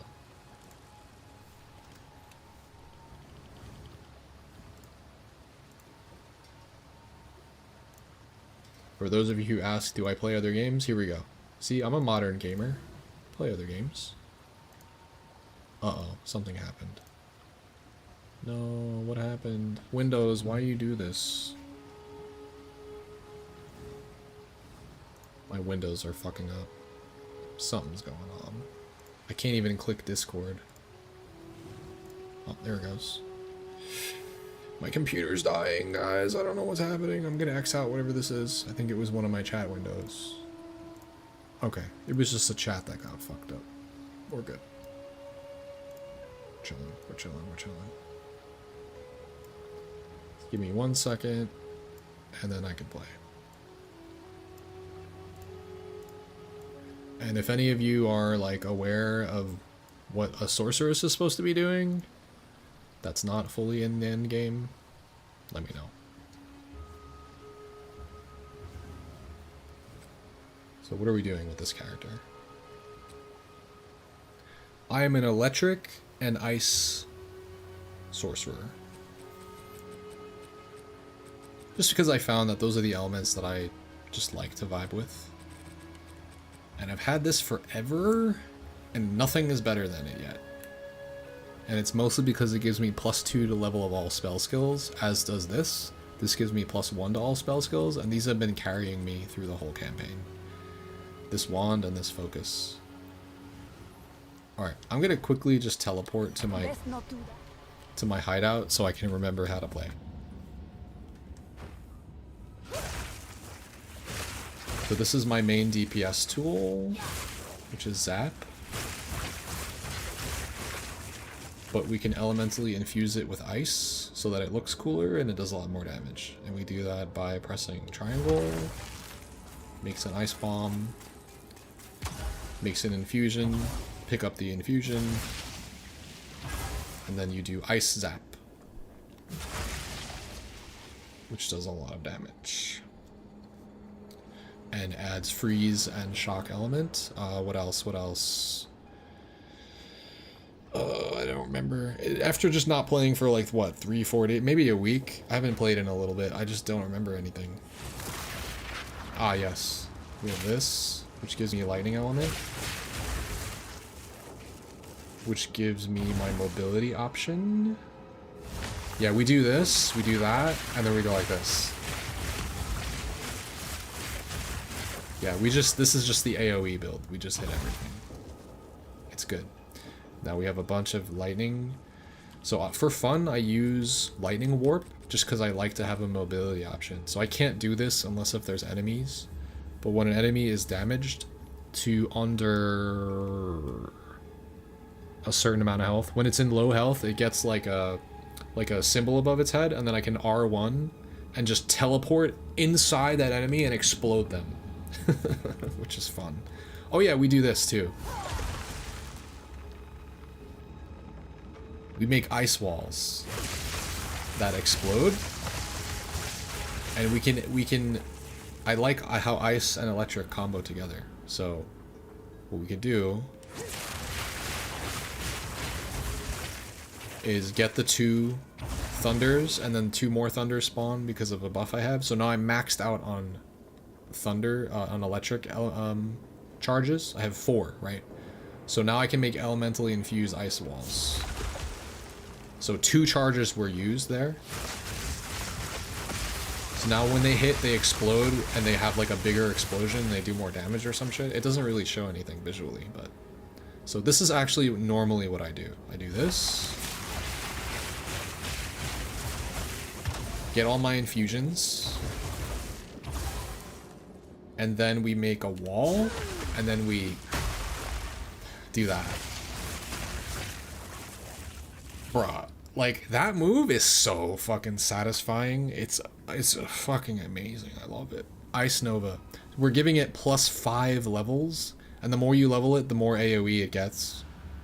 And on top of that, it has rapid casting, does more damage, magnified area, and plus a level. Right. That's one of the 5 levels. So it's this. Ah, shit.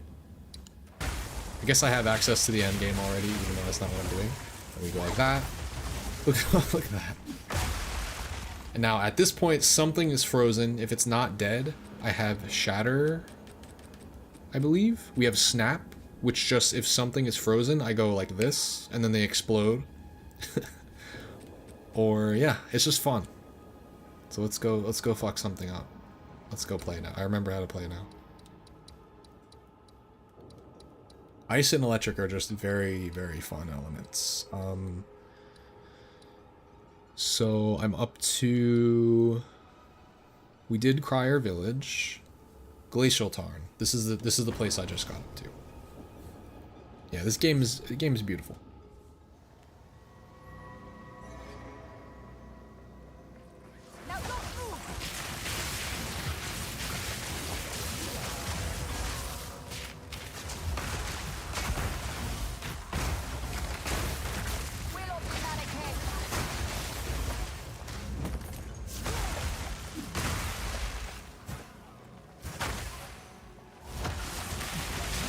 Yeah, you get the picture.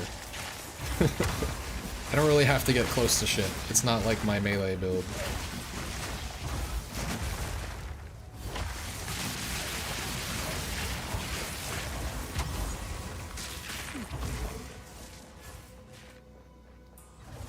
I do still prioritize movement speed though, so my boots have like plus 25% movement speed. Unfortunately though, the druid was still way faster because the wolf was just so fast. It looks like I'm just kind of saucing everything right now.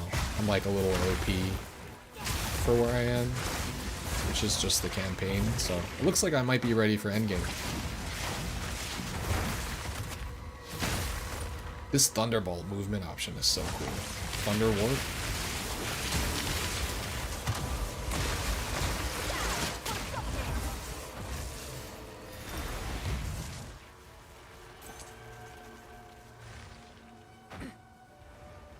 Oh right, I forgot. You can run. Duh. Let's run more. This must be where I came from.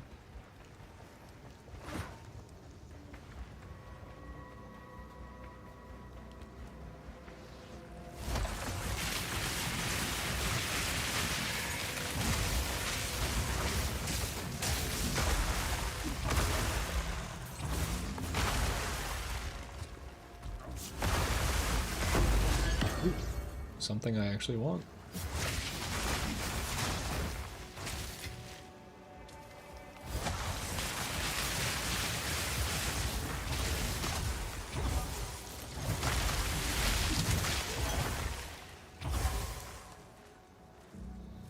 I don't think there's anything worthwhile for me to pick up actually at this point. What level am I though? 65? Eh. What is my equipment looking like? This is only level 36? Dude, I'm chilling. No wonder I'm dying. I'm just chilling on like some super early level armor. Okay, my rings are all up to date. Everything else pretty much is. My belt could be better. My focus could be better. My weapon could be better. My armor needs some work, bro. Alright, we're looking for better armor. This build, I've been going mostly energy shield, just to mix it up. With my druid, I went straight armor. This build, I'm like squishy, but technically the life is added to by the energy shield, and I have a lot of energy shield, so resistances are looking pretty good.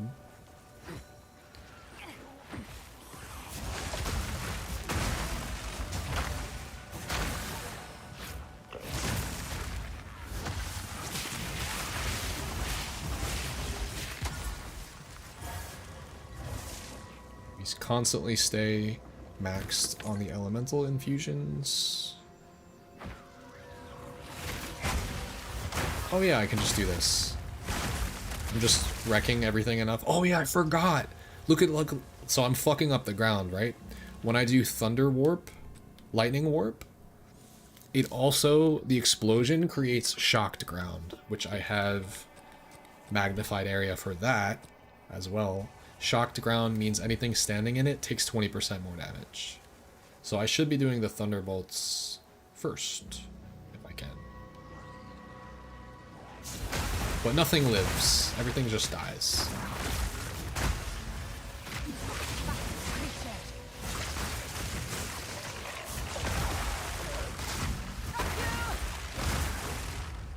Just a lot of ice and a lot of electricity going on.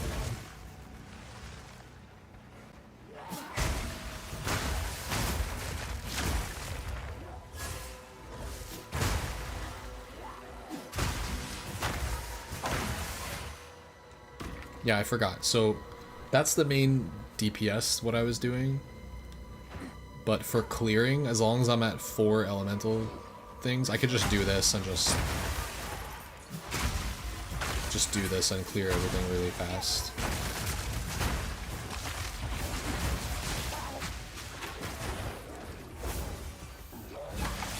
They rise from the water.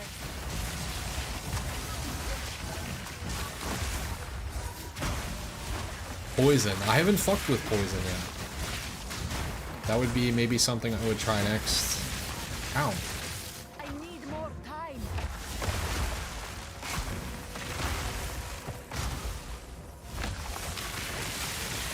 I just really like freeze.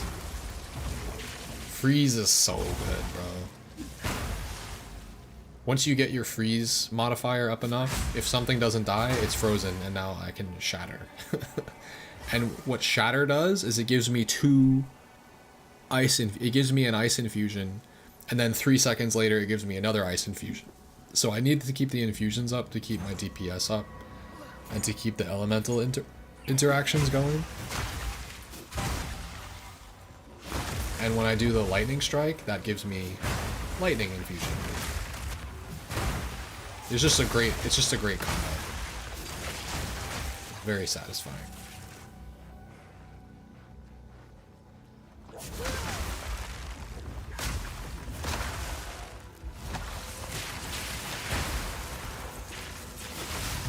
And when I have all these like electric and ice fields out, they cause exposure, so they take more damage.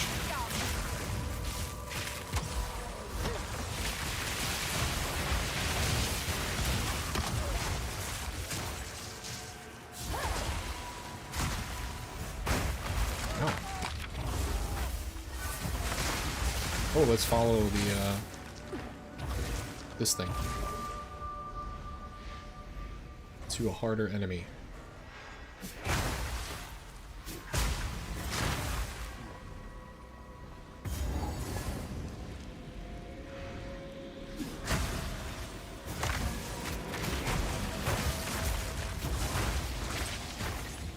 Oh. Even the strongest gods dread erasure.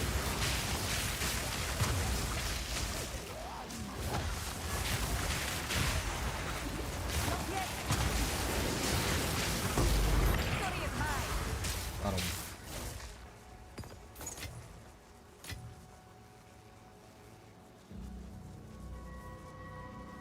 What do I care about? I'm looking for armor.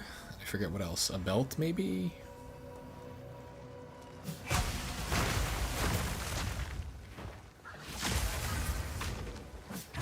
Might as well be. Same thing, right? I would argue Path of Exile's got more going on. It's more of like a single player experience, which is kind of my vibe anyway.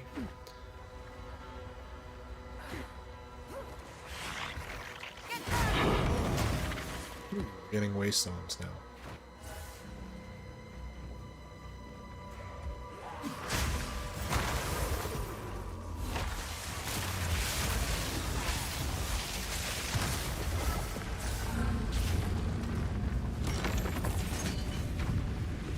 Ah, yes, the temple. Temple is challenging, I will say. I will probably die during my temple because I'm just not that used to staying alive with the sorceress yet. Maybe I'm too squishy. I gotta work on that. Fix my build a bit. Alright, what are we looking at here? I didn't explore a lot here.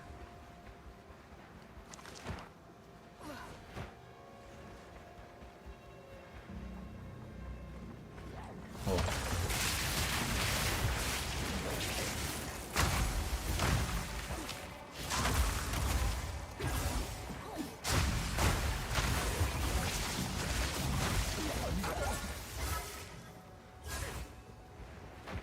Ah, the beauty of this movement option.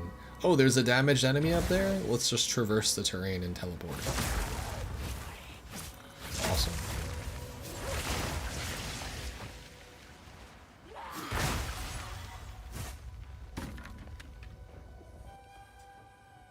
We got some shit over to the right I haven't seen.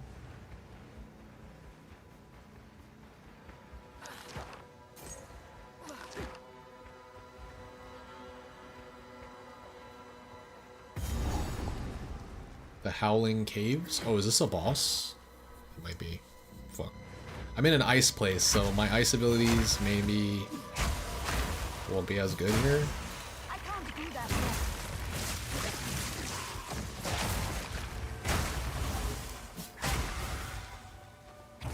I need some ice infusions.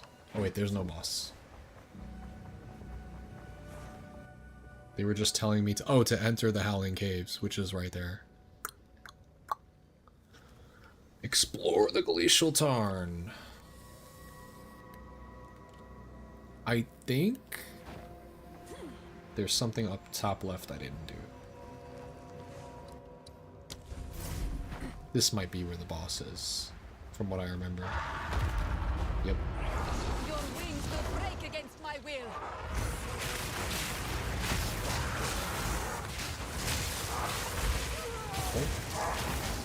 Oh, we're dying.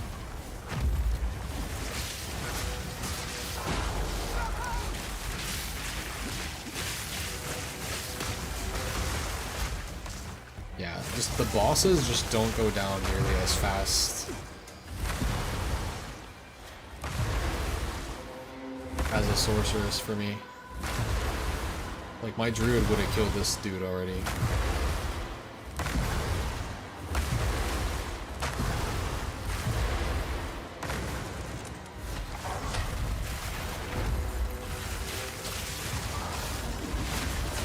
Not yet.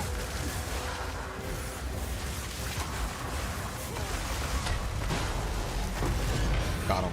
Fall with the snow. Feather thing. It's not pretty, but we got there. At least I didn't really get damaged or anything. Armor plus energy shield. It's not my current build. I'm not doing strength at all. It's like straight intelligence, straight energy shield. So I do not need any of that. Alright, this is the next area. But before we do that, let's enter the Howling Caves.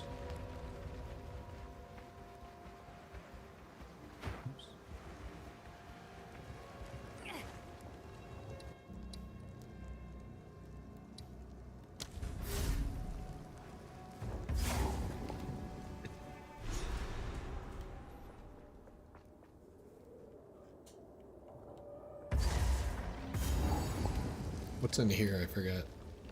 Like a Yeti or some shit?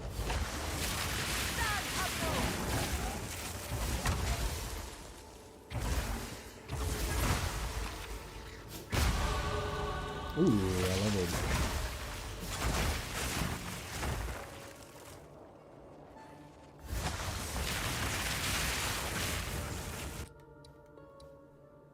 Alright, what is our tree looking like here?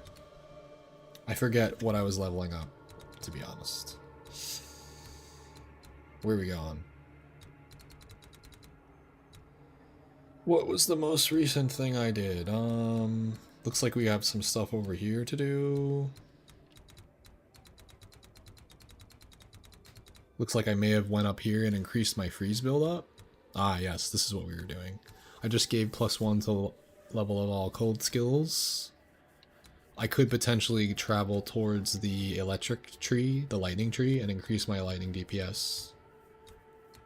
Seems good. So we can go this way. Let's see, do we want to do anything else with ice though? Increased cold damage, 20% increased chill. I don't really care about chill. I just straight up freeze things. I don't care about chill at all. Yo, what up, Joe? Fire red and leaf green. I heard about that. I heard about it. Oh, you're getting opposite copies? Nice. Yeah, that's my childhood. I remember playing those games. Is there any new content? It was like 20 bucks or something, right? Keep July 9th open. Alright, you got it. Ooh, I think we want this. Glaciation.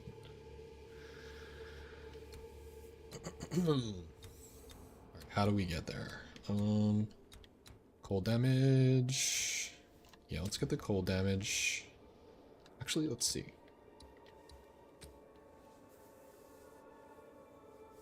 Nice, nice. I can't remember which version did I have. Fuck. For some reason, I feel like I got leaf green. Knowing me. Green DK, right? I don't think I got fire red. So maybe I might go leaf green again, we'll see. I haven't decided. It makes way too much sense that John is getting fire red. To me. Alright, this is my main DPS. What kind of damage does it do? It does... The majority of damage it does is lightning, not cold. Right, makes sense. It's a lightning move.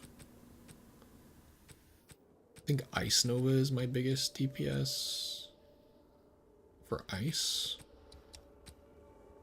Hell yeah. This one does, yeah, mostly cold. Shiny hunting is better. Oh, interesting. I did not know that.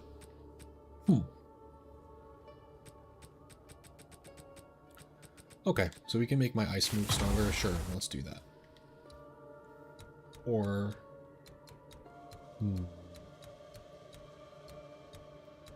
mean, I'm eventually gonna do it all. Just do this for now.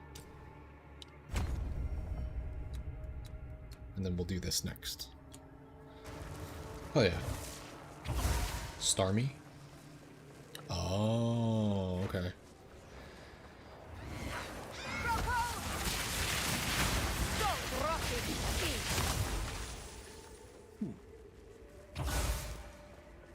Wonder if this is any good. What do I have? I have a ruby charm already. It's probably better than whatever this is.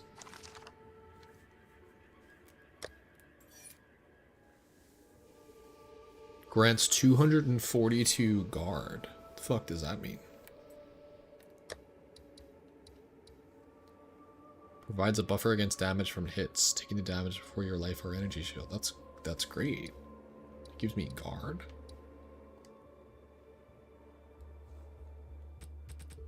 Compared to increased duration, and yeah, I mean, that sounds good to me, bro. Give me some guard. Oh, you're fast. What the fuck?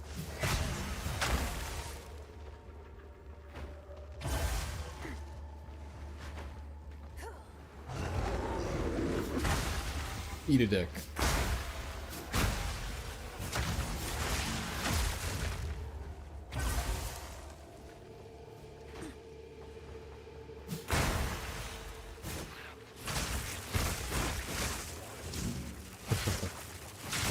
Yeah, you're giving me what's it called?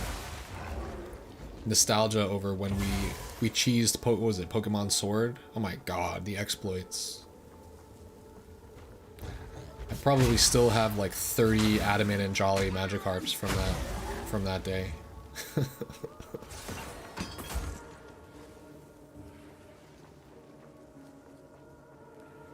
Yeah, we fucking went ham, and that was you were like all in the know, like it like probably got patched or some shit, but like before it got patched, like we were all over that shit.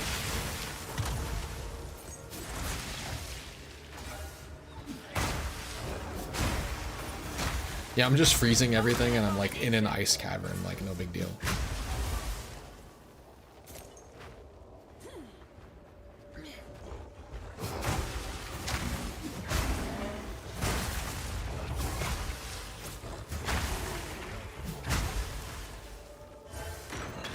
It's fun. It's fun though.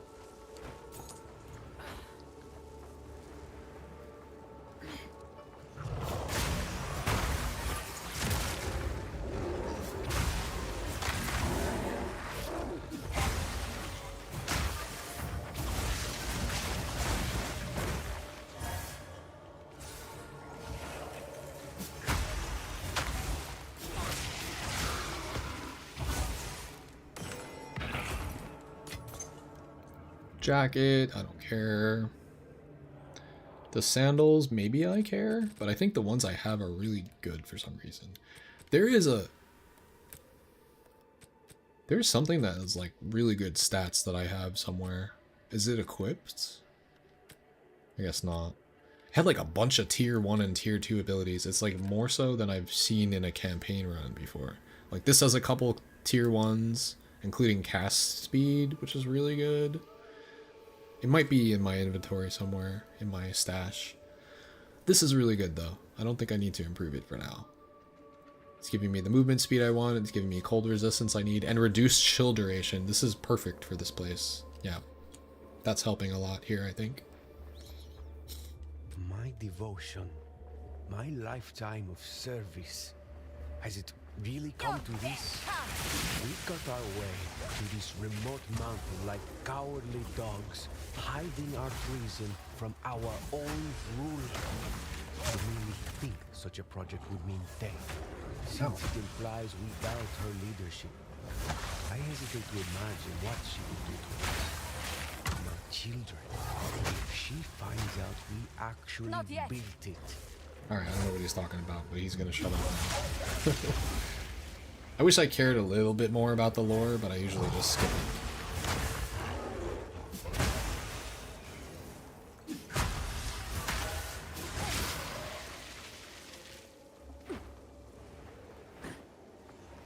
I've already beaten the campaign once already, so...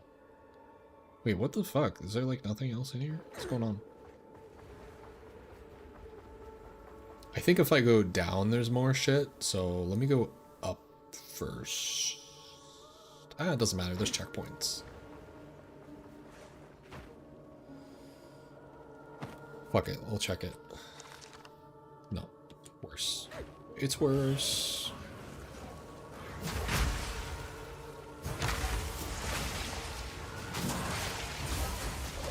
Hello. Ah, I forgot. Yes, yes, my temple. I should do the temple. Superior ultimate mana flask. Recovers 350 over 3 seconds. What does this one do? Oh, this is better. I think. Potentially.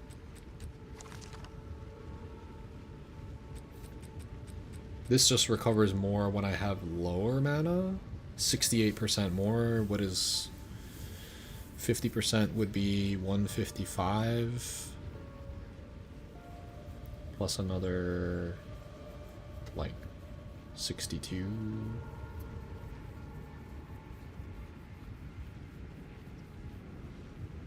Recovering like over 500 mana when I have low, and low is considered 30% or less. Low. I'm not usually on low mana though. Am I? The only time I use mana potions is when I'm low. I think that's why I like this one. It'll recover like 500 when I'm low. for 1 potion.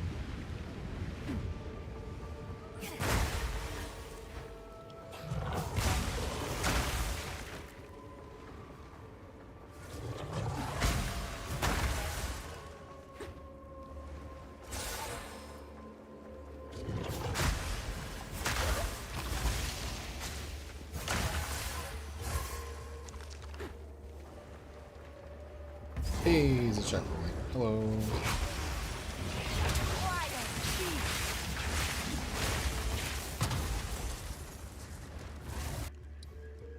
Here.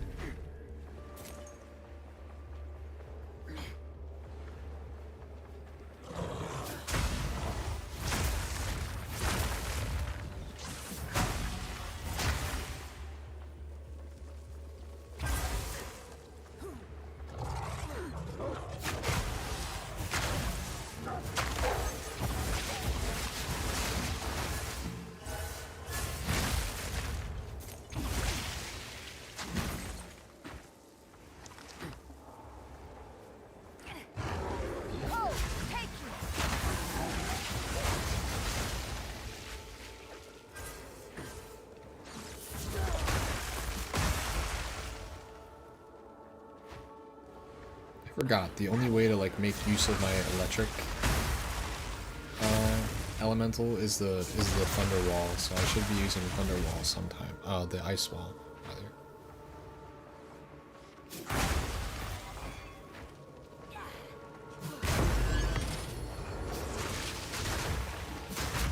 Oh, I'm just killing shit. What the fuck? It's like it's like shattering just with my normal DPS attack before I even hit it once.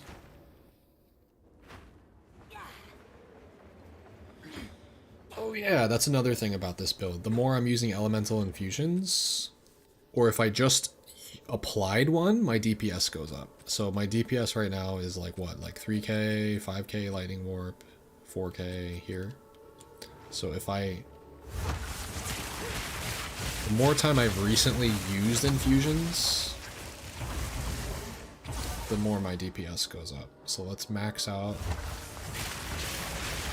and just see. Oh right, I won't be able to get more unless if I just wait here.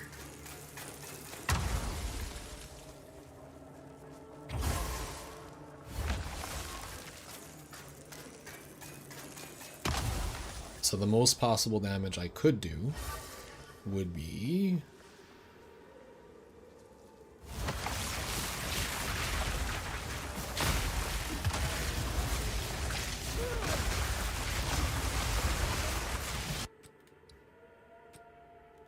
Why didn't it go up? Is it not going up? Am I doing it wrong? Maybe I don't have that ability and I thought I did. Oh wait, it's fluctuating. Is it based on how many infusions I have? Huh. It might be. Oh, it might be like if I've collected one recently? No. Fuck, I don't know. I don't fucking know my own build, man. So if I use this, my damage goes up. Okay. Yeah, that makes sense. So it all goes up. That counts as using one, I guess. Now it's been more than 4 seconds, so it goes back. What if I do that? Isn't that considered using? It is. Okay. I see.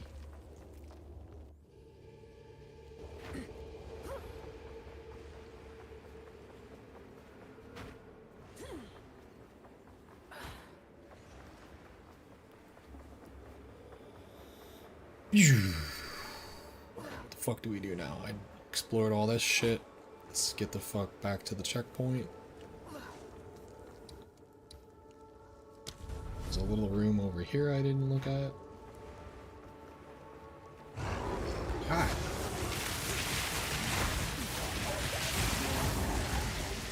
These guys suck. Die once more.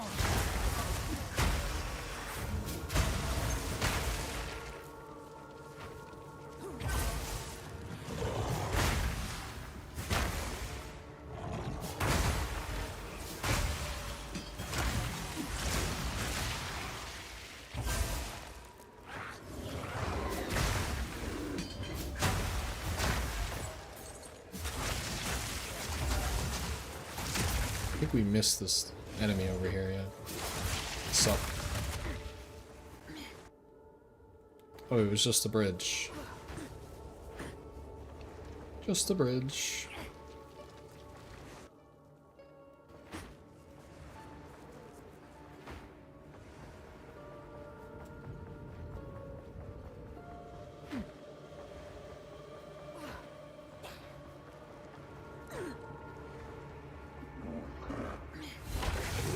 Holy fuck. What's up, my guy? Overgrown monkey.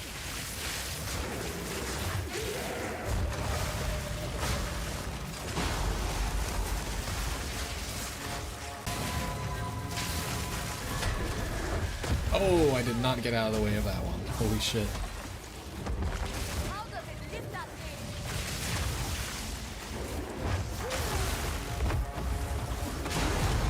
Quite the magnificent beast.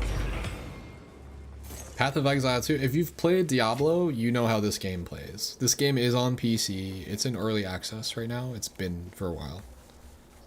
Came out in 2024. But yeah. If you're familiar with Diablo, this is just like that. It's just... I don't know, it's a lot of fun. I recommend it.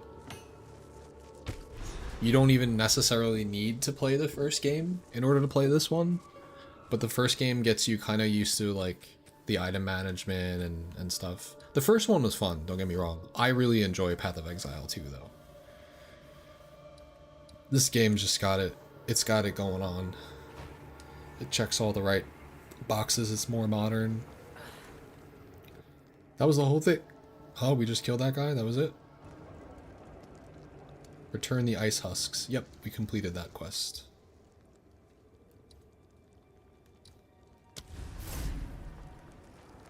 Fuck out of here. This place is a little dark and gloomy. I'm playing on PS5 currently, but yes, it's also on PC. Okay, this place is explored with the exception of whatever this is over here. Let's check that out.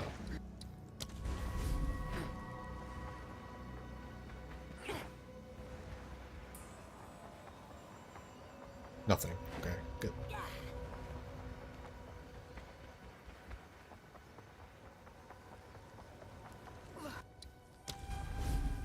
Alright, moving on. I got through this very easy. I remember struggling at around this part with my druid. But the bosses are easily done with druid. They would be more immersive.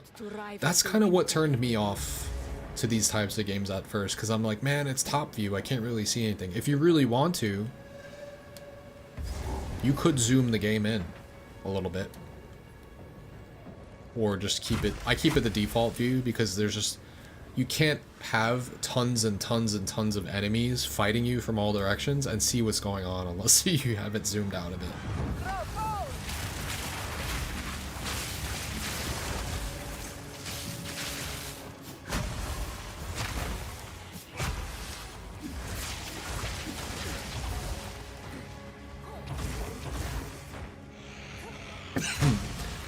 Yeah, they were definitely designed with the top-down view in mind.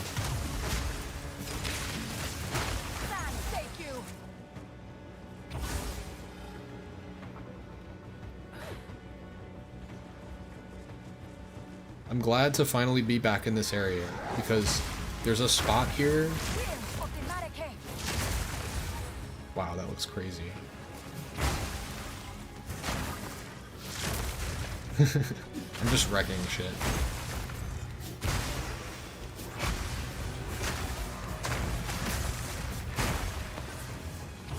This build is pretty fun. I still prefer the druid because the werewolf is just my shit. So there's an NPC in this area who gives you a free unique, and I thought he gave you all of the uniques, so I just picked one randomly without reading through all of them in my first run, and then you don't get to see what the other ones were after that. So let's not rush this time when I find that NPC, because there's a chance he can give you a really, really sick unique if he has it, I really hope he didn't have it the first time. But maybe he'll have it this time.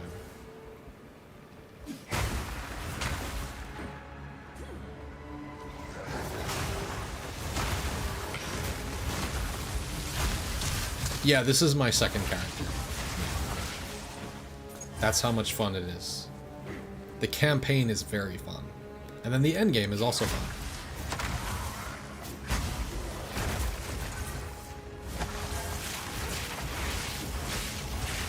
Victory is mine.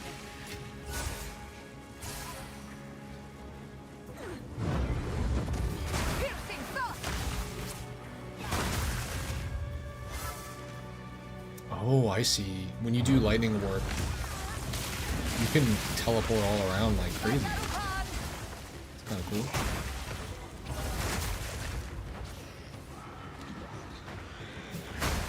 God, the AoE on that is just fucked.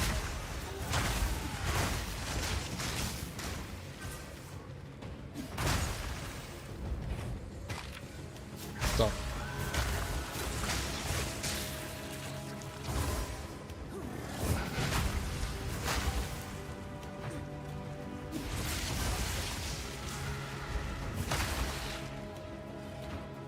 Alright, how we doing here? We're making quick progress. Guess I just move on? Yeah, my other cat, like, do you think this looks cool? You should see my fucking werewolf, bro. It's so satisfying. Way faster, I'm jumping around all over the place. I absolutely destroy shit with that character. It's amazing. He's also level 92, and I'm only level 65 at the moment. What is the lore?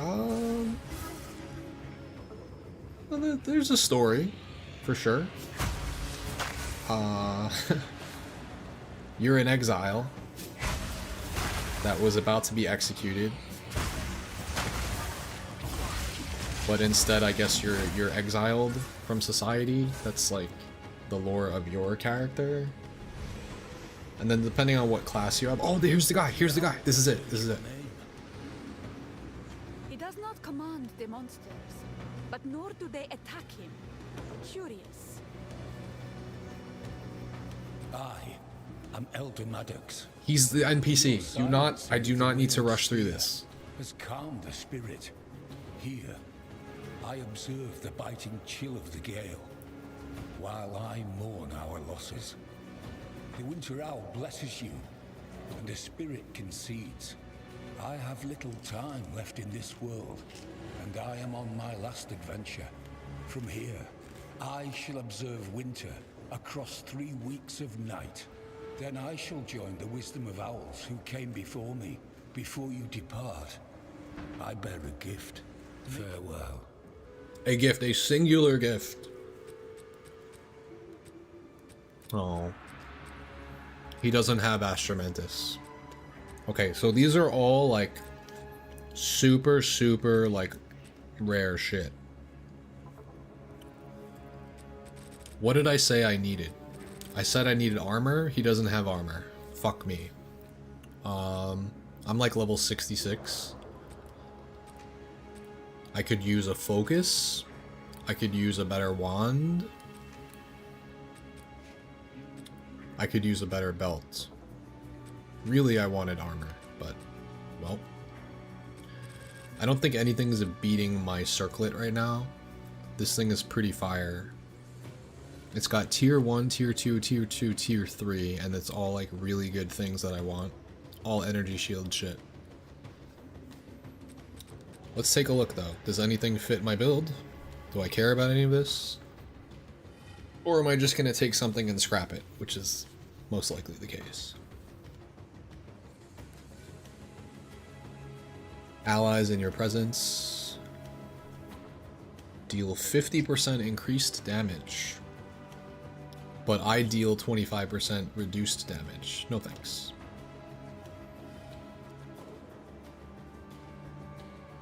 %44% increased melee damage, don't care. 100% of fire damage converted to lightning. Oh, that's very interesting. But I don't run fire at all. Not part of my build. Don't care. Whoa. Oh, this is a staff as opposed to a wand. The problem with the staff is I won't be able to use my focus anymore. What does Sigil of Power do? My build is ice and electric, and they complement each other really well. I have ice moves. Generally, you can stick to one element and have a full moveset of that element. I combine my moveset to have two elements. So I have ice moves and I have lightning moves. And the lightning moves drop lightning infusions that can charge up and make my ice moves more powerful, and vice versa. My ice moves can generate ice infusions, which I pick up and hold, and I can have up to 4 of them.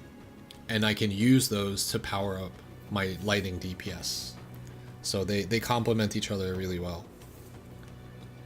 Ice and lightning. Cold and lightning, I should say. What does this do? Place a sigil on the ground, providing a powerful spell damage buff to you and all allies standing in it.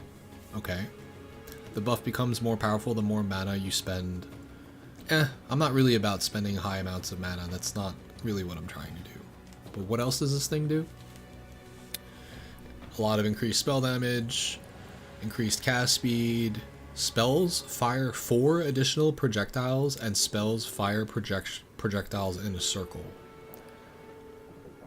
That all sounds really cool, actually. I might just get this because it seems cool. Even if I don't use it, it seems dope. The problem is my DPS would go way down because I'd have to stop using this wand and stop using this focus. But you do have different weapon sets. I can equip it in my second weapon set and try it out. What about this? Cackling Companions. Fuck is that? Oh, this gives you hyenas. That's for a druid, I think. Don't care. Maybe I could take it.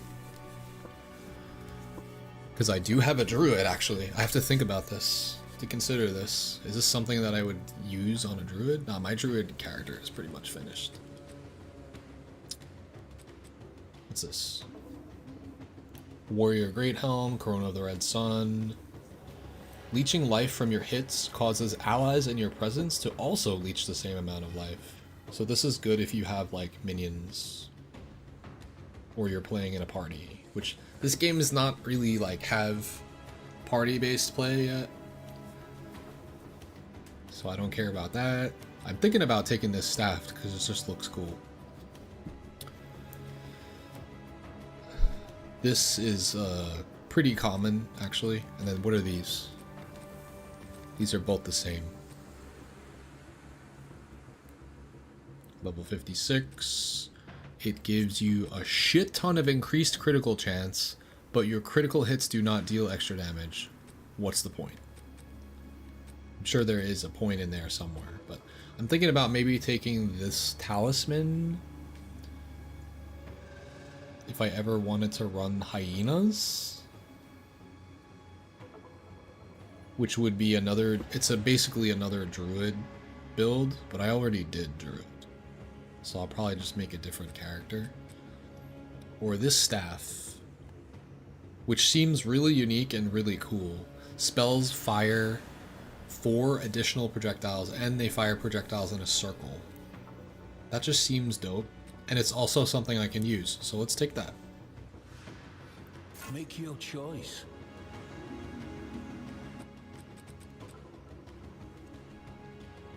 I'm actually kind of curious if I did equip that to my second weapon set and use it, like what does that even look like? One of my spells do whatever the fuck it's supposed to do. Like my DPS goes way down, you can see it. But what happens when my spells do this crazy shit?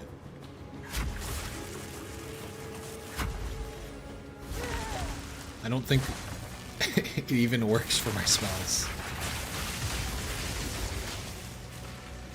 Except for the more projectiles thing. 4 additional projectiles.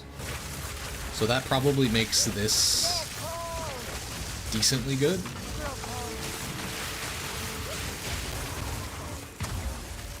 And that's about it. But it's not going to be better than what I had. It looks cool though. I just have it equipped. Check it out.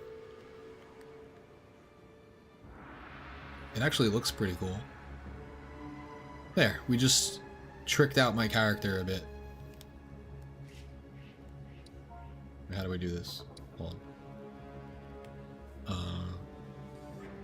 There's a way to... Oh, there we go. Actually, it looks pretty dope. So just for aesthetics, I like it. Alright, we made a good choice.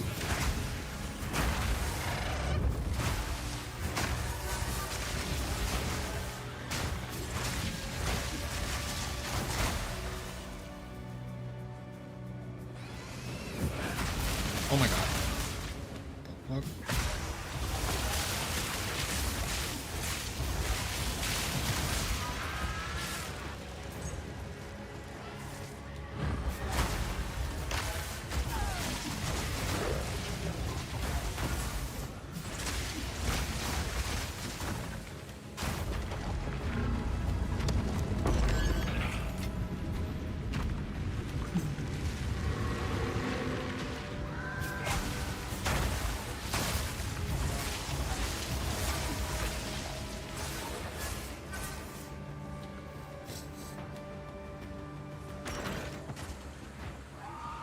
Feel the chill.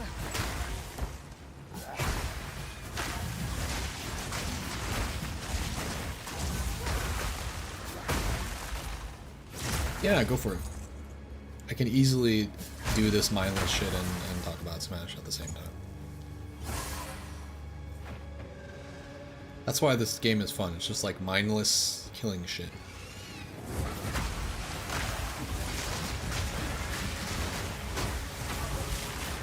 Ow, he's poisoning me.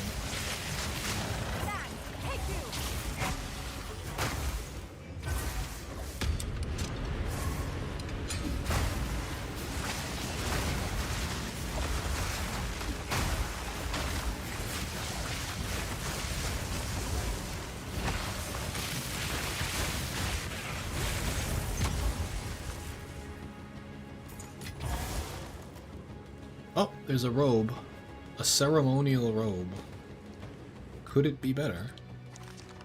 33 to spirit. Ooh, that is a prerequisite. I do need something that gives spirit.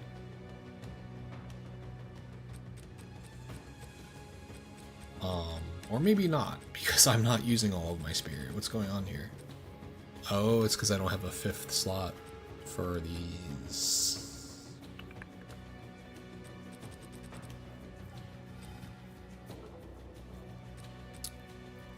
Huh. Wait. Sigil of Power. Wait, that's from my... I just have that? Oh, it's only when I'm using the staff. Place a sigil on the ground, providing a powerful spell damage buff to you and allies standing in it. The buff becomes more powerful the more mana you spend while standing in the sigil. Minimum 1 second between gaining stages. Sigil radius is 3 meters. Wait, I actually think I did a good thing by picking this. Oh. How do I switch weapons, though? Oh, I would have to bind this to a button. Interesting. Oh, that would be problematic, though, because I can't really switch back and forth between. If there were an easy way, maybe there is. If there's an easy way to switch to this, use this ability, and then switch back to the wand, then I can benefit from the Sigil of Power. Gains a stage when you spend a total of 50% of your max mana. Lasts for 11.5 seconds, maximum 4 stages. Grants 13% more spell damage per stage. Cool. So if I binded this to something,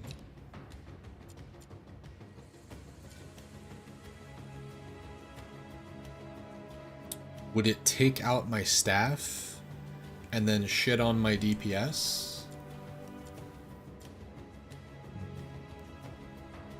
Yeah, maybe this wouldn't work. How well do you think a really well-versed Byleth who is adjusted to Elite Smash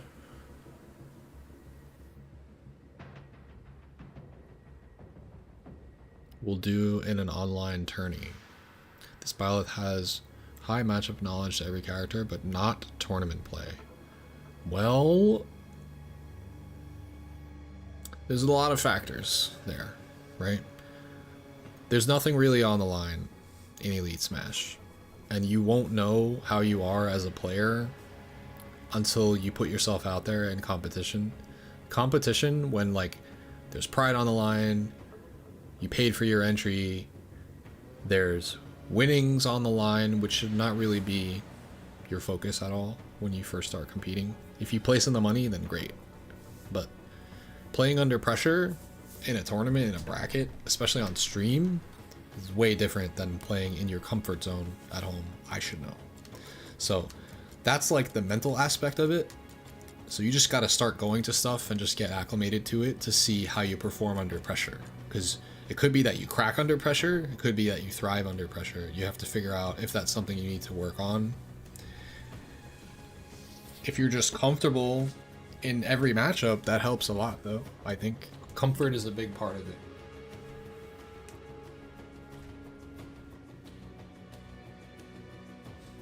But competing is like, it's like 90% mental and 10% muscle memory and execution. I kind of made that up, but I think I heard that breakdown somewhere.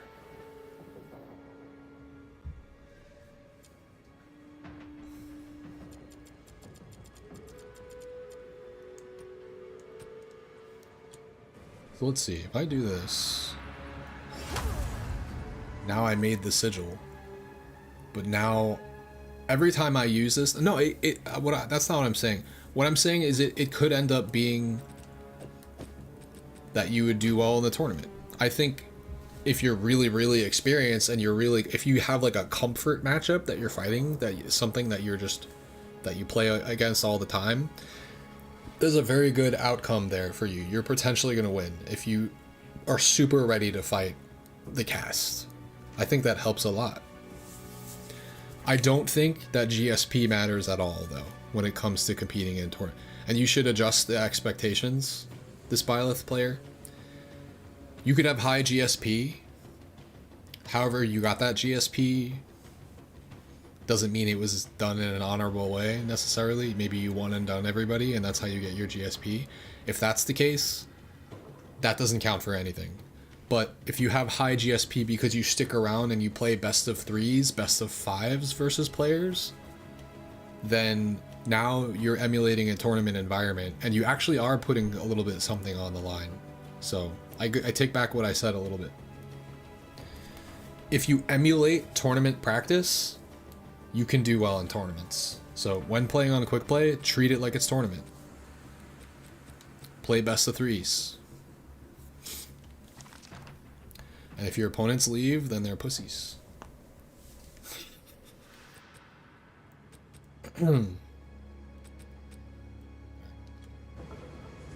So I can make this sigil, but unfortunately I can't switch back to the wand easily.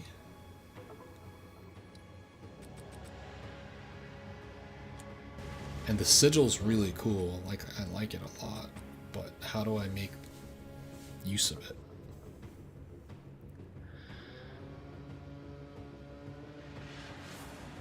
Right. He's scared everyone is better than him. That's the thing. You can't go in and just assume you're gonna win. People have been competing in these harsh environments of tournament for how long? Like, if you're not adjusted to it, you're just not really gonna be ready for that, you know what I mean?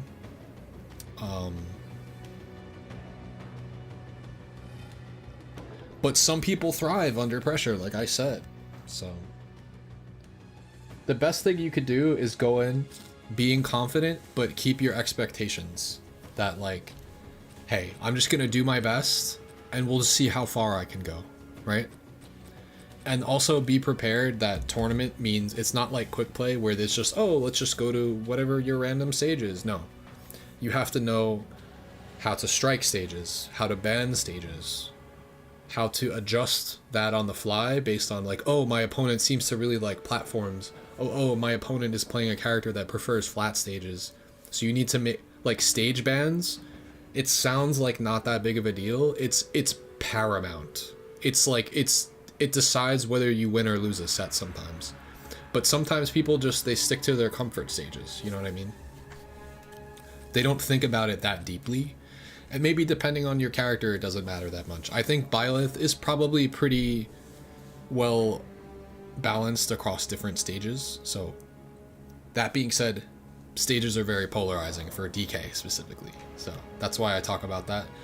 So you probably won't have to worry about that too much as Byleth. And I would focus more on banning your opponent's strengths. Banning your opponent's strengths to take away their win conditions in terms of stages. Oh yeah, no, you could have led with that. If that's the case, then, you know, I think they would do fine in a tournament. If they can beat top players, then what are you waiting for? If you want to go compete, go compete. You could also start with online tournaments,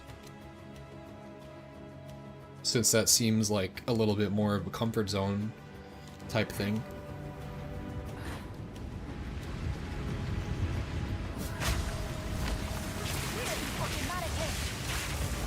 So unfortunately, if I did want to use the ability on this staff, I would have to do this and then switch back like that.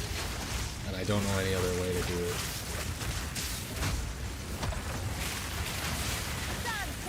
And it does boost my DPS, does it not?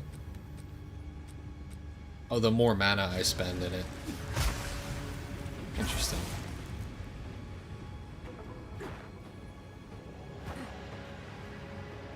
It's not very good though to do that. Like we do this and then we switch back and then we spend mana.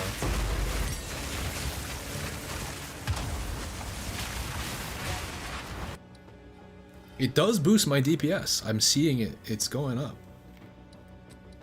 And it just looks really cool. I have to figure out a way to make this work without having to manually press start and switch my fucking weapon set. Is the answer really that I have to bind and use Chaos Bolt, something that's not a part of my build at all? I think I can fix this once I get a wand that's going to give me an ability that I actually want to use. Because what I'll do is when I want to use Sigil of Power, I just use it. And then when I have a new wand that has an ability that I want, I use that ability and it'll switch back to the wand. But as of right now, it's a little awkward.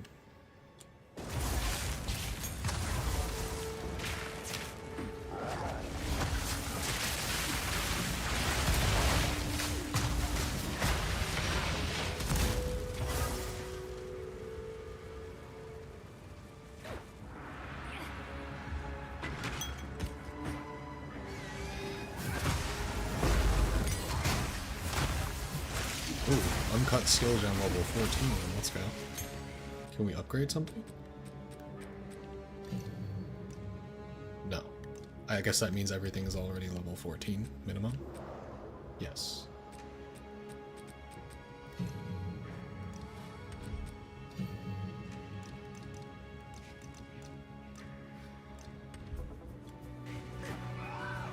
Feel the kill. I need more time.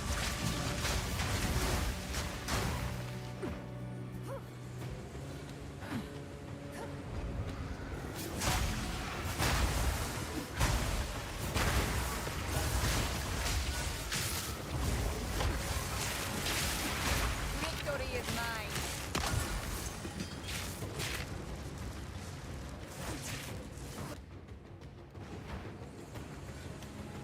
This looks like the way I'm supposed to go.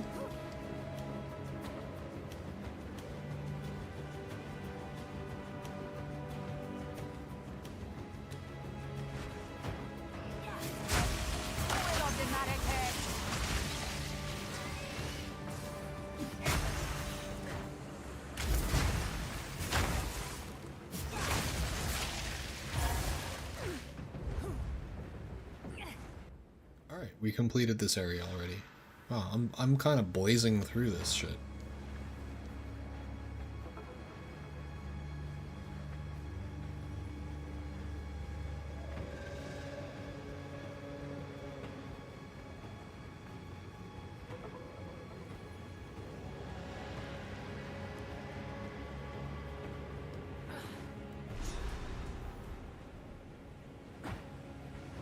Is this the boss?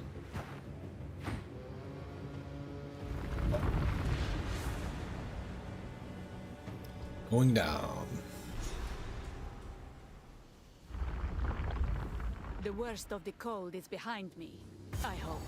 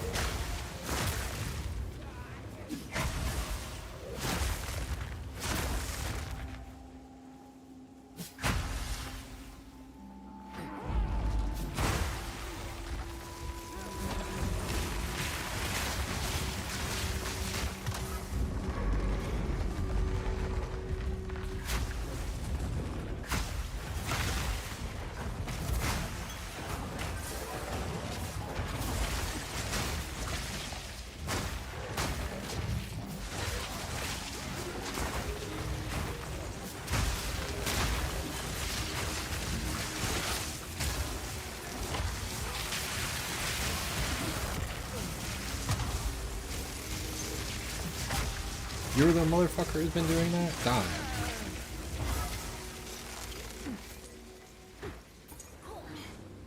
It's over here.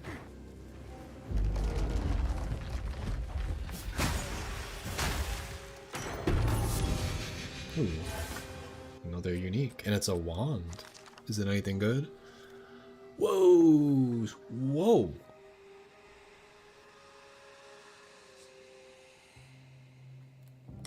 Hello? What? There's no way. I used that skill. Elemental weakness. It adds +4 levels to it? What the fuck? 33% increased mana regen. Lose 10 life per enemy killed. There's a downside. I mean, I have life regeneration, don't I? A decent amount. I'm recovering 42.5 life per second, so losing 10 health when I kill an enemy is not really that big of a deal, actually. 84% increased spell damage, 15% increased cast speed is good. Problem is that I lose all of this shit. Oops. Let's compare.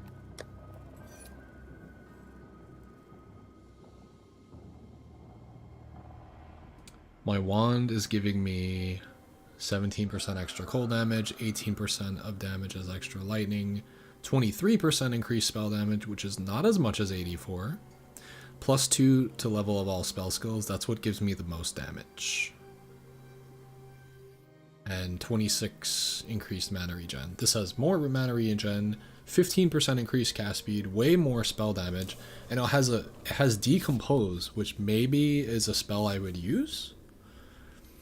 Consume a corpse to create a cloud of flammable poisonous gas.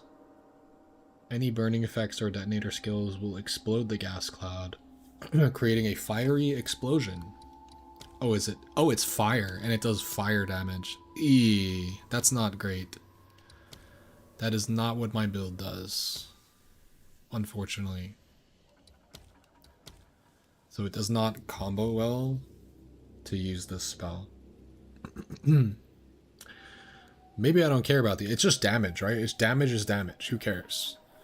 But this is poison. Someone just talked about poison. They said, "Oh, I use poison." Well, this wand fits my build, except for that it's giving me a poison spell.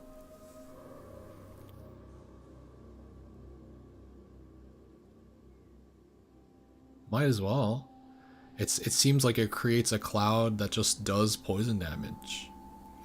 Any burning effects or detonator skills will explode it. Oh, see, I wouldn't be able to do that because I don't have burning or detonator skills. So the fact that I don't do any fire means I lose the ability to do the explosions. But what else does it do? Poisons enemies as though dealing chaos damage, equal to 10% of the corpse's maximum life, gains plus 20% more radius per second up to a maximum of plus 80%, lasts for 4 seconds. So the reason I would even use this is if somehow equipping it gave me higher DPS, which I just don't think that it will, but let's check. So we look at Spark generally. Let's just look at all the numbers. 3k, 2.6, 5, 3.6. Yeah, no. It's not cutting it. Now, this also has an extra 30% increased spell damage on it, so technically this one is sitting at 53%, and this one has 84. But it's really, even with the added cast speed, the fact that this gives +2 to level of all spells just, I think, is just carrying my build. Even though it's only level 48, it's just still carrying me. This is cool though. Oh yeah, it gives +4 to elemental weakness skills.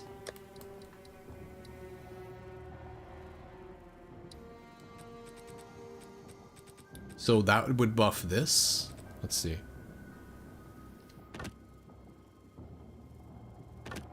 Yeah.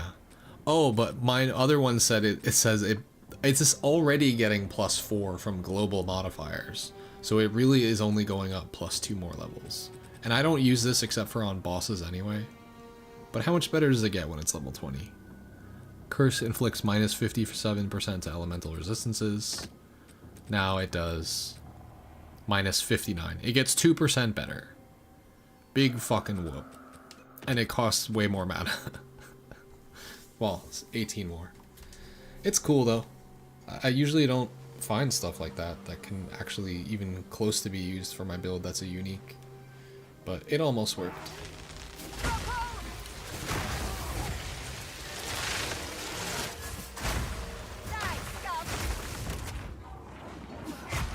Fuck off!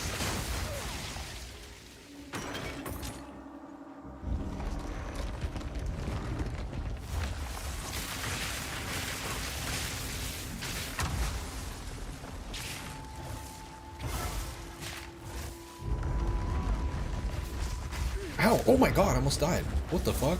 Oh, I know why. It's because I was running. In this game, if you run into something, you get, like, staggered extremely hard when you start getting hit. To the point where you get killed. And that showcased it. I almost got fucking annihilated.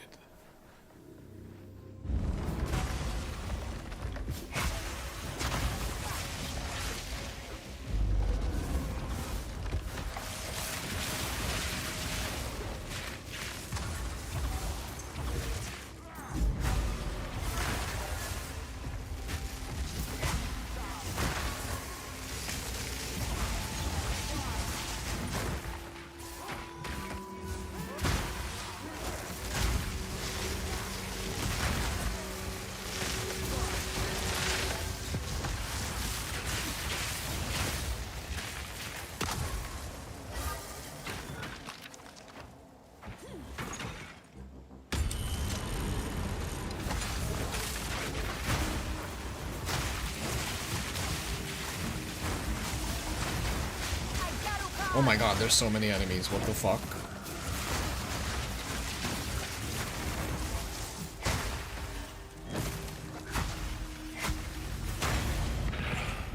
And that's all you gave me for that? Okay. I mean, it is still the campaign. I'm not going to be really getting good loot yet.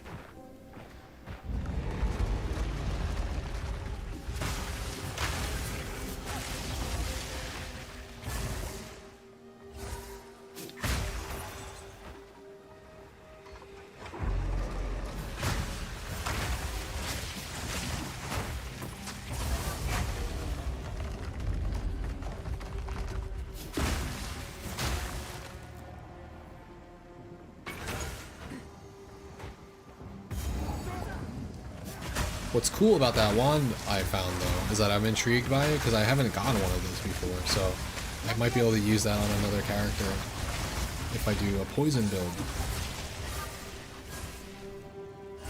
Etched into the mountain Kraya for the glory of the vine.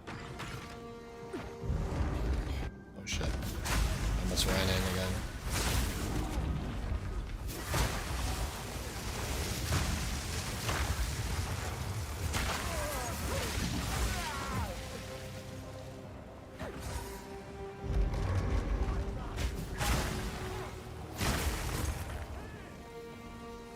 Has anyone ever told me that?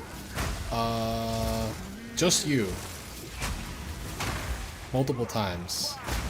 I can't do that yet.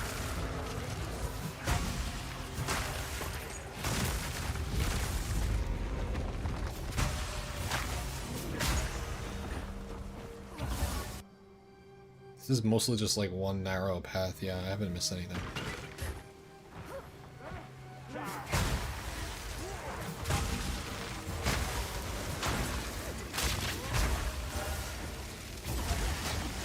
I mean, if you say so.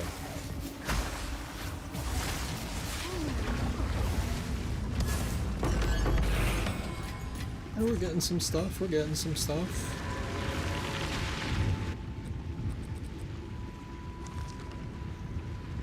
Oh, this is pretty neat. You could maybe use that.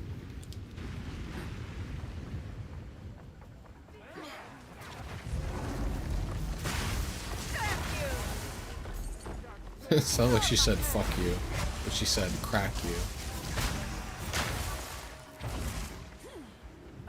Fuck you.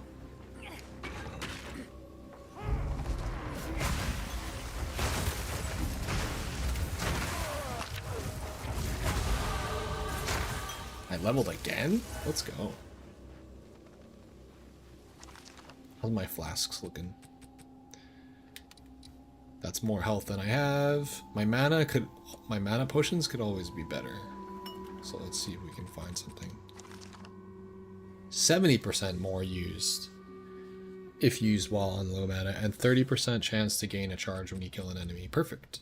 It's a little tiny bit better. Yeah, it's basically the same thing. It's a spiritual, well, it's Diablo adjacent, but this is the skill tree in Path of Exile.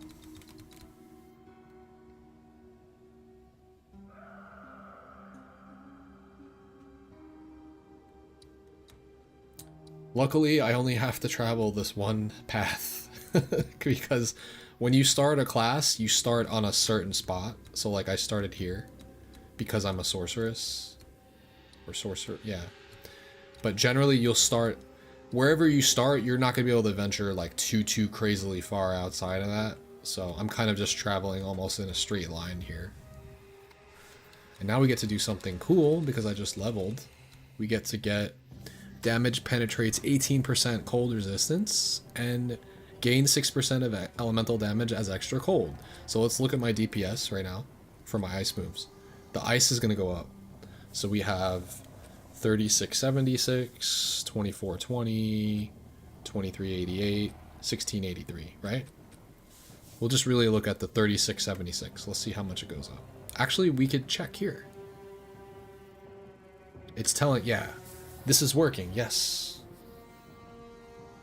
Sometimes it doesn't always show. Wow, even my spark is going up. Because my spark does cold damage, and it's getting a 200 boost. Let's fucking go. Yeah, everything goes up. Yay, all my DPS went up by a lot. Alright, let me just look again. You've said it, and it... I look nothing like this guy. You're completely making that shit up.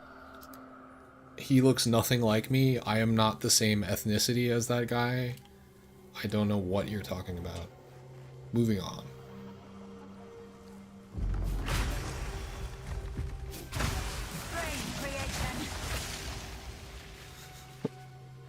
You just started Expedition 33? Yo, have fun. Enjoy.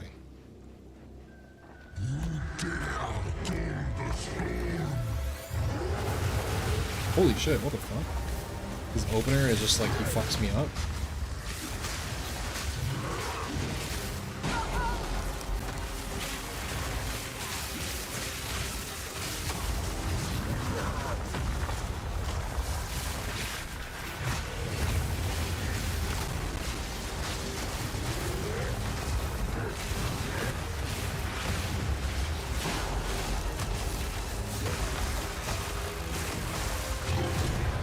Another beast led by nothing but its own hunger.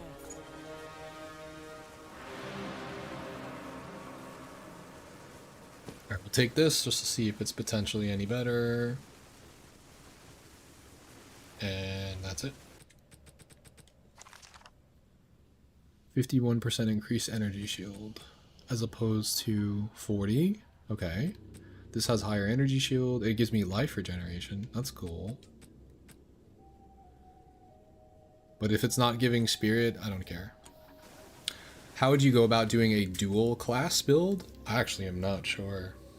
You could do whatever you want, technically. Because you have access to literally everything here, but some of the stuff you're locked out because you need certain types of stats to invest in, like stabs you need dexterity, bows you need dexterity, spear you need dexterity. So it's almost like you technically have access to it, but you don't, because you're putting stats. I'm putting stats into intelligence, so I can't do anything that involves dexterity or strength, really. So this is crossbow is strength, mace is strength. This is when I played Druid. Druid was based on strength as well. I have a class that did this already. You're kind of locked out of the other classes, to be honest. As you can see, look at how my stats are skewed. As a sorceress, it makes sense that intelligence is my base stat, and it's mostly because the reason that my intelligence needs to be so high is that all of these blue gems, the light blue ones, are equipped because you need high intelligence for that. I have 27 intelligence-based skills equipped. You can see it on the bottom where it says support gem capacity. I do still have some strength and dex skills equipped, but it's only a little bit. I have 27 intelligence-based skill support gems equipped, which is only made possible by having a shit ton of intelligence. So I'm sure you could do it, but it would have to be something that overlaps with strength or with dexterity. Intelligence doesn't really seem to overlap, except for like elemental. This is sorceress, and occult. You can do elemental and occult. I don't have any occult spells at all. This is like a witch. So I could use witch spells, like some of them, but they just don't really have synergy like the electric plus ice elemental skills do. If that makes sense. Also, I didn't realize I can make these skills now. Is this something that I want? Eye of Winter is a moving storm that launches projectiles, firing a full spiral of them at the end of its flight. If the eye passes over an elemental ground effect, it will take on that effect, applying it to nearby enemies and dealing extra damage of that type. Eye of Winter is a moving... What about this? Lightning Conduit calls down lightning upon enemies in front of you. If an enemy is shocked, this skill will deal even more damage. Target close to your character to dodge backwards as you cast.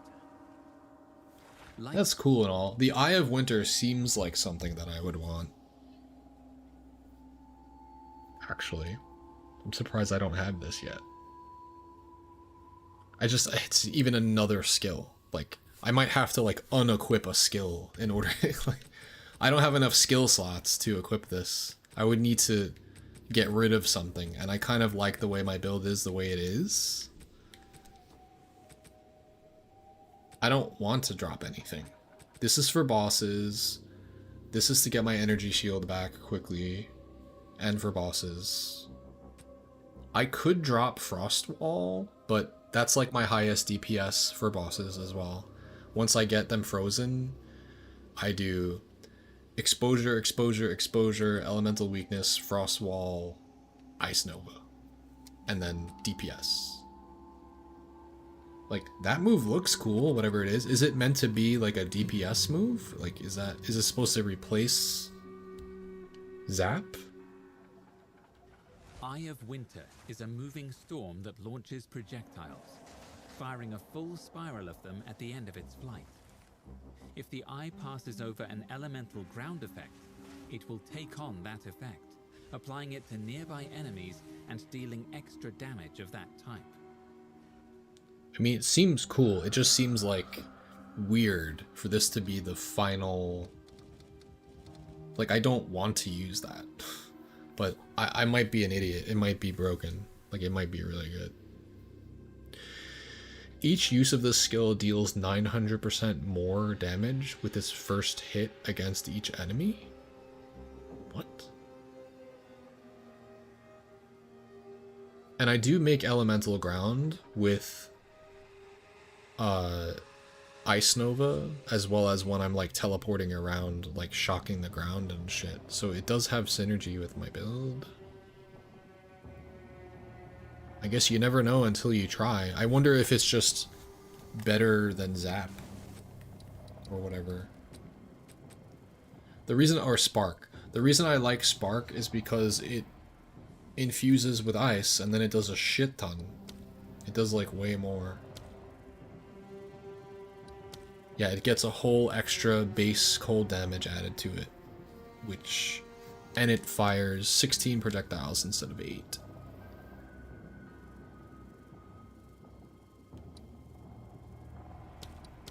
And I maxed out the quality on this, so it says it does 30% increased projectile speed. Yeah, no, I gotta keep this. And I have this, which says projectile acceleration 3. Supported skills have 40% more projectile speed, and increases and reductions to speed also apply to damage. So because this is on, and because the quality on this is increased by 30%, that's doing a speed increase of the projectile and a damage increase.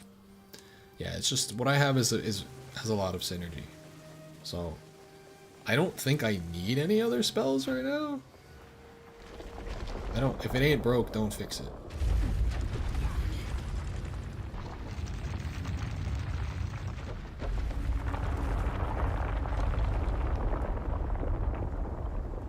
Ah, the vault. Alright, we're gonna teleport back and clear out my inventory here. The Val languished in their own opulence. A pity.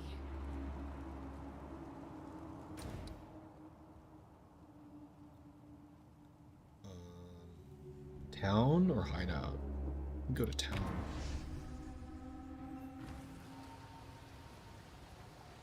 How can I advise you? Move swiftly.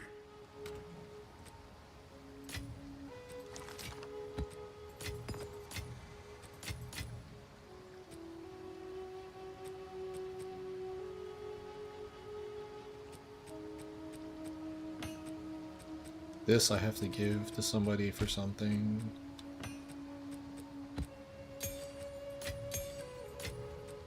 The rest of it I can get rid of. Oh wait, no. This we put away because that's something new.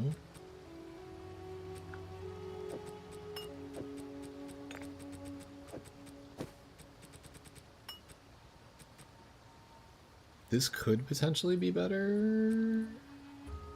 We could maybe upgrade these a little bit just to see what it gives me. I like doing that for fun.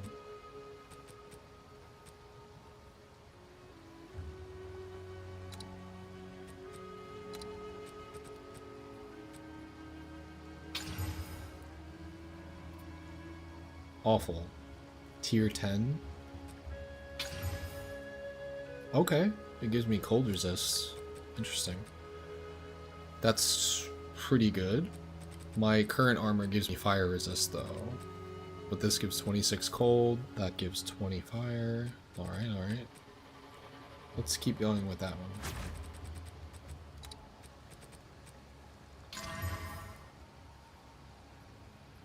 That's a lot more energy shield. This is looking like it. 46% faster start of energy charge. Ooh, that's a tier 2, huh? And plus 65 max life. Huh. I mean, it's giving me way more energy. It's like double the energy shield. It's just better. I lose fire resist, but I can make up for that with gems. Or with runes. I'll go down to 36% fire resist. But there's no fire around here right now, so I don't really care about that. I just need to not be as squishy. Is this doing anything else I care about? The plus 42 spirit and the fire resist is all I really care about on this. And when I lose the 42 spirit, I'm chilling. Because I still have 47 max spirit left here. So I think we put this on. And then we fix the resistances.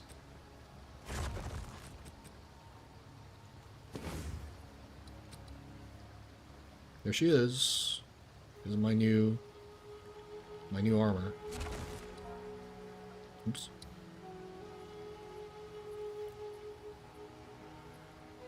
Alright, my resistance on the ice is maxed. If we drop it by 14, it goes down to 74, which is fine.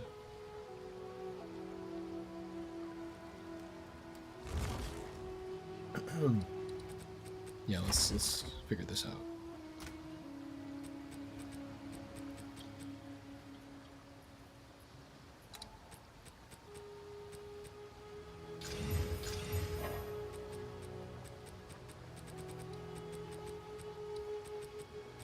Alright, I need fire resist, correct?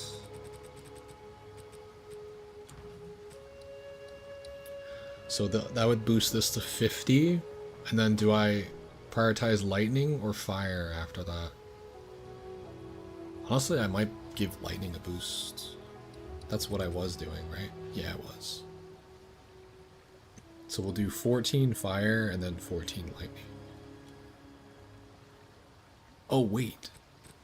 I'm at 88, which means I can drop something else that has ice on it, which is everything. Something I'm gonna keep. Probably the boots. And then give myself even more fire resist. Alright, let's figure this out.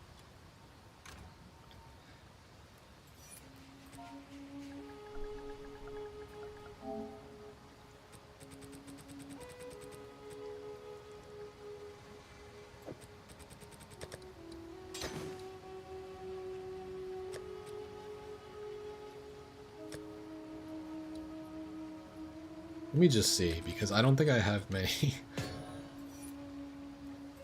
many ice resist runes. I think they're like really rare. I have 0. Fuck. So if I replace that one on my boots, I'm not getting it back. Why are this shit so rare for?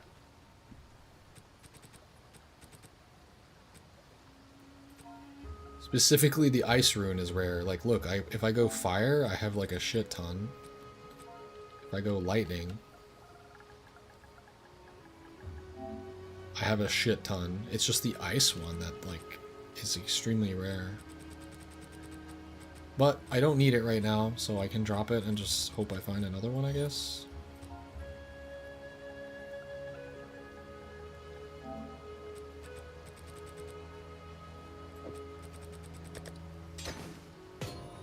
Alright, let's see what I'm at. 50, 75, 64. Yeah, fuck it. We'll just do it.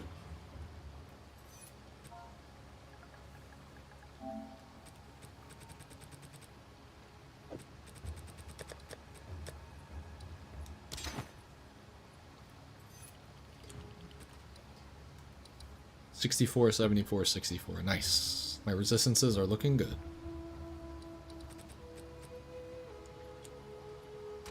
And I like to... I'm like a fucking hoarder in this game.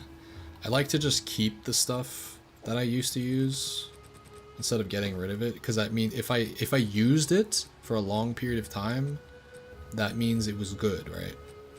So all this stuff here is stuff I used during this run. So if I wanted to use another character, I can just go into my stash and just be like, well, I'm running another intelligence-based fucker, and then all of this stuff would be good, even if it's for like lower levels.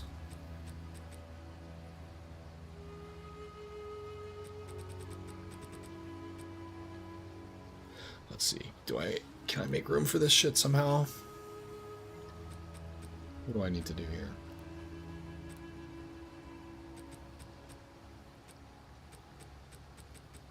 Maybe I can get rid of something here. Oh wait, what the fuck? Why is this shit here?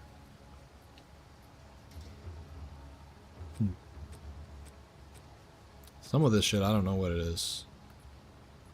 Why is this here? I don't care about this. Can I get rid of this? Level 20.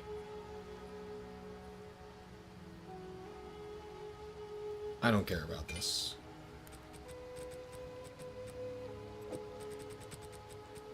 There we go. Well, look at you then. Oh, these'll perhaps we can work. Nice. 2 skill points. Let's go, baby. A pleasure.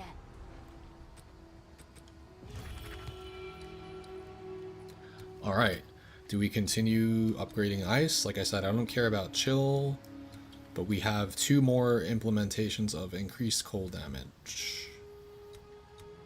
Damage penetrates 6% cold resist, 6% cold resist. That's good. I think the damage is probably better.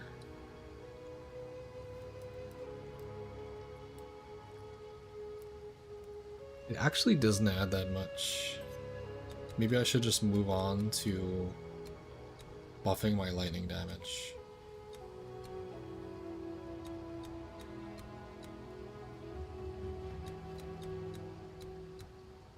Hell yeah, let's do that.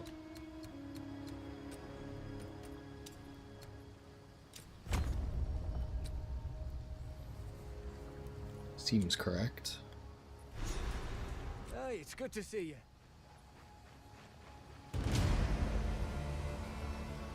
Go on. Time is of the essence.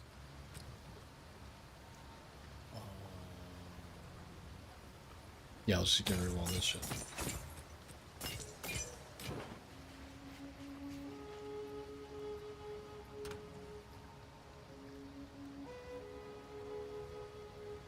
I have a ton of shit, as you can tell.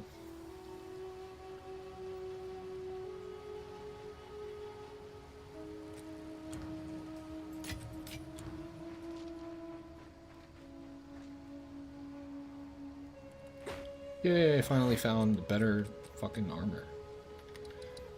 Nice. My energy shield went up by a lot. And my life went up from this. Very nice. Travel back to this place. Alright, let's see. Do I feel like playing still, or am I done?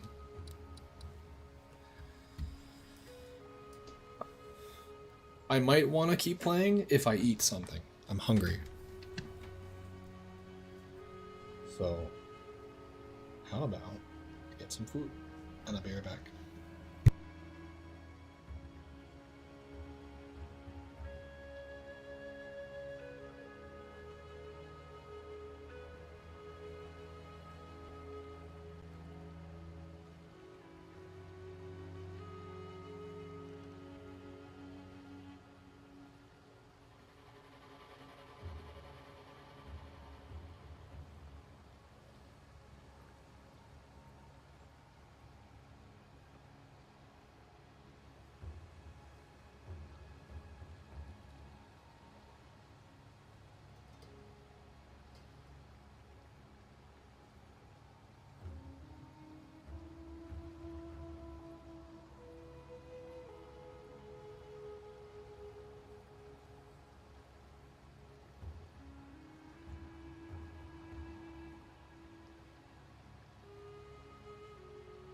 We are back. If anyone happens to still be here, I'll be back.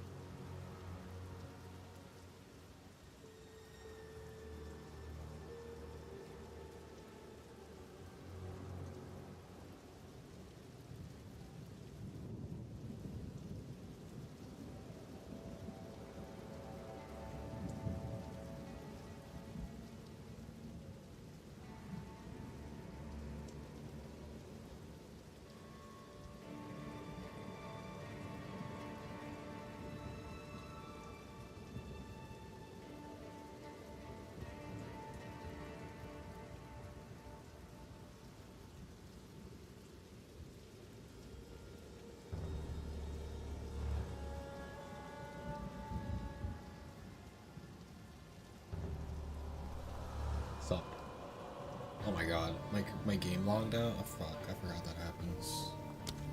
My bad, guys. I'm back.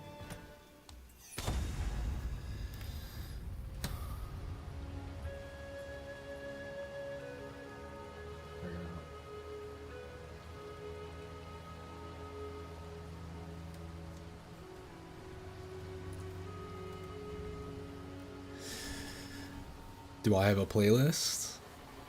It's just stuff on YouTube. Like which one? Like the Donkey Kong music or?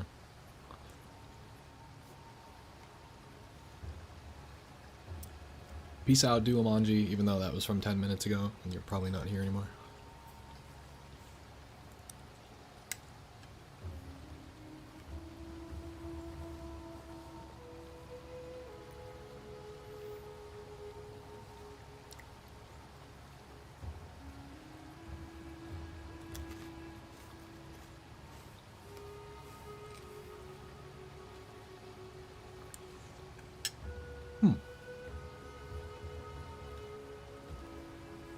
Oh, I'm about to be recharged after this. Let's go.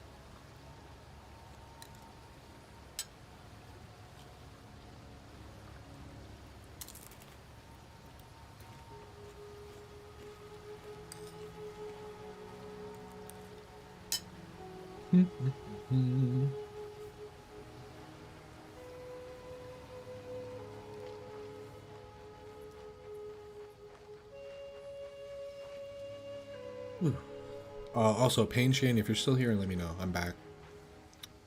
And I didn't answer your question.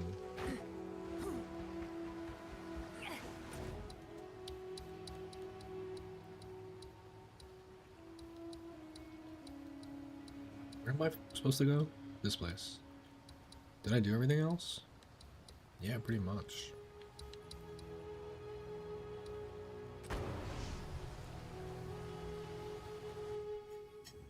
Finish my food here.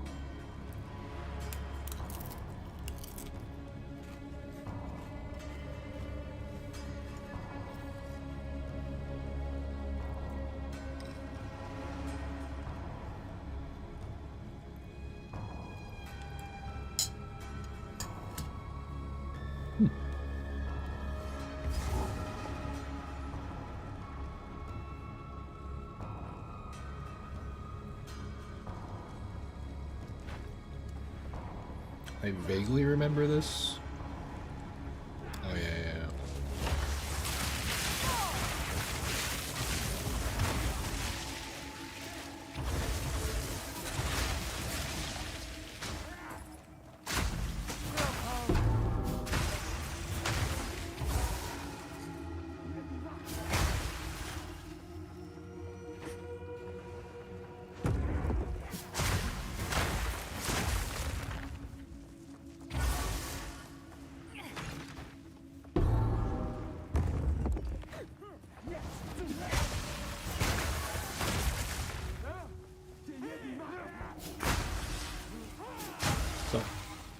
So.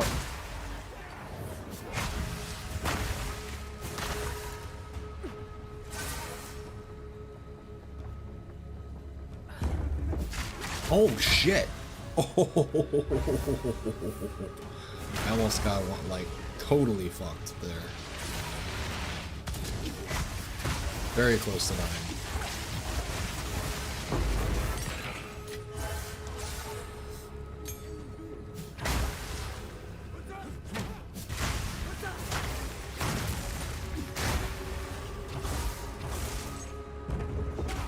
Ow. Dude, those guys are annoying. Fuck.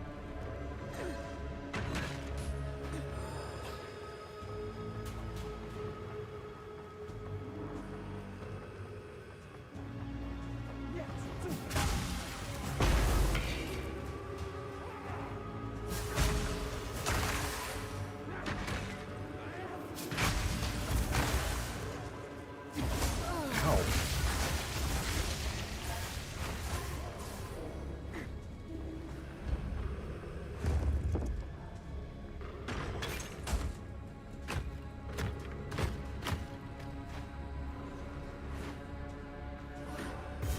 Ha! I got the checkpoint, even without being close to it.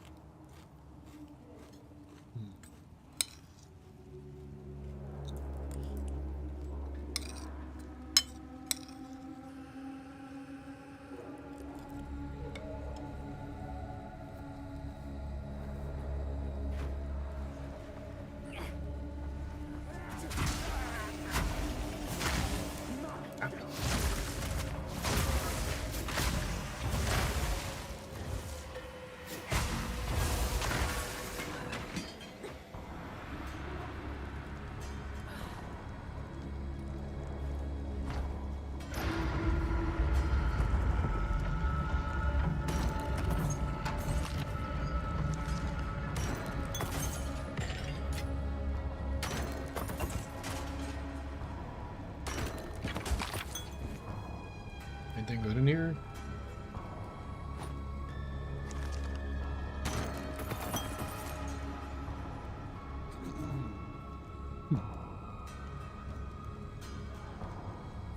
What am I looking for? Maybe these gloves? Oh shit. Well, it's just a common. Oops. It's not going to be necessarily better.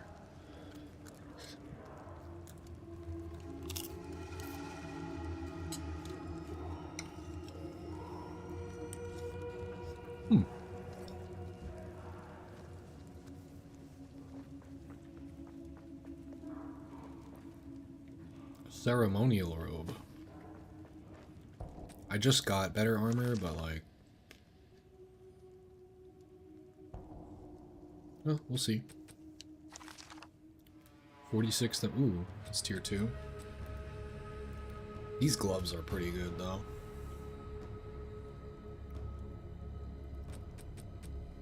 Max energy shield. What about the belt? Plus 29 lightning resist. This gives 14. Ooh. That already is better. This is a very low level belt. That would max my lightning resist. Actually. Right? Yeah, I only need 11 more. 14. Hell yeah. Alright. I need to upgrade that and then use that.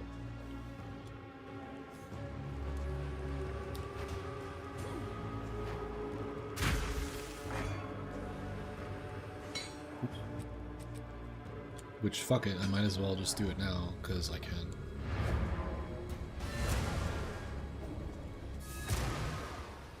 Not here, not now. Alright, Z-Belt.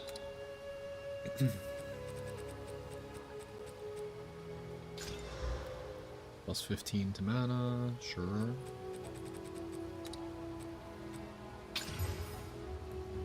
74 to stun threshold, whatever.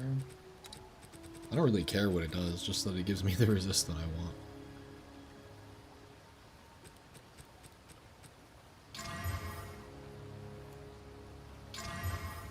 It gives me armor? Oh. I didn't have armor until now. And life. Huh. This does a bunch of stuff for charms and flasks.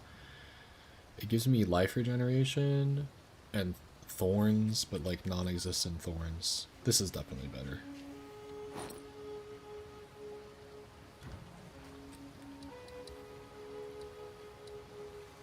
That gave me a little bit of armor, and now my lightning is maxed. Let's fucking go. Good shit.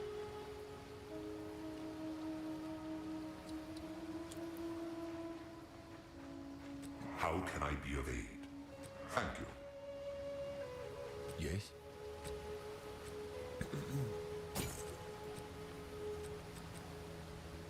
I didn't check to see if those were any good.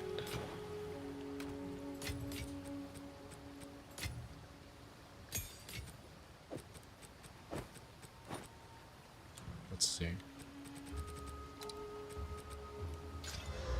Dex? Eh.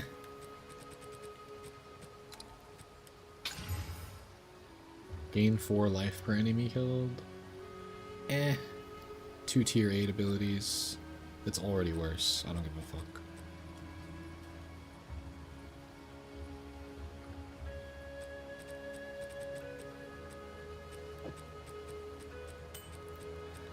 Hey, what's up, Nick?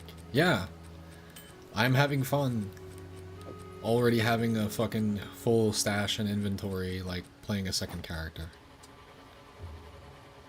No, this is, well, you'll see.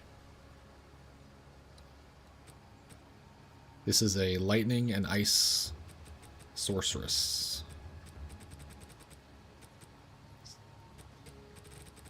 And I just found the NPC in the ice place that gives you like the random uniques that might be good. And it found this, and I thought it was cool. It's not something that I can necessarily use, unless if there's an easy way to switch weapon sets, like there is in Path of Exile 1, but from what I found, you have to manually switch. Then I can, well, that's not true. I could use Sigil of Power, which is a cool skill, right? But then I can't switch back to my wand except for pressing menu and then switching back manually. Unless if I use the wand spell, which is Chaos Bolt, which is not for my build. So, I want to use Sigil of Power, but I don't know how to. So I just have the staff equipped because it looks cool right now. I literally just got this unique staff. Basically done with the campaign, almost already.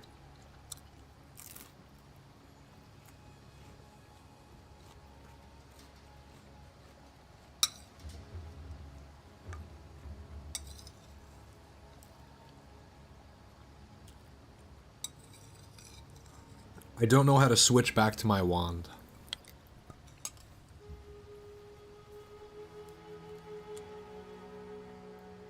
You know what I mean? Like, if I use the binded skill, it takes out the staff. Now, I can't switch back to the wand. There's like a menu to assign skills to controller. Yeah, of course. The problem is, when I use the staff skill, it equips the staff. I don't want the staff equipped, I want to put my wand back on. So I get the wand stats and the focus stats. And you can't do that other than coming back to this menu and going and swapping it. Because when I have the staff equipped and I use spells, it'll just keep the staff equipped. In the first Path of Exile, there was a button to press to toggle your weapon set, and it wasn't only when the game was paused. You could do it whenever you wanted, in real time. That's what I need. But I don't know if that exists in this game. And the workaround is I'll wait until I get a better wand that gives me an ability that I'll actually use. The wand I have right now, it's great, but it uses Chaos Bolt, and I don't care about Chaos Bolt at all. There is a button. Really?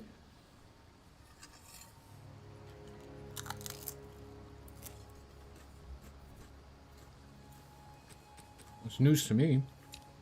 Let me see. Maybe I don't have it bound.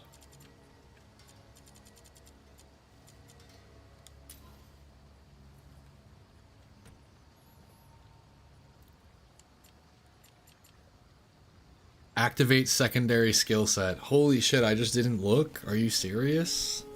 Oh my god. Wait, no, I already have that, No, that's not it. Okay, that's not it. Is this it? Toggle weapon set. Let's fucking go. Okay. So, it's a little convoluted because I already have so much shit going on here. I don't want it to be one of my main buttons. I'm gonna have to use it. It's gonna have to be an alternate button. So to switch weapon sets, I'll have to hold to the right and then like press R2 or some shit. But now I can do it. Now I get more damage. Yay! But I just have to stay in my fucking what's it called? Oh yeah, I don't care about this. Go on. Go away. Thank you. I could have maybe just looked, but I figured I would ask the question to somebody who knew. Awesome. So now it's kind of annoying I have to do that still. But if I wanted to, I could make the sigil and then switch back to my wand. And now I'm chilling. Yes. And that gives me a DPS boost. The more mana I spend it, like while I'm standing in it.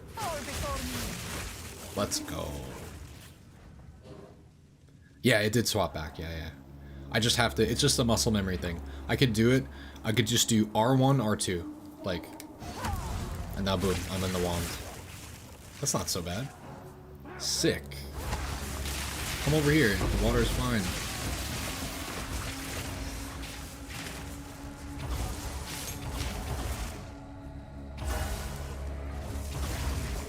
So that could be like my new thing I do when I'm trying to do damage. Like this, switch back. Oh my god, I almost died because the setup took so long. I just pressed all the wrong buttons. Yeah. I'm just playing through the campaign right now, so like I think I turn the loot filters off. Or I have them on like not strict at all.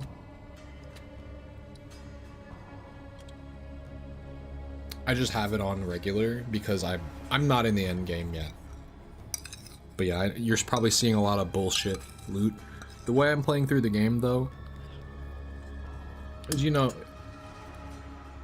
I have money, I can buy stuff to make the campaign stupidly easy, but I'm just using my currency to have fun. Like I'm finding stuff in the game and crafting what I need to keep going. Rather than like, you know what I mean? Just looking up stuff and buying it. The filter has leveling built in. Is this it here? So like, should I be using semi-strict now? If I'm not done with the campaign? I've been sitting on regular forever. I think maybe I can move on to semi-strict now.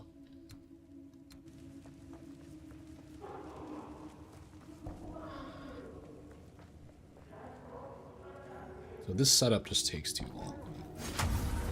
Do I have the wand? Can't tell. I do. It's not really necessary. It's mostly for boss fights. I don't need to do that craziness now. Yeah, semi-strict should be fine right now.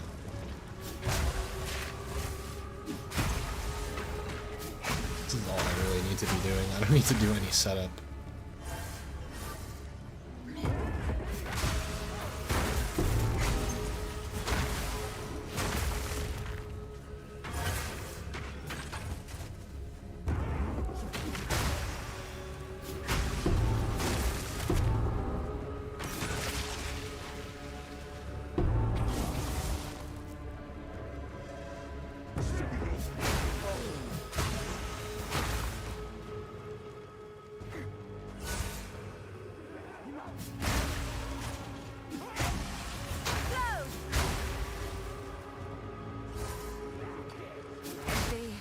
warm to the touch.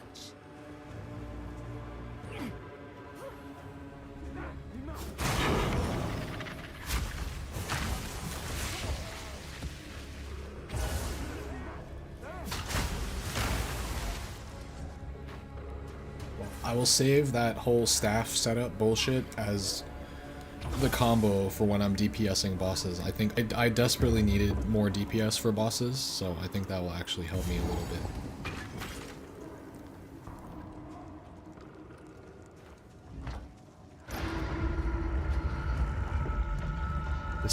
The sorcerer so far is not hitting as hard as the druid, I will say.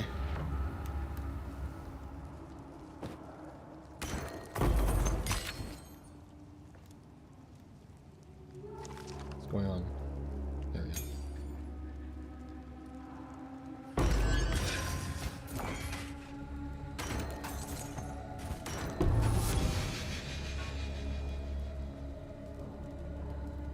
JTR. Ceremonial robe.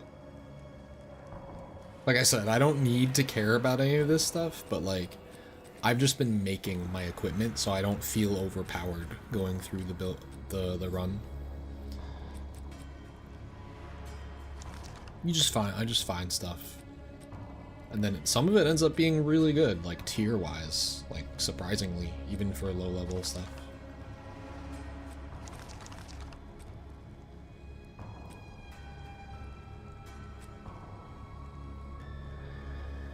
I think that's new.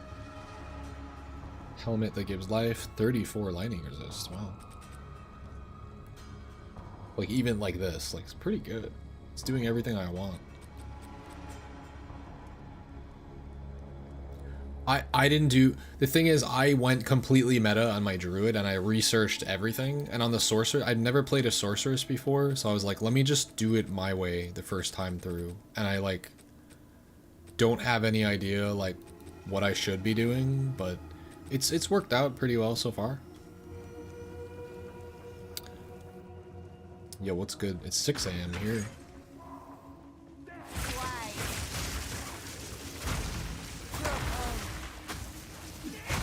I'm just doing what I do to have fun right now.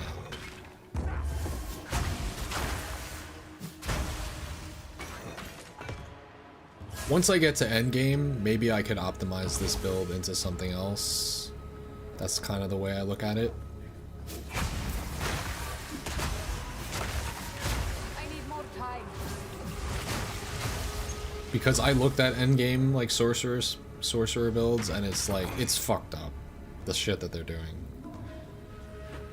It's much different than what what I'm doing.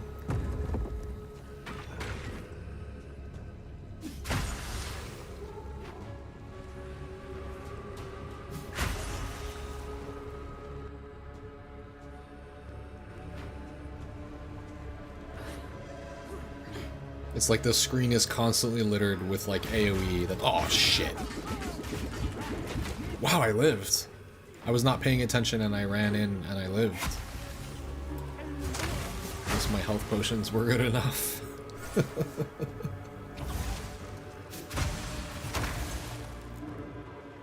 Ah, appreciate you, Haylog fan. Yo, have a good one.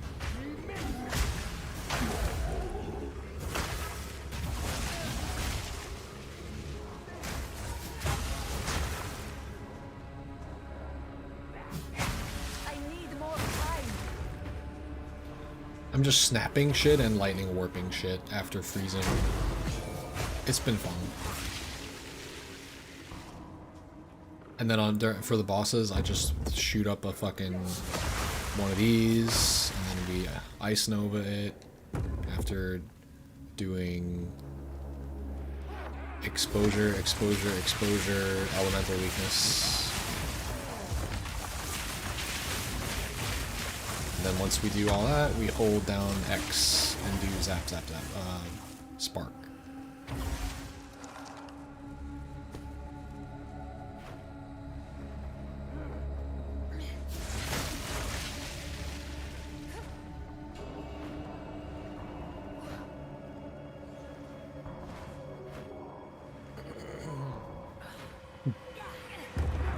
Oh god. No, I was running again. I gotta stop running through the doors.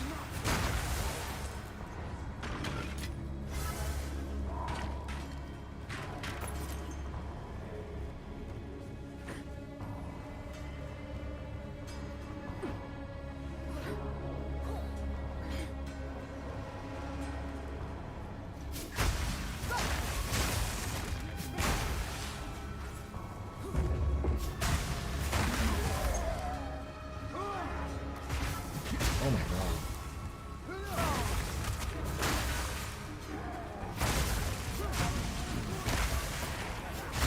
I can't do that yet.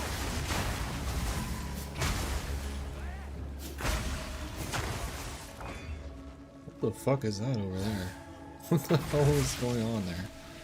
There was like a whirlpool of blood going on.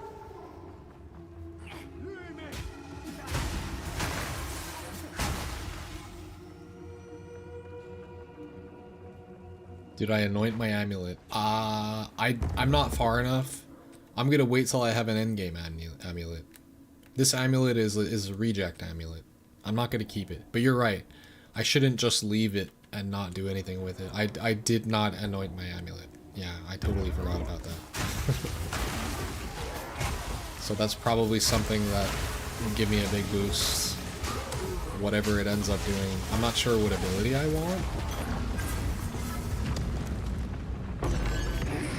But I'm sure there's something that works. Yeah, I should just put something. It's like, otherwise I'm like basically missing a piece of equipment for no reason. I think I ended up actually researching that really quickly. Mana, damage, cast speed. Let's see.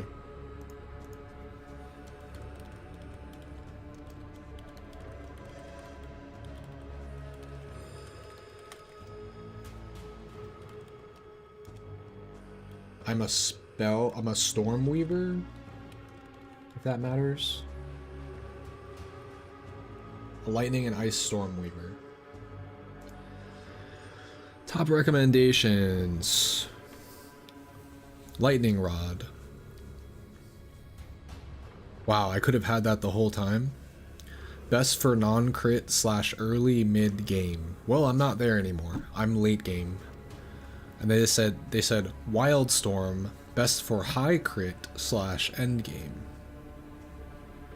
Maybe I could put Lightning Rod on. It would probably give me a huge boost.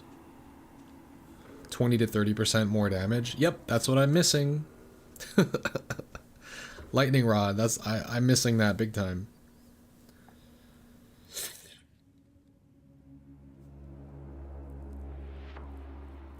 Yep. There's also Storm Charged, high damage output for lightning / spark builds. I do have a spark build, but Lightning Rod seems like it could be good. 20 to 30% more damage. I'm not exclusively using lightning though.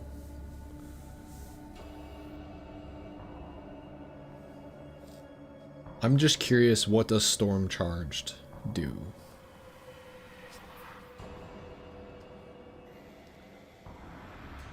It says non-crit / budget Lightning Rod. Highly recommended. Very high damage for the cost. Wildstorm. Expensive, but superior at higher endgame crit, so I won't do that now. And then there's a defense one. Lightning Rod is generally considered the best. Okay. I thought I was going to get Lightning Rod later on with like in a different way. I thought you had to use what's it called? I thought you had to use a unique jewel. So to the point where I actually bought one and I was saving it for endgame. But I didn't, like I said, I didn't research it too much this time around. So I have this one,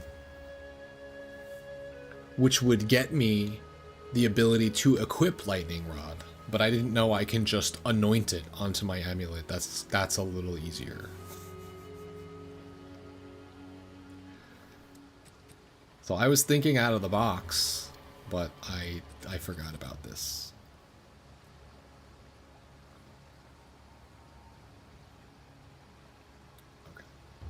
So how do we make... How do we do this again? What distills do I need? I don't know. Let me check. I'm sure I have them.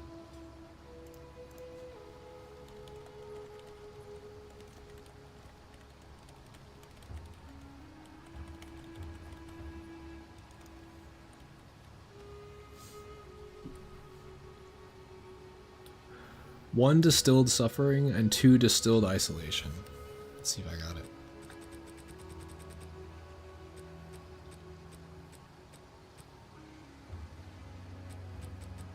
Oh no. Am I just shit out of luck? That's expensive. Fuck. Really? They said it was budget.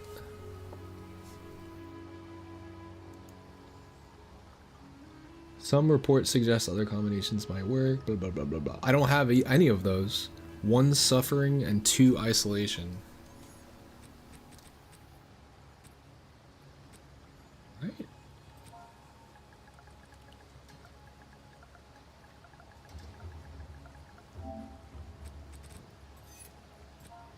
Let's see. Again, like I said, if it's expensive, I'm not gonna like use it on my reject amulet here. And is this something that you can get, like... Not here.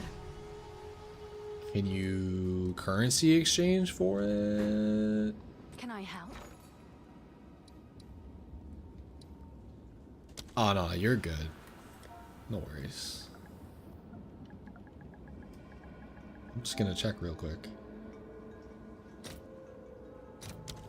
So you say they're expensive. What does that mean? What the fuck? Bro, no! Are you kidding me? Nah.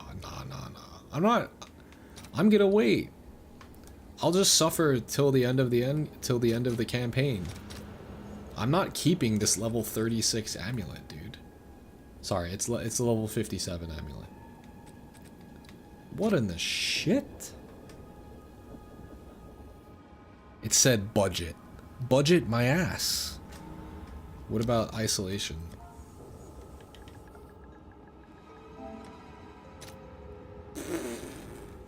Fuck you.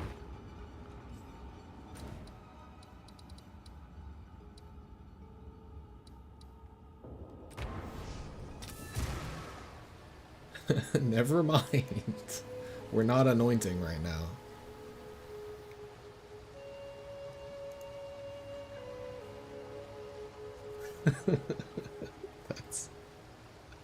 That's funny, bro.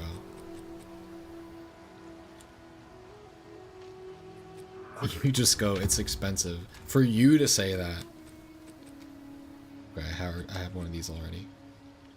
Ah, I see.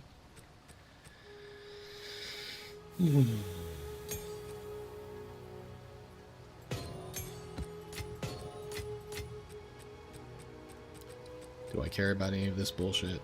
Not really. Not especially. Oh, tier 1 and tier 2, though. Potentially good. I just like to have fun and just actually use my currency. Just to see if I get anything worthwhile. This one's doing a ton of energy shield shit. I don't think this can be beat, to be honest. It's level 49. I just end up wasting all my fucking exalts on just like common shit, which is probably definitely not what you're supposed to do, but I don't care. I'm just having fun.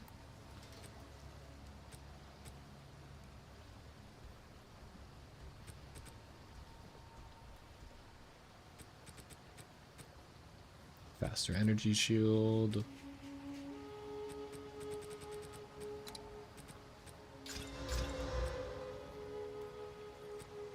Shit and shit.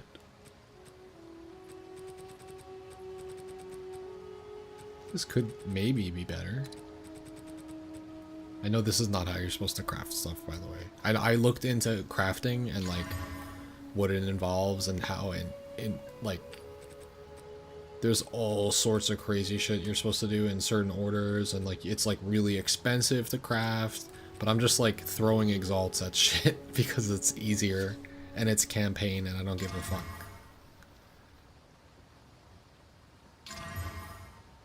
Yeah, it gets insane. And that's the only, that's like one of the ways to really make money in this game, right? All right, is this better? 162. Oh, it's better by 1. This gives me more rarity. This gives me 21% crit chance, so I would drop DPS 17.5. Oops.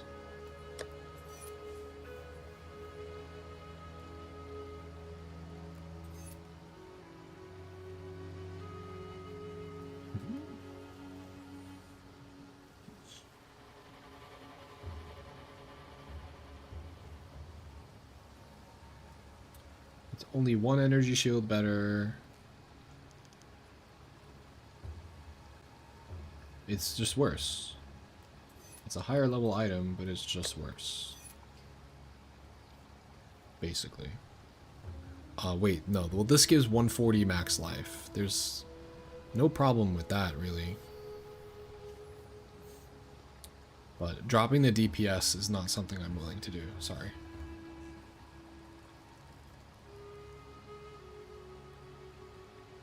Is it a negligible amount of DPS, though? It's only 21% crit chance. Let's check. You have it? You just have it? The lightning rod? I wouldn't even want to spend it on the amulet I have now, though. Like I said, this is only... I'm level 67, and this amulet is level 57. It's not a bad amulet. It's not terrible. It's giving me the stuff I want. Oh, yeah, the materials. I mean, it's on you, bro. You would give me the DPS I'm looking for right now.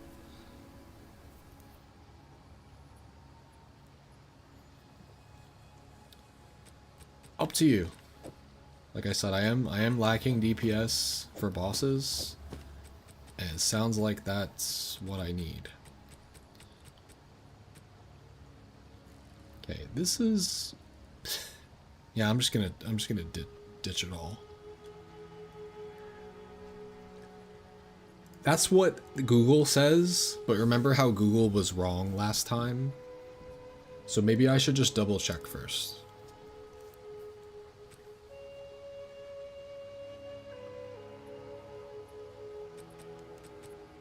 Like, how do I check again?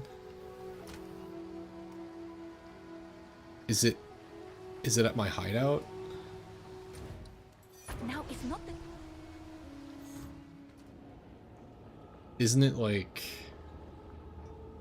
something? Am I wrong? No.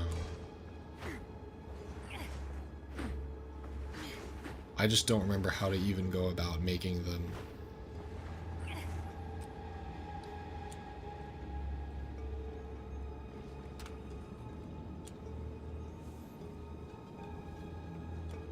It's in the hideout.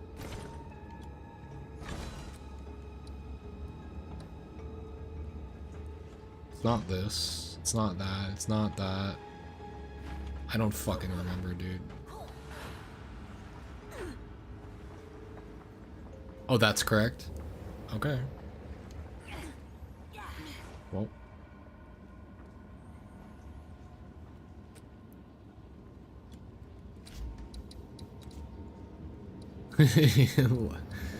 It looks like you're online.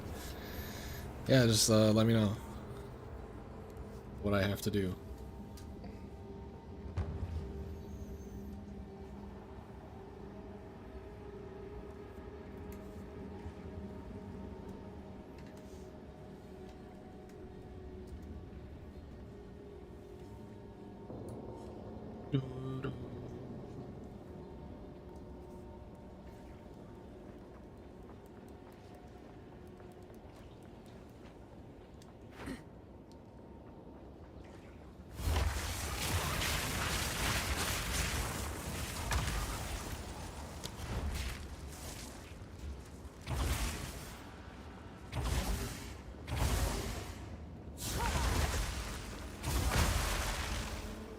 Do I have to do something? Invite you? Ah.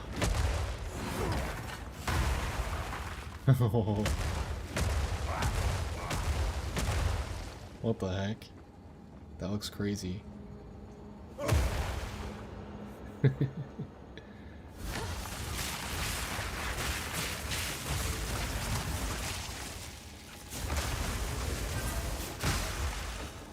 There, that's what I do. Was there a oh, I didn't see it. Sorry, I'm not paying attention.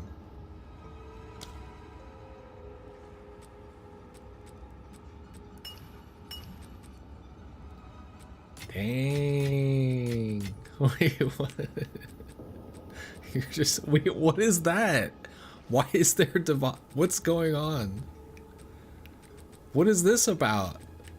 That's too much. I know you said you're done, but like, you just have divines to hand out? What the fuck?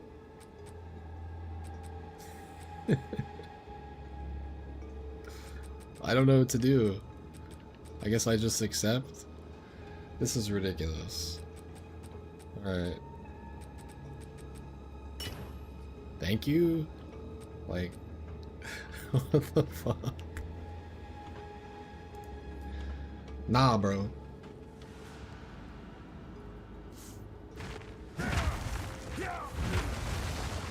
You go to sleep.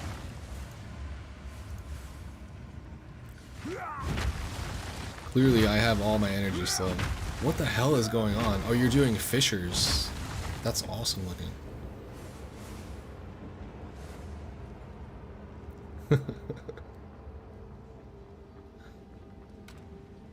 Alright, we just got really rich just now. Thanks to Mick over here. And we have this. So now we can open the window. So what is it? Lightning rod. I feel bad spending this shit on my shitty amulet that I have right now, but maybe I should buy a better amulet first. Like, I'm only level 67, so I can't even like equip something like super good. I don't think I'll find anything necessarily better than what I have right now. Yeah, I definitely will. My amulet, it needs work. It's just it's a placeholder, right? I may or may not need the plus 10 attributes on it also for the way I'm spec'd currently. I don't think I do actually. 36 dex, 26 strength. I'm not... Yeah, no, I don't. I don't need that at all. Actually. It's just there for the cast speed at this point. No, you... The thing is, I can't even... Oh, wait. Required level, huh? So, what I would do is I would just purchase a better amulet. So, what do we recommend? Oh. You just have one? I just don't want to... I don't want to upgrade something that's like shit. I don't even know how bad it is. It actually maybe isn't even that bad. It has a tier 2 24% increased cast speed. It gives me crit chance. And then the rest of it is whatever. I guess those are the only decent things on it. Technically it's giving me 24 intelligence, which gives me 5, 10, 15, 20. I'm okay to drop 4 into skill slots for intelligence, because I'll go down to 27, I'll be fine. But I'm sure any worthwhile amulet is probably giving intelligence, no? Maybe, if that's a thing. My resistances are fine. They're fine. I don't even really need resistances on my amulet. I'm sure just with normal equipment I'll get there just fine. I'm almost capped.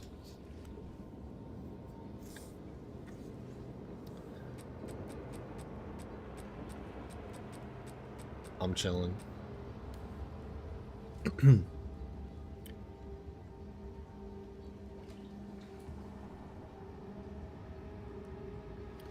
Yeah, I'm level 67.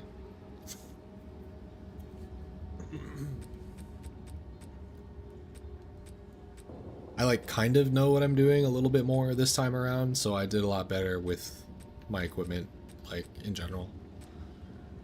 Wait, you have something that I can actually equip?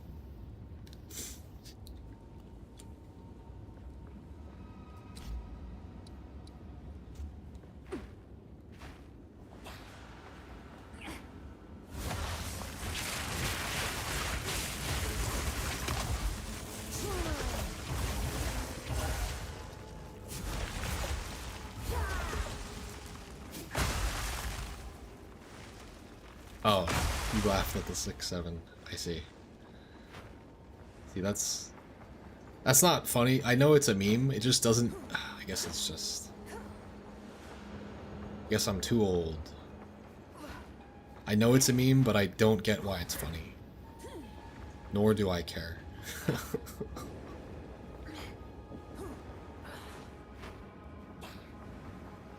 It always comes down to, it was a lyric from a rap song, and I'm like, okay, well, how is that funny? Like, who cares?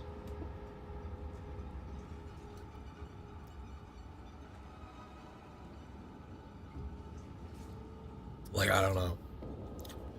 I'm out of touch, I guess, with popular culture.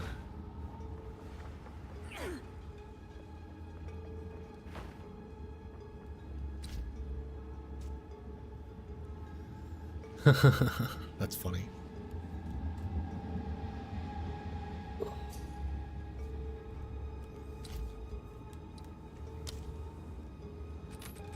What have you got here? +6 to all, 47% increased armor. Ooh, it gives +1 to level of all spell skills? Oh shit. I would say that's better, just by itself. I see. Well, 69 is just... There's just so many... It has so much overlap. It's got the... You know... The dirty definition, and then it's like... It's like... That's a meaningful number in Smash culture. It's taken on its, like, own identity. When you're at 69% and you pop off because you're at the magic percent. And you don't take any damage, and then you win the game after 0 to nothing somebody. It's real. It was 4 Exalt. Dang. Well, my build doesn't have any armor at all. It's an energy shield build, but I don't care. Like, I'll still take this. I'm pretty sure it's gonna increase my DPS with the +1 level of all spell skills just by itself. Yeah, I think that's fine. In fact, we'll see my DPS skyrocket here. Oh, it actually just went up a fair amount. Nothing, like, ridiculous. And I'm saying that, but the lightning warp went up by a lot.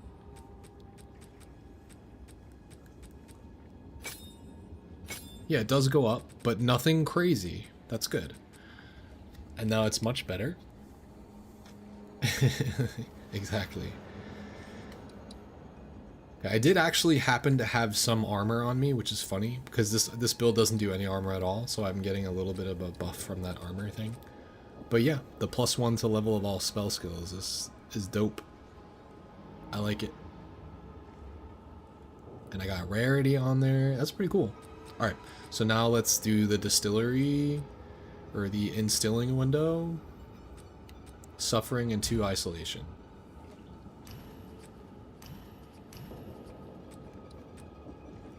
Is it gonna tell me what it's gonna do before I do it?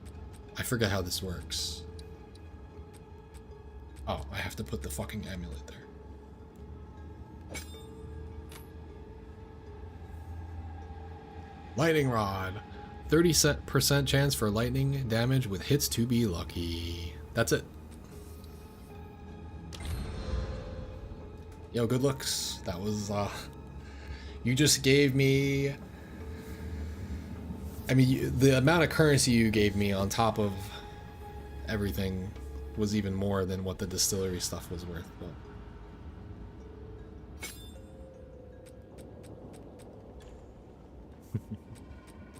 Lightning Rod. which should have now boosted my damage even more. 30% chance for lightning damage with hits to be lucky. And lightning is like not a like consistent amount of damage because of the like the min to max. So what does lucky mean again?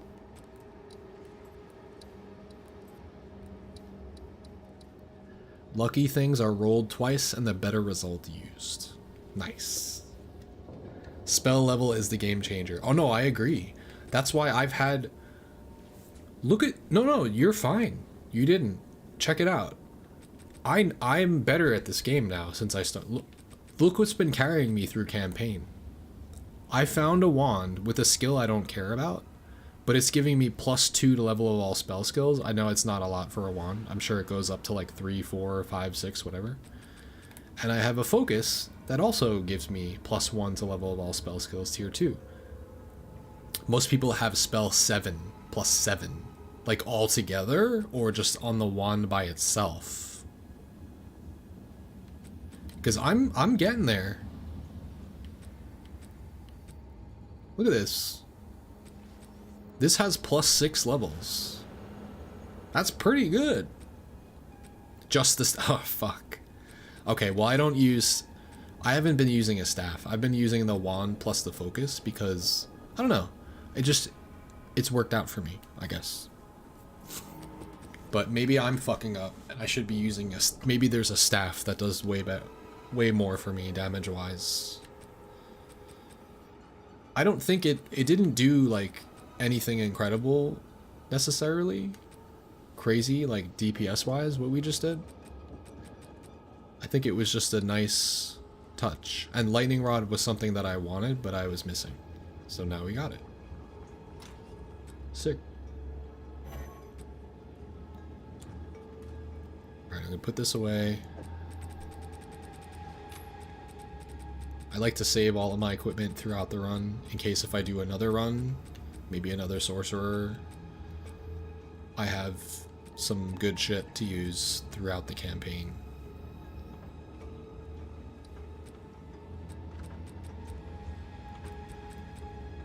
The rest of the shit can get sold. Fuck. Can I help?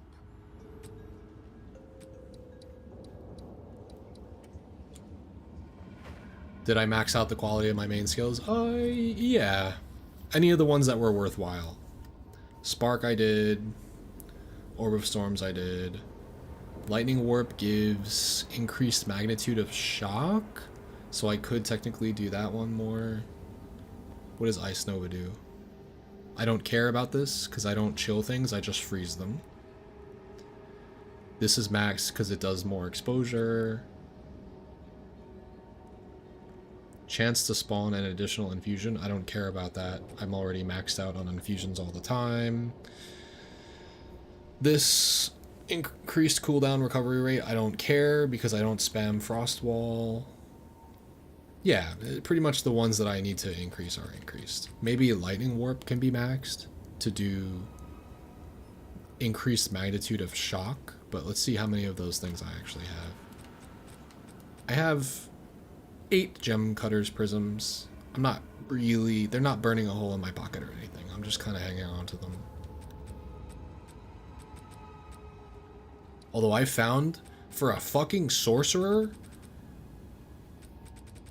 I have way too many goddamn skills, and I'm really happy that I saved all of my support gem level 5s because I've just been using those bitches up throughout this whole run. But now I'm starting to find them again, so we're good. But I had enough stocked up that I was just able to give myself crazy support gems that I should not be able to have, like early on in the game, pretty much. But that's the beauty of, you know, the replayability, I guess. Alright, good shit. I appreciate you. You have like 200? That's a lot, my guy.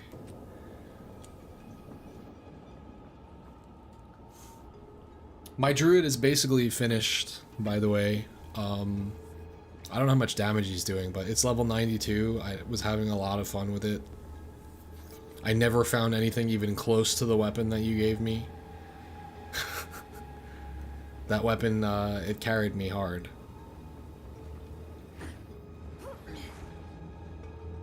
That's for sure. Wait, let's see what my real DPS is now.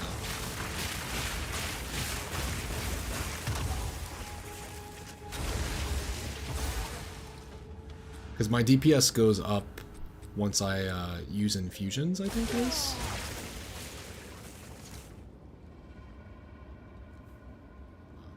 It's nothing crazy. It's not crazy yet. It's not really indicative of how much damage I do because Spark is just this move that shoots out 1,000,000 projectiles that hit 1,000,000,000 times. So. Alright, back to the campaign, I guess. Yeah, it's weird. It's not doing anything crazy. It's just ice and electric. It does a little bit of everything, and maybe that's the problem. It's not, like, specialized enough, maybe.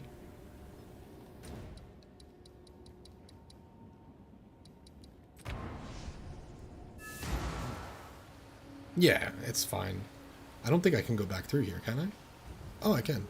But it's gonna be respawned because I waited too long. Fuck. Yeah, that's what I figured. We'll have to start over, but now I have more DPS. How can I advise? Speak. Make sure I'm not getting rid of anything useful here. Just in case. Okay.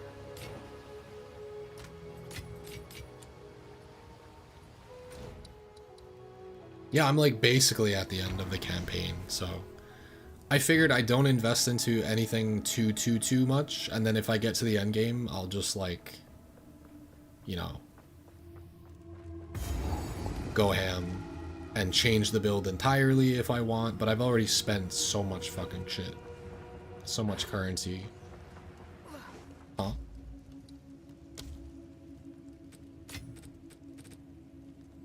Oh, I've only found one of those ever, and it was on stream. I don't know if you were here for it, and I used it on my druid,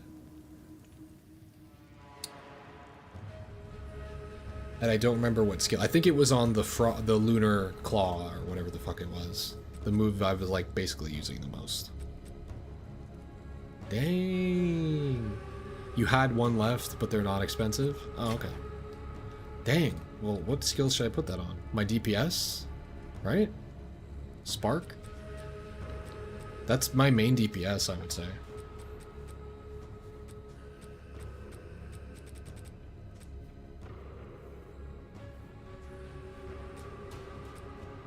Then I can put another skill on it. Shit. I'm just like, I'm iffy because I don't know if this is going to be the... I don't know if this is my main DPS skill, and that's like part of why this build has an issue. It is. It is. It is.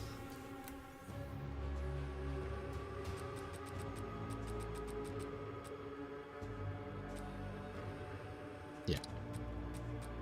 Alright, so we put it on there, and now we get to give Spark another skill. Support gem. We already have Lightning Mastery. This is doing a lot. Increase 20% increased cast speed. Doing more damage. Whoa, they're one divine each? Holy shit, I didn't know. Okay, well, let's put another skill on there. Another support gem.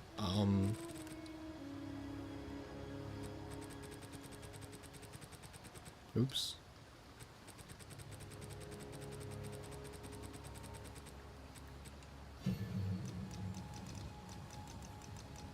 Spark. What else could we put on Spark?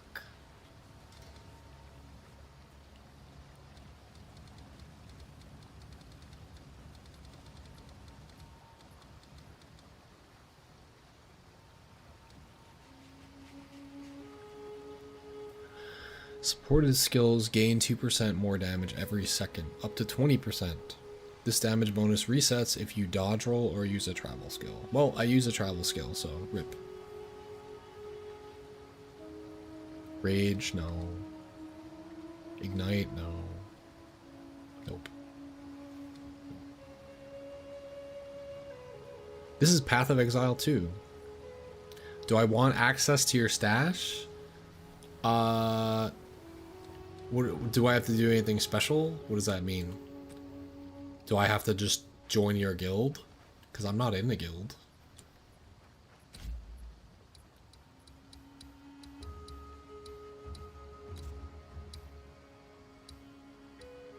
Oh. There we go. Now I guess I'm in a guild.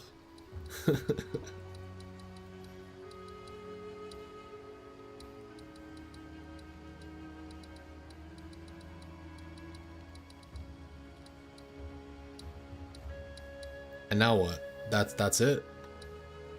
I have access to it now?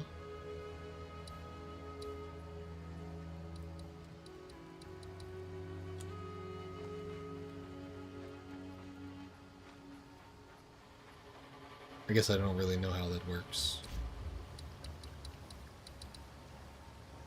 There's a guild stash next to the regular one. Oh! It just appeared? What the heck? Oh wow.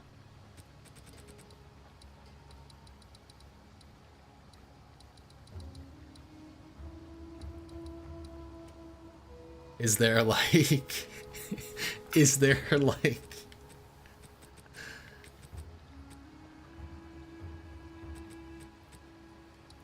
like an etiquette to this? Like what's good with this? None of us have played this month. Oh, okay. Well, I will observe your stash carefully and not take anything. You can grab whatever. Holy shit. That's funny.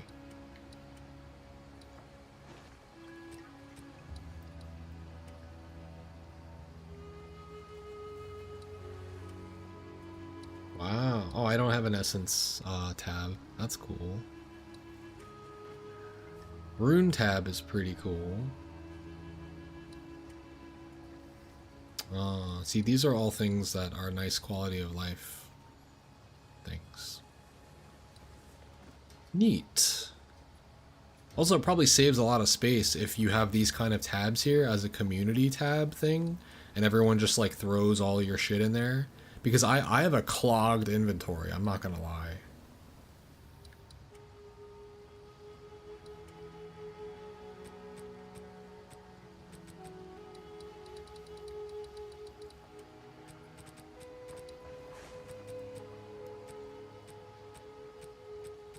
Some of this shit I've just never even seen before.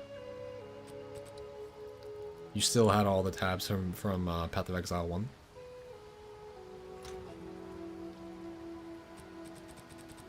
Yeah, see, like, I'm like a hoarder, so I just have too much shit. And not the right tabs to put them in. So it's like all unorganized and shit. This is completely unnecessary, I found. This is just like for personal completion, I guess. Hey look, I still have these. I haven't used them yet. I guess that means I haven't fully beaten the game. But I was saving them for when I was ready. Also, apparently these are worth a lot. I'm not ready? Oh shit. I haven't like really found too many of these. This is in my from my druid file. These apparently are worth a lot, but they're worth more to actually do them, and then you get like a shit ton of stuff that's really expensive for completing the expeditions or something. I don't know. I don't know too much about that.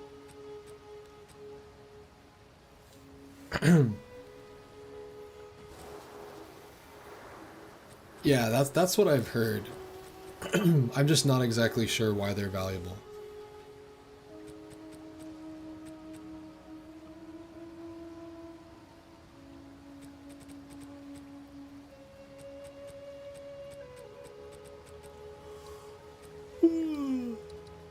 But yeah, I've made it all the way up to tier 15. I just I researched it a little bit, and apparently tier 16 is like pretty rare to get. But yeah, I've been able to complete tier 15s like no problem with my druid. Oh yeah, the shards you get there are worth like shit tons. Like they're worth like divines, basically. What was I gonna say?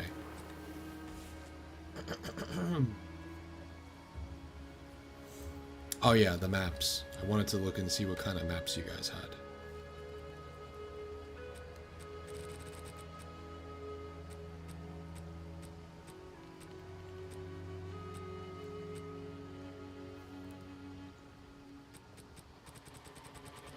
I don't know really what's good with maps.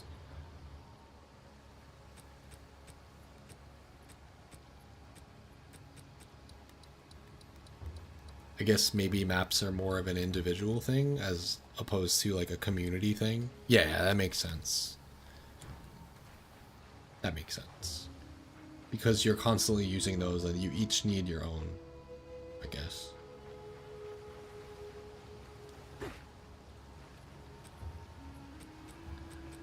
Welp. Cool, I'm in a guild now. Awesome.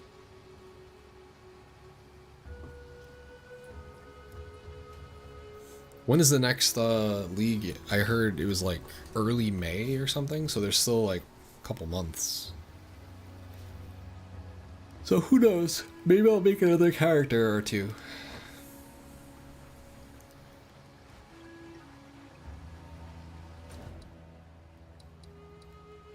Alright, well, good looks, Mick, as always, for the hookup. Let's see what my DPS is looking like. Oh, way better. Oh, it was so bad before. It's like I didn't have DPS before.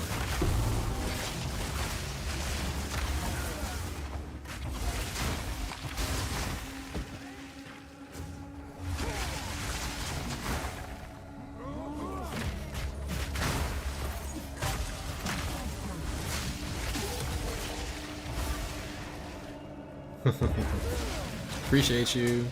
Yo, have a good one, dude.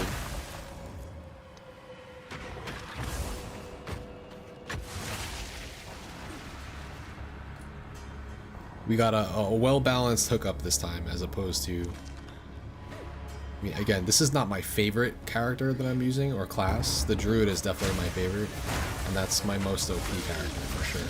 So, I'm happy that's the one that's OP.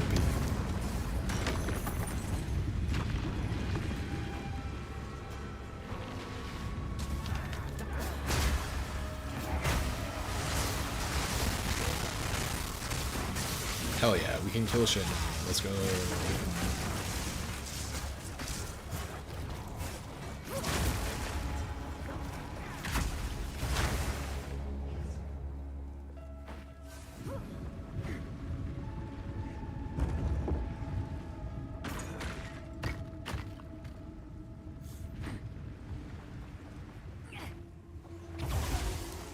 Just realized I'm still wearing my hoodie. I wasn't necessarily like trying to.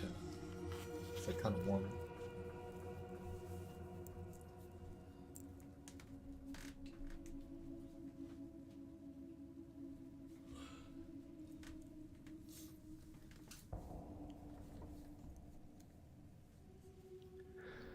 You struggled for hundreds of hours. Dude, I'll never know. I'll never know that struggle because of the weapon you gave me and anything else that benefited my druid.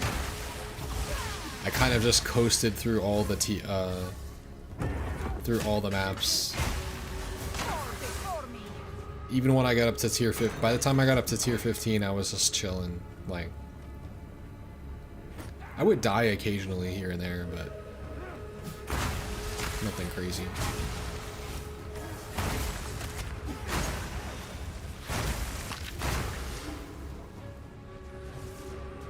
Yeah.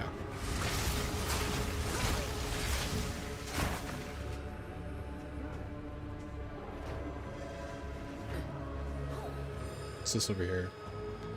Aha.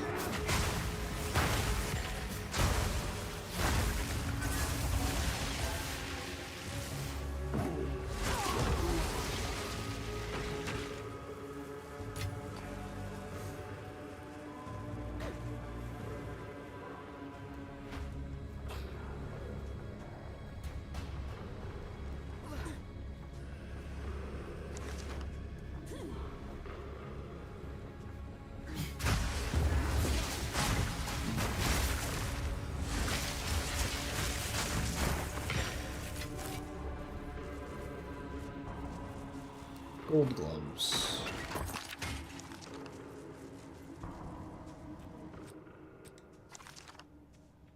No.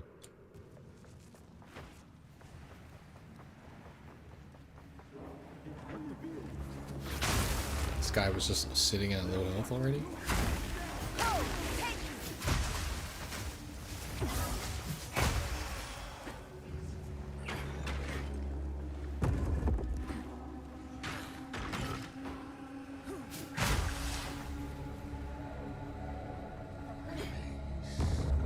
Stop.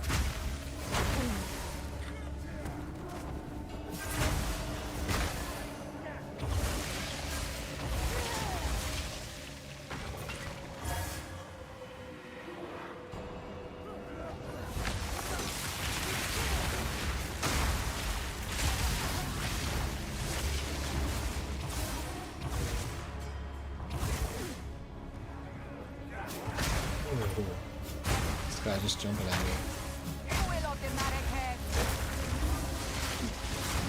Like, I don't even think I have like a proper like DPS like cycle going yet. I think I'm supposed to shock things by teleporting and then do all my damage. Like, get one thing to low health, then shock the ground, and then do everything else. Like that. Yeah, I think that's mostly it.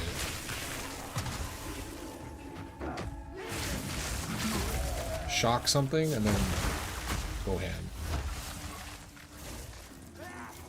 I can't do that.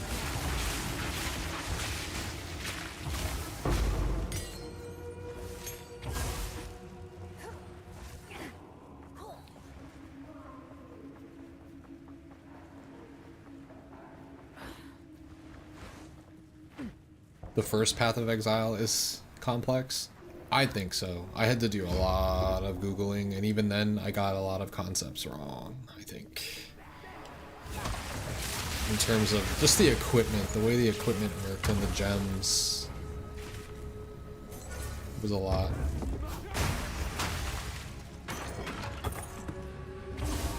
Could this focus be better than what I have? Probably not.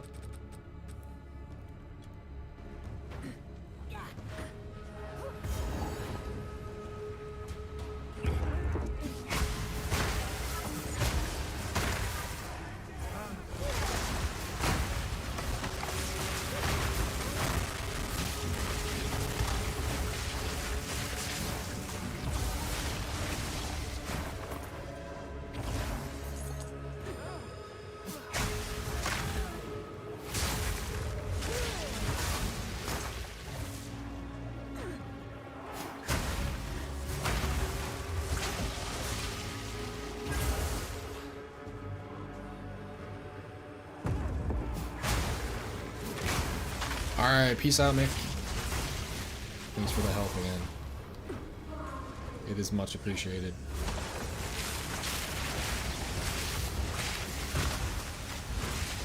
Die, bitch. Didn't break a sweat. A hardcore character? So wait, is that like if you die, you're dead kind of a thing? Is that like permadeath?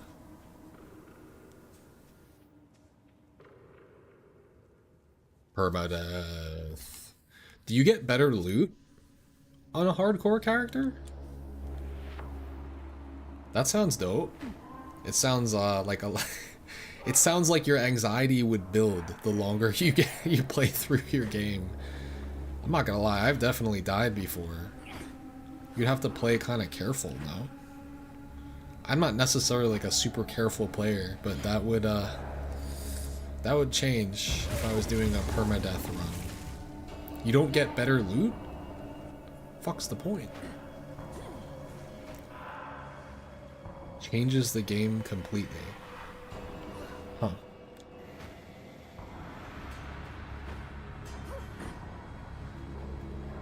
Well, I mean, yeah, you just, if you die, that's it. Well, if you die, do you get converted to to a different league, or does your character get deleted? How does that work? You just get moved out of that league or something?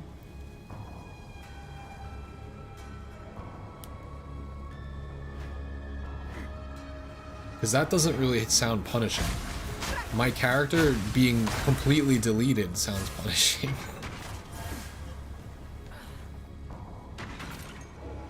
So I guess I'd have to research like what that means and like how is it different? Oh, it's gone forever. Oh. Well. At least the stash is shared between all characters. Yeah. I don't even know what I'm doing. I'm just like, I already made it to the end. I'm just like fucking looking around now. Oh, there's a vault I didn't do. Aha. Oh, fuck.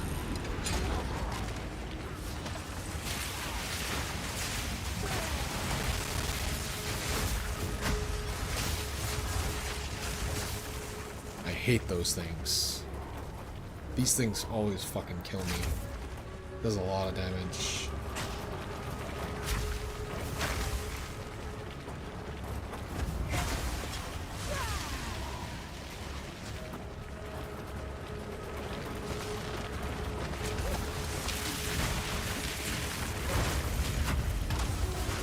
Alright, we did it, we did it. Like, even something like that right there, I was like a little worried that I would die. If I didn't have, because there are traps like that, or like whatever, the strong boxes, it just freezes you, and then you're frozen for like 4 seconds, and if you can't survive during that time, you die. So you would need equipment that like reduces your freeze duration, or like you need an insane amount of armor or energy shield to survive.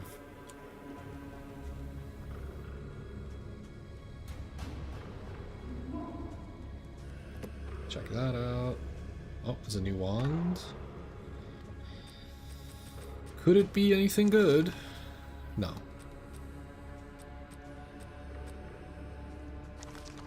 Fire damage? Don't care.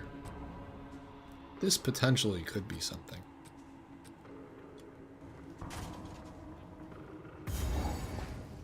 I mean, I don't know what class I would run, but I don't know, maybe I would be down. Sounds scary. I don't think I would last very long. But hardcore sounds like you would probably like team up with somebody, right? What I don't know is when you team up with somebody, do all the monsters get harder? Just because you're more people in a party? Wait, why can't I open this? Fuck? What the fuck? There's a vault right there. Why can't I open it? Glitch ass game. Oh, it scales. Oh, okay. Well, still, I think two heads are better than one, right? 2 sources of DPS, maybe.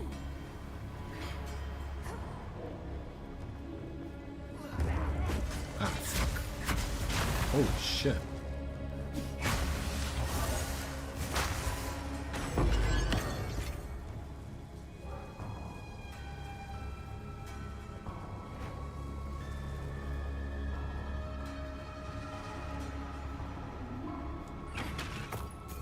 Well, there's another vault, and I don't know how to get into it. It, like, won't open. I guess that's fine. You've never gotten past Act 2. Have you only tried it on your own?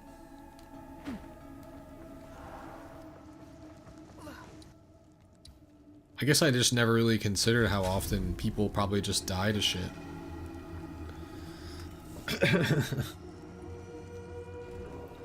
Dang.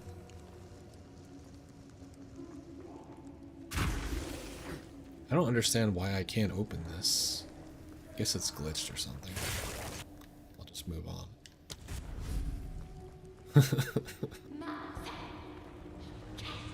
Listen now.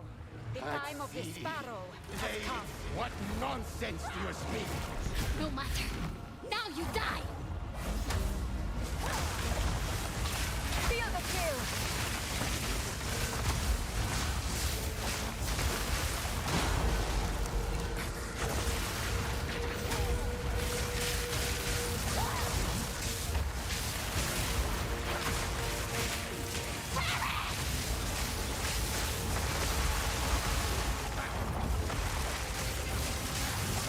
I'm struggling here. What the fuck? Holy shit.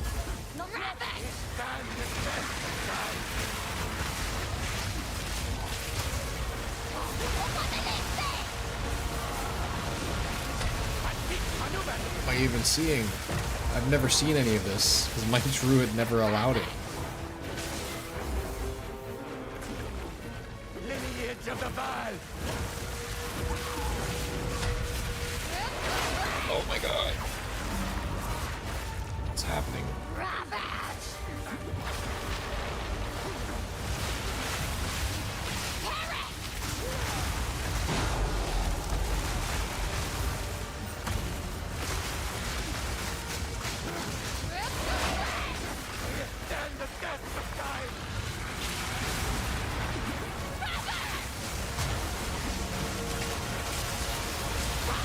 Don't die.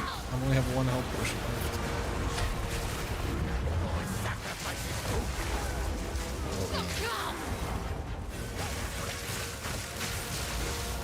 Wait, did she die? She's almost dead. Yes, I killed one. Or did I? Yes, one's dead. Let's go.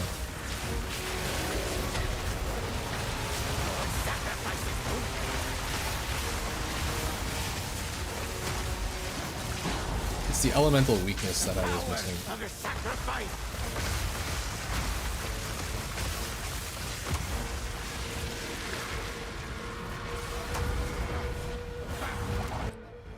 Make sure I have the right weapons on.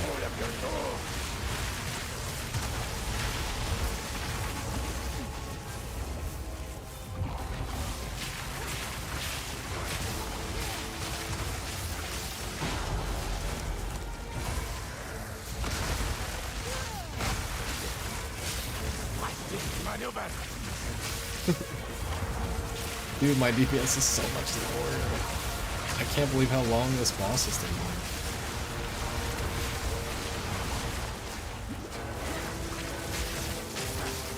Also, I haven't played in a while, so I don't necessarily know how to get my DPS to the max. Who did it though? Doriani lives. If he lives you as well, then kneel. That was a little rough. Maybe I should take some of these staffs and look at them and see if there's anything like worthwhile. Scepter. We have two potential, well, one potential wand. That might, nah, probably not. Probably not worth.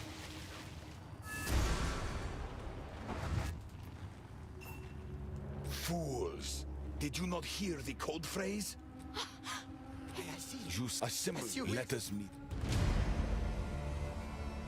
Who did it? Speak to the hooded one. I'm still confused why it wouldn't let me go in the vaults. It seems like a glitch.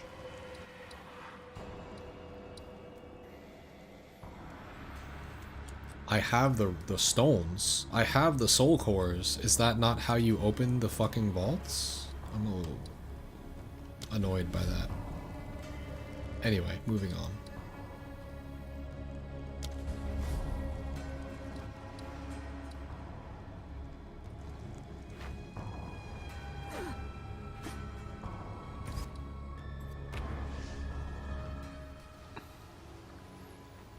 Quachik may have thee with.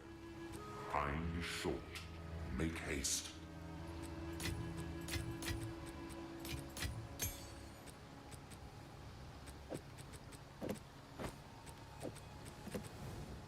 I wanted to check this out. This I don't care about. And then these two wands.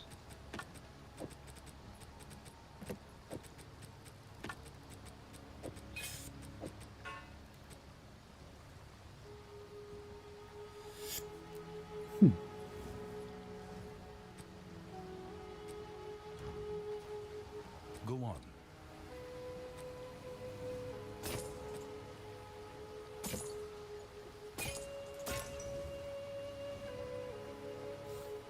%54% of damage as extra lightning. That actually is a lot. But it also does chaos, which I don't care about, so.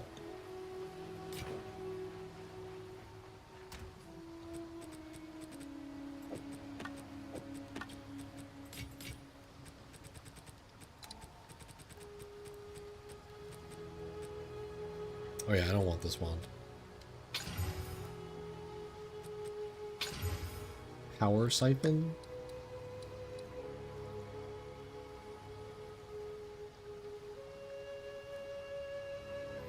Attempt to rip the life force from an enemy. Enemies within calling range will be highlighted and instantly killed on hit, granting a power charge. It only target enemies in calling range. It deals physical damage. I do not care about that.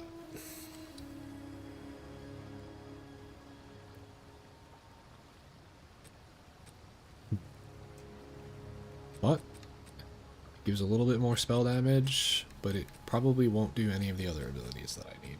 So we'll see.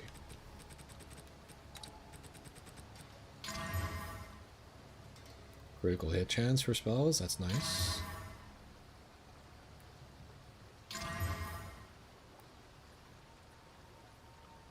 No, don't care.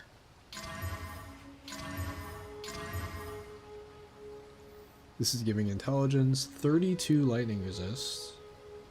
No, I still prefer what I have, I think. Something's clearly off with my build, though. Because I'm not nearly doing enough damage to these bosses, not even close.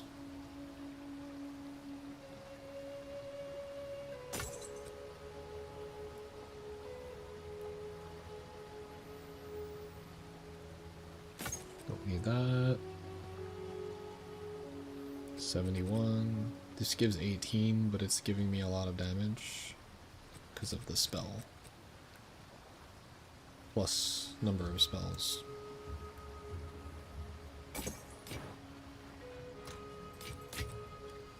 Alright, I wonder if I call it there. 7 a.m. Just talking to myself here. Nobody's awake. Really. People are going to work at this hour. I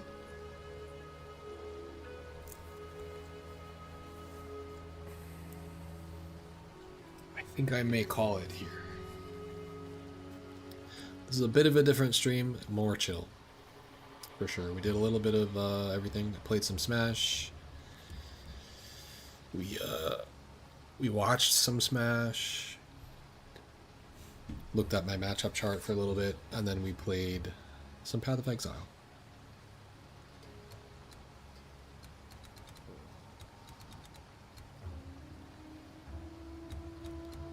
That's what I need. I need Ascensions, bro. Maybe that's what I'm missing here.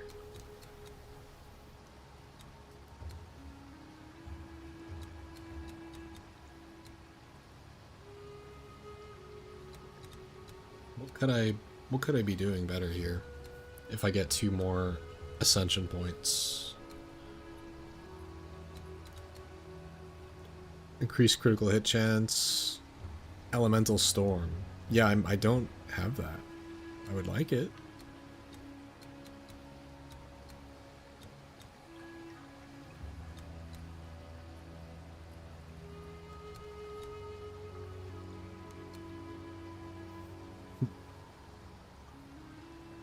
Having 2 shocks at once means instead of taking 20% more damage, they take 15% more damage twice if you have 2 shocks going. So they would take 30% more damage? Is that what that means? Sort of. All damage from hits contributes to shock chance. Interesting. I'm thinking maybe we get the elemental storm. So we'd get 1, 2, and then 3, 4. Yeah.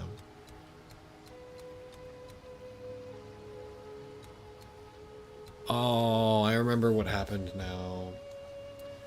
I made it to the end of the trial of Sekima's at like a level 61, so it was still within my character's capability. I made it to the boss and I underestimated the boss and I lost. After beating like 3 floors, I lost to the fucking boss at the end. Oh. And I haven't, and then that's what made me stop playing this game for a bit.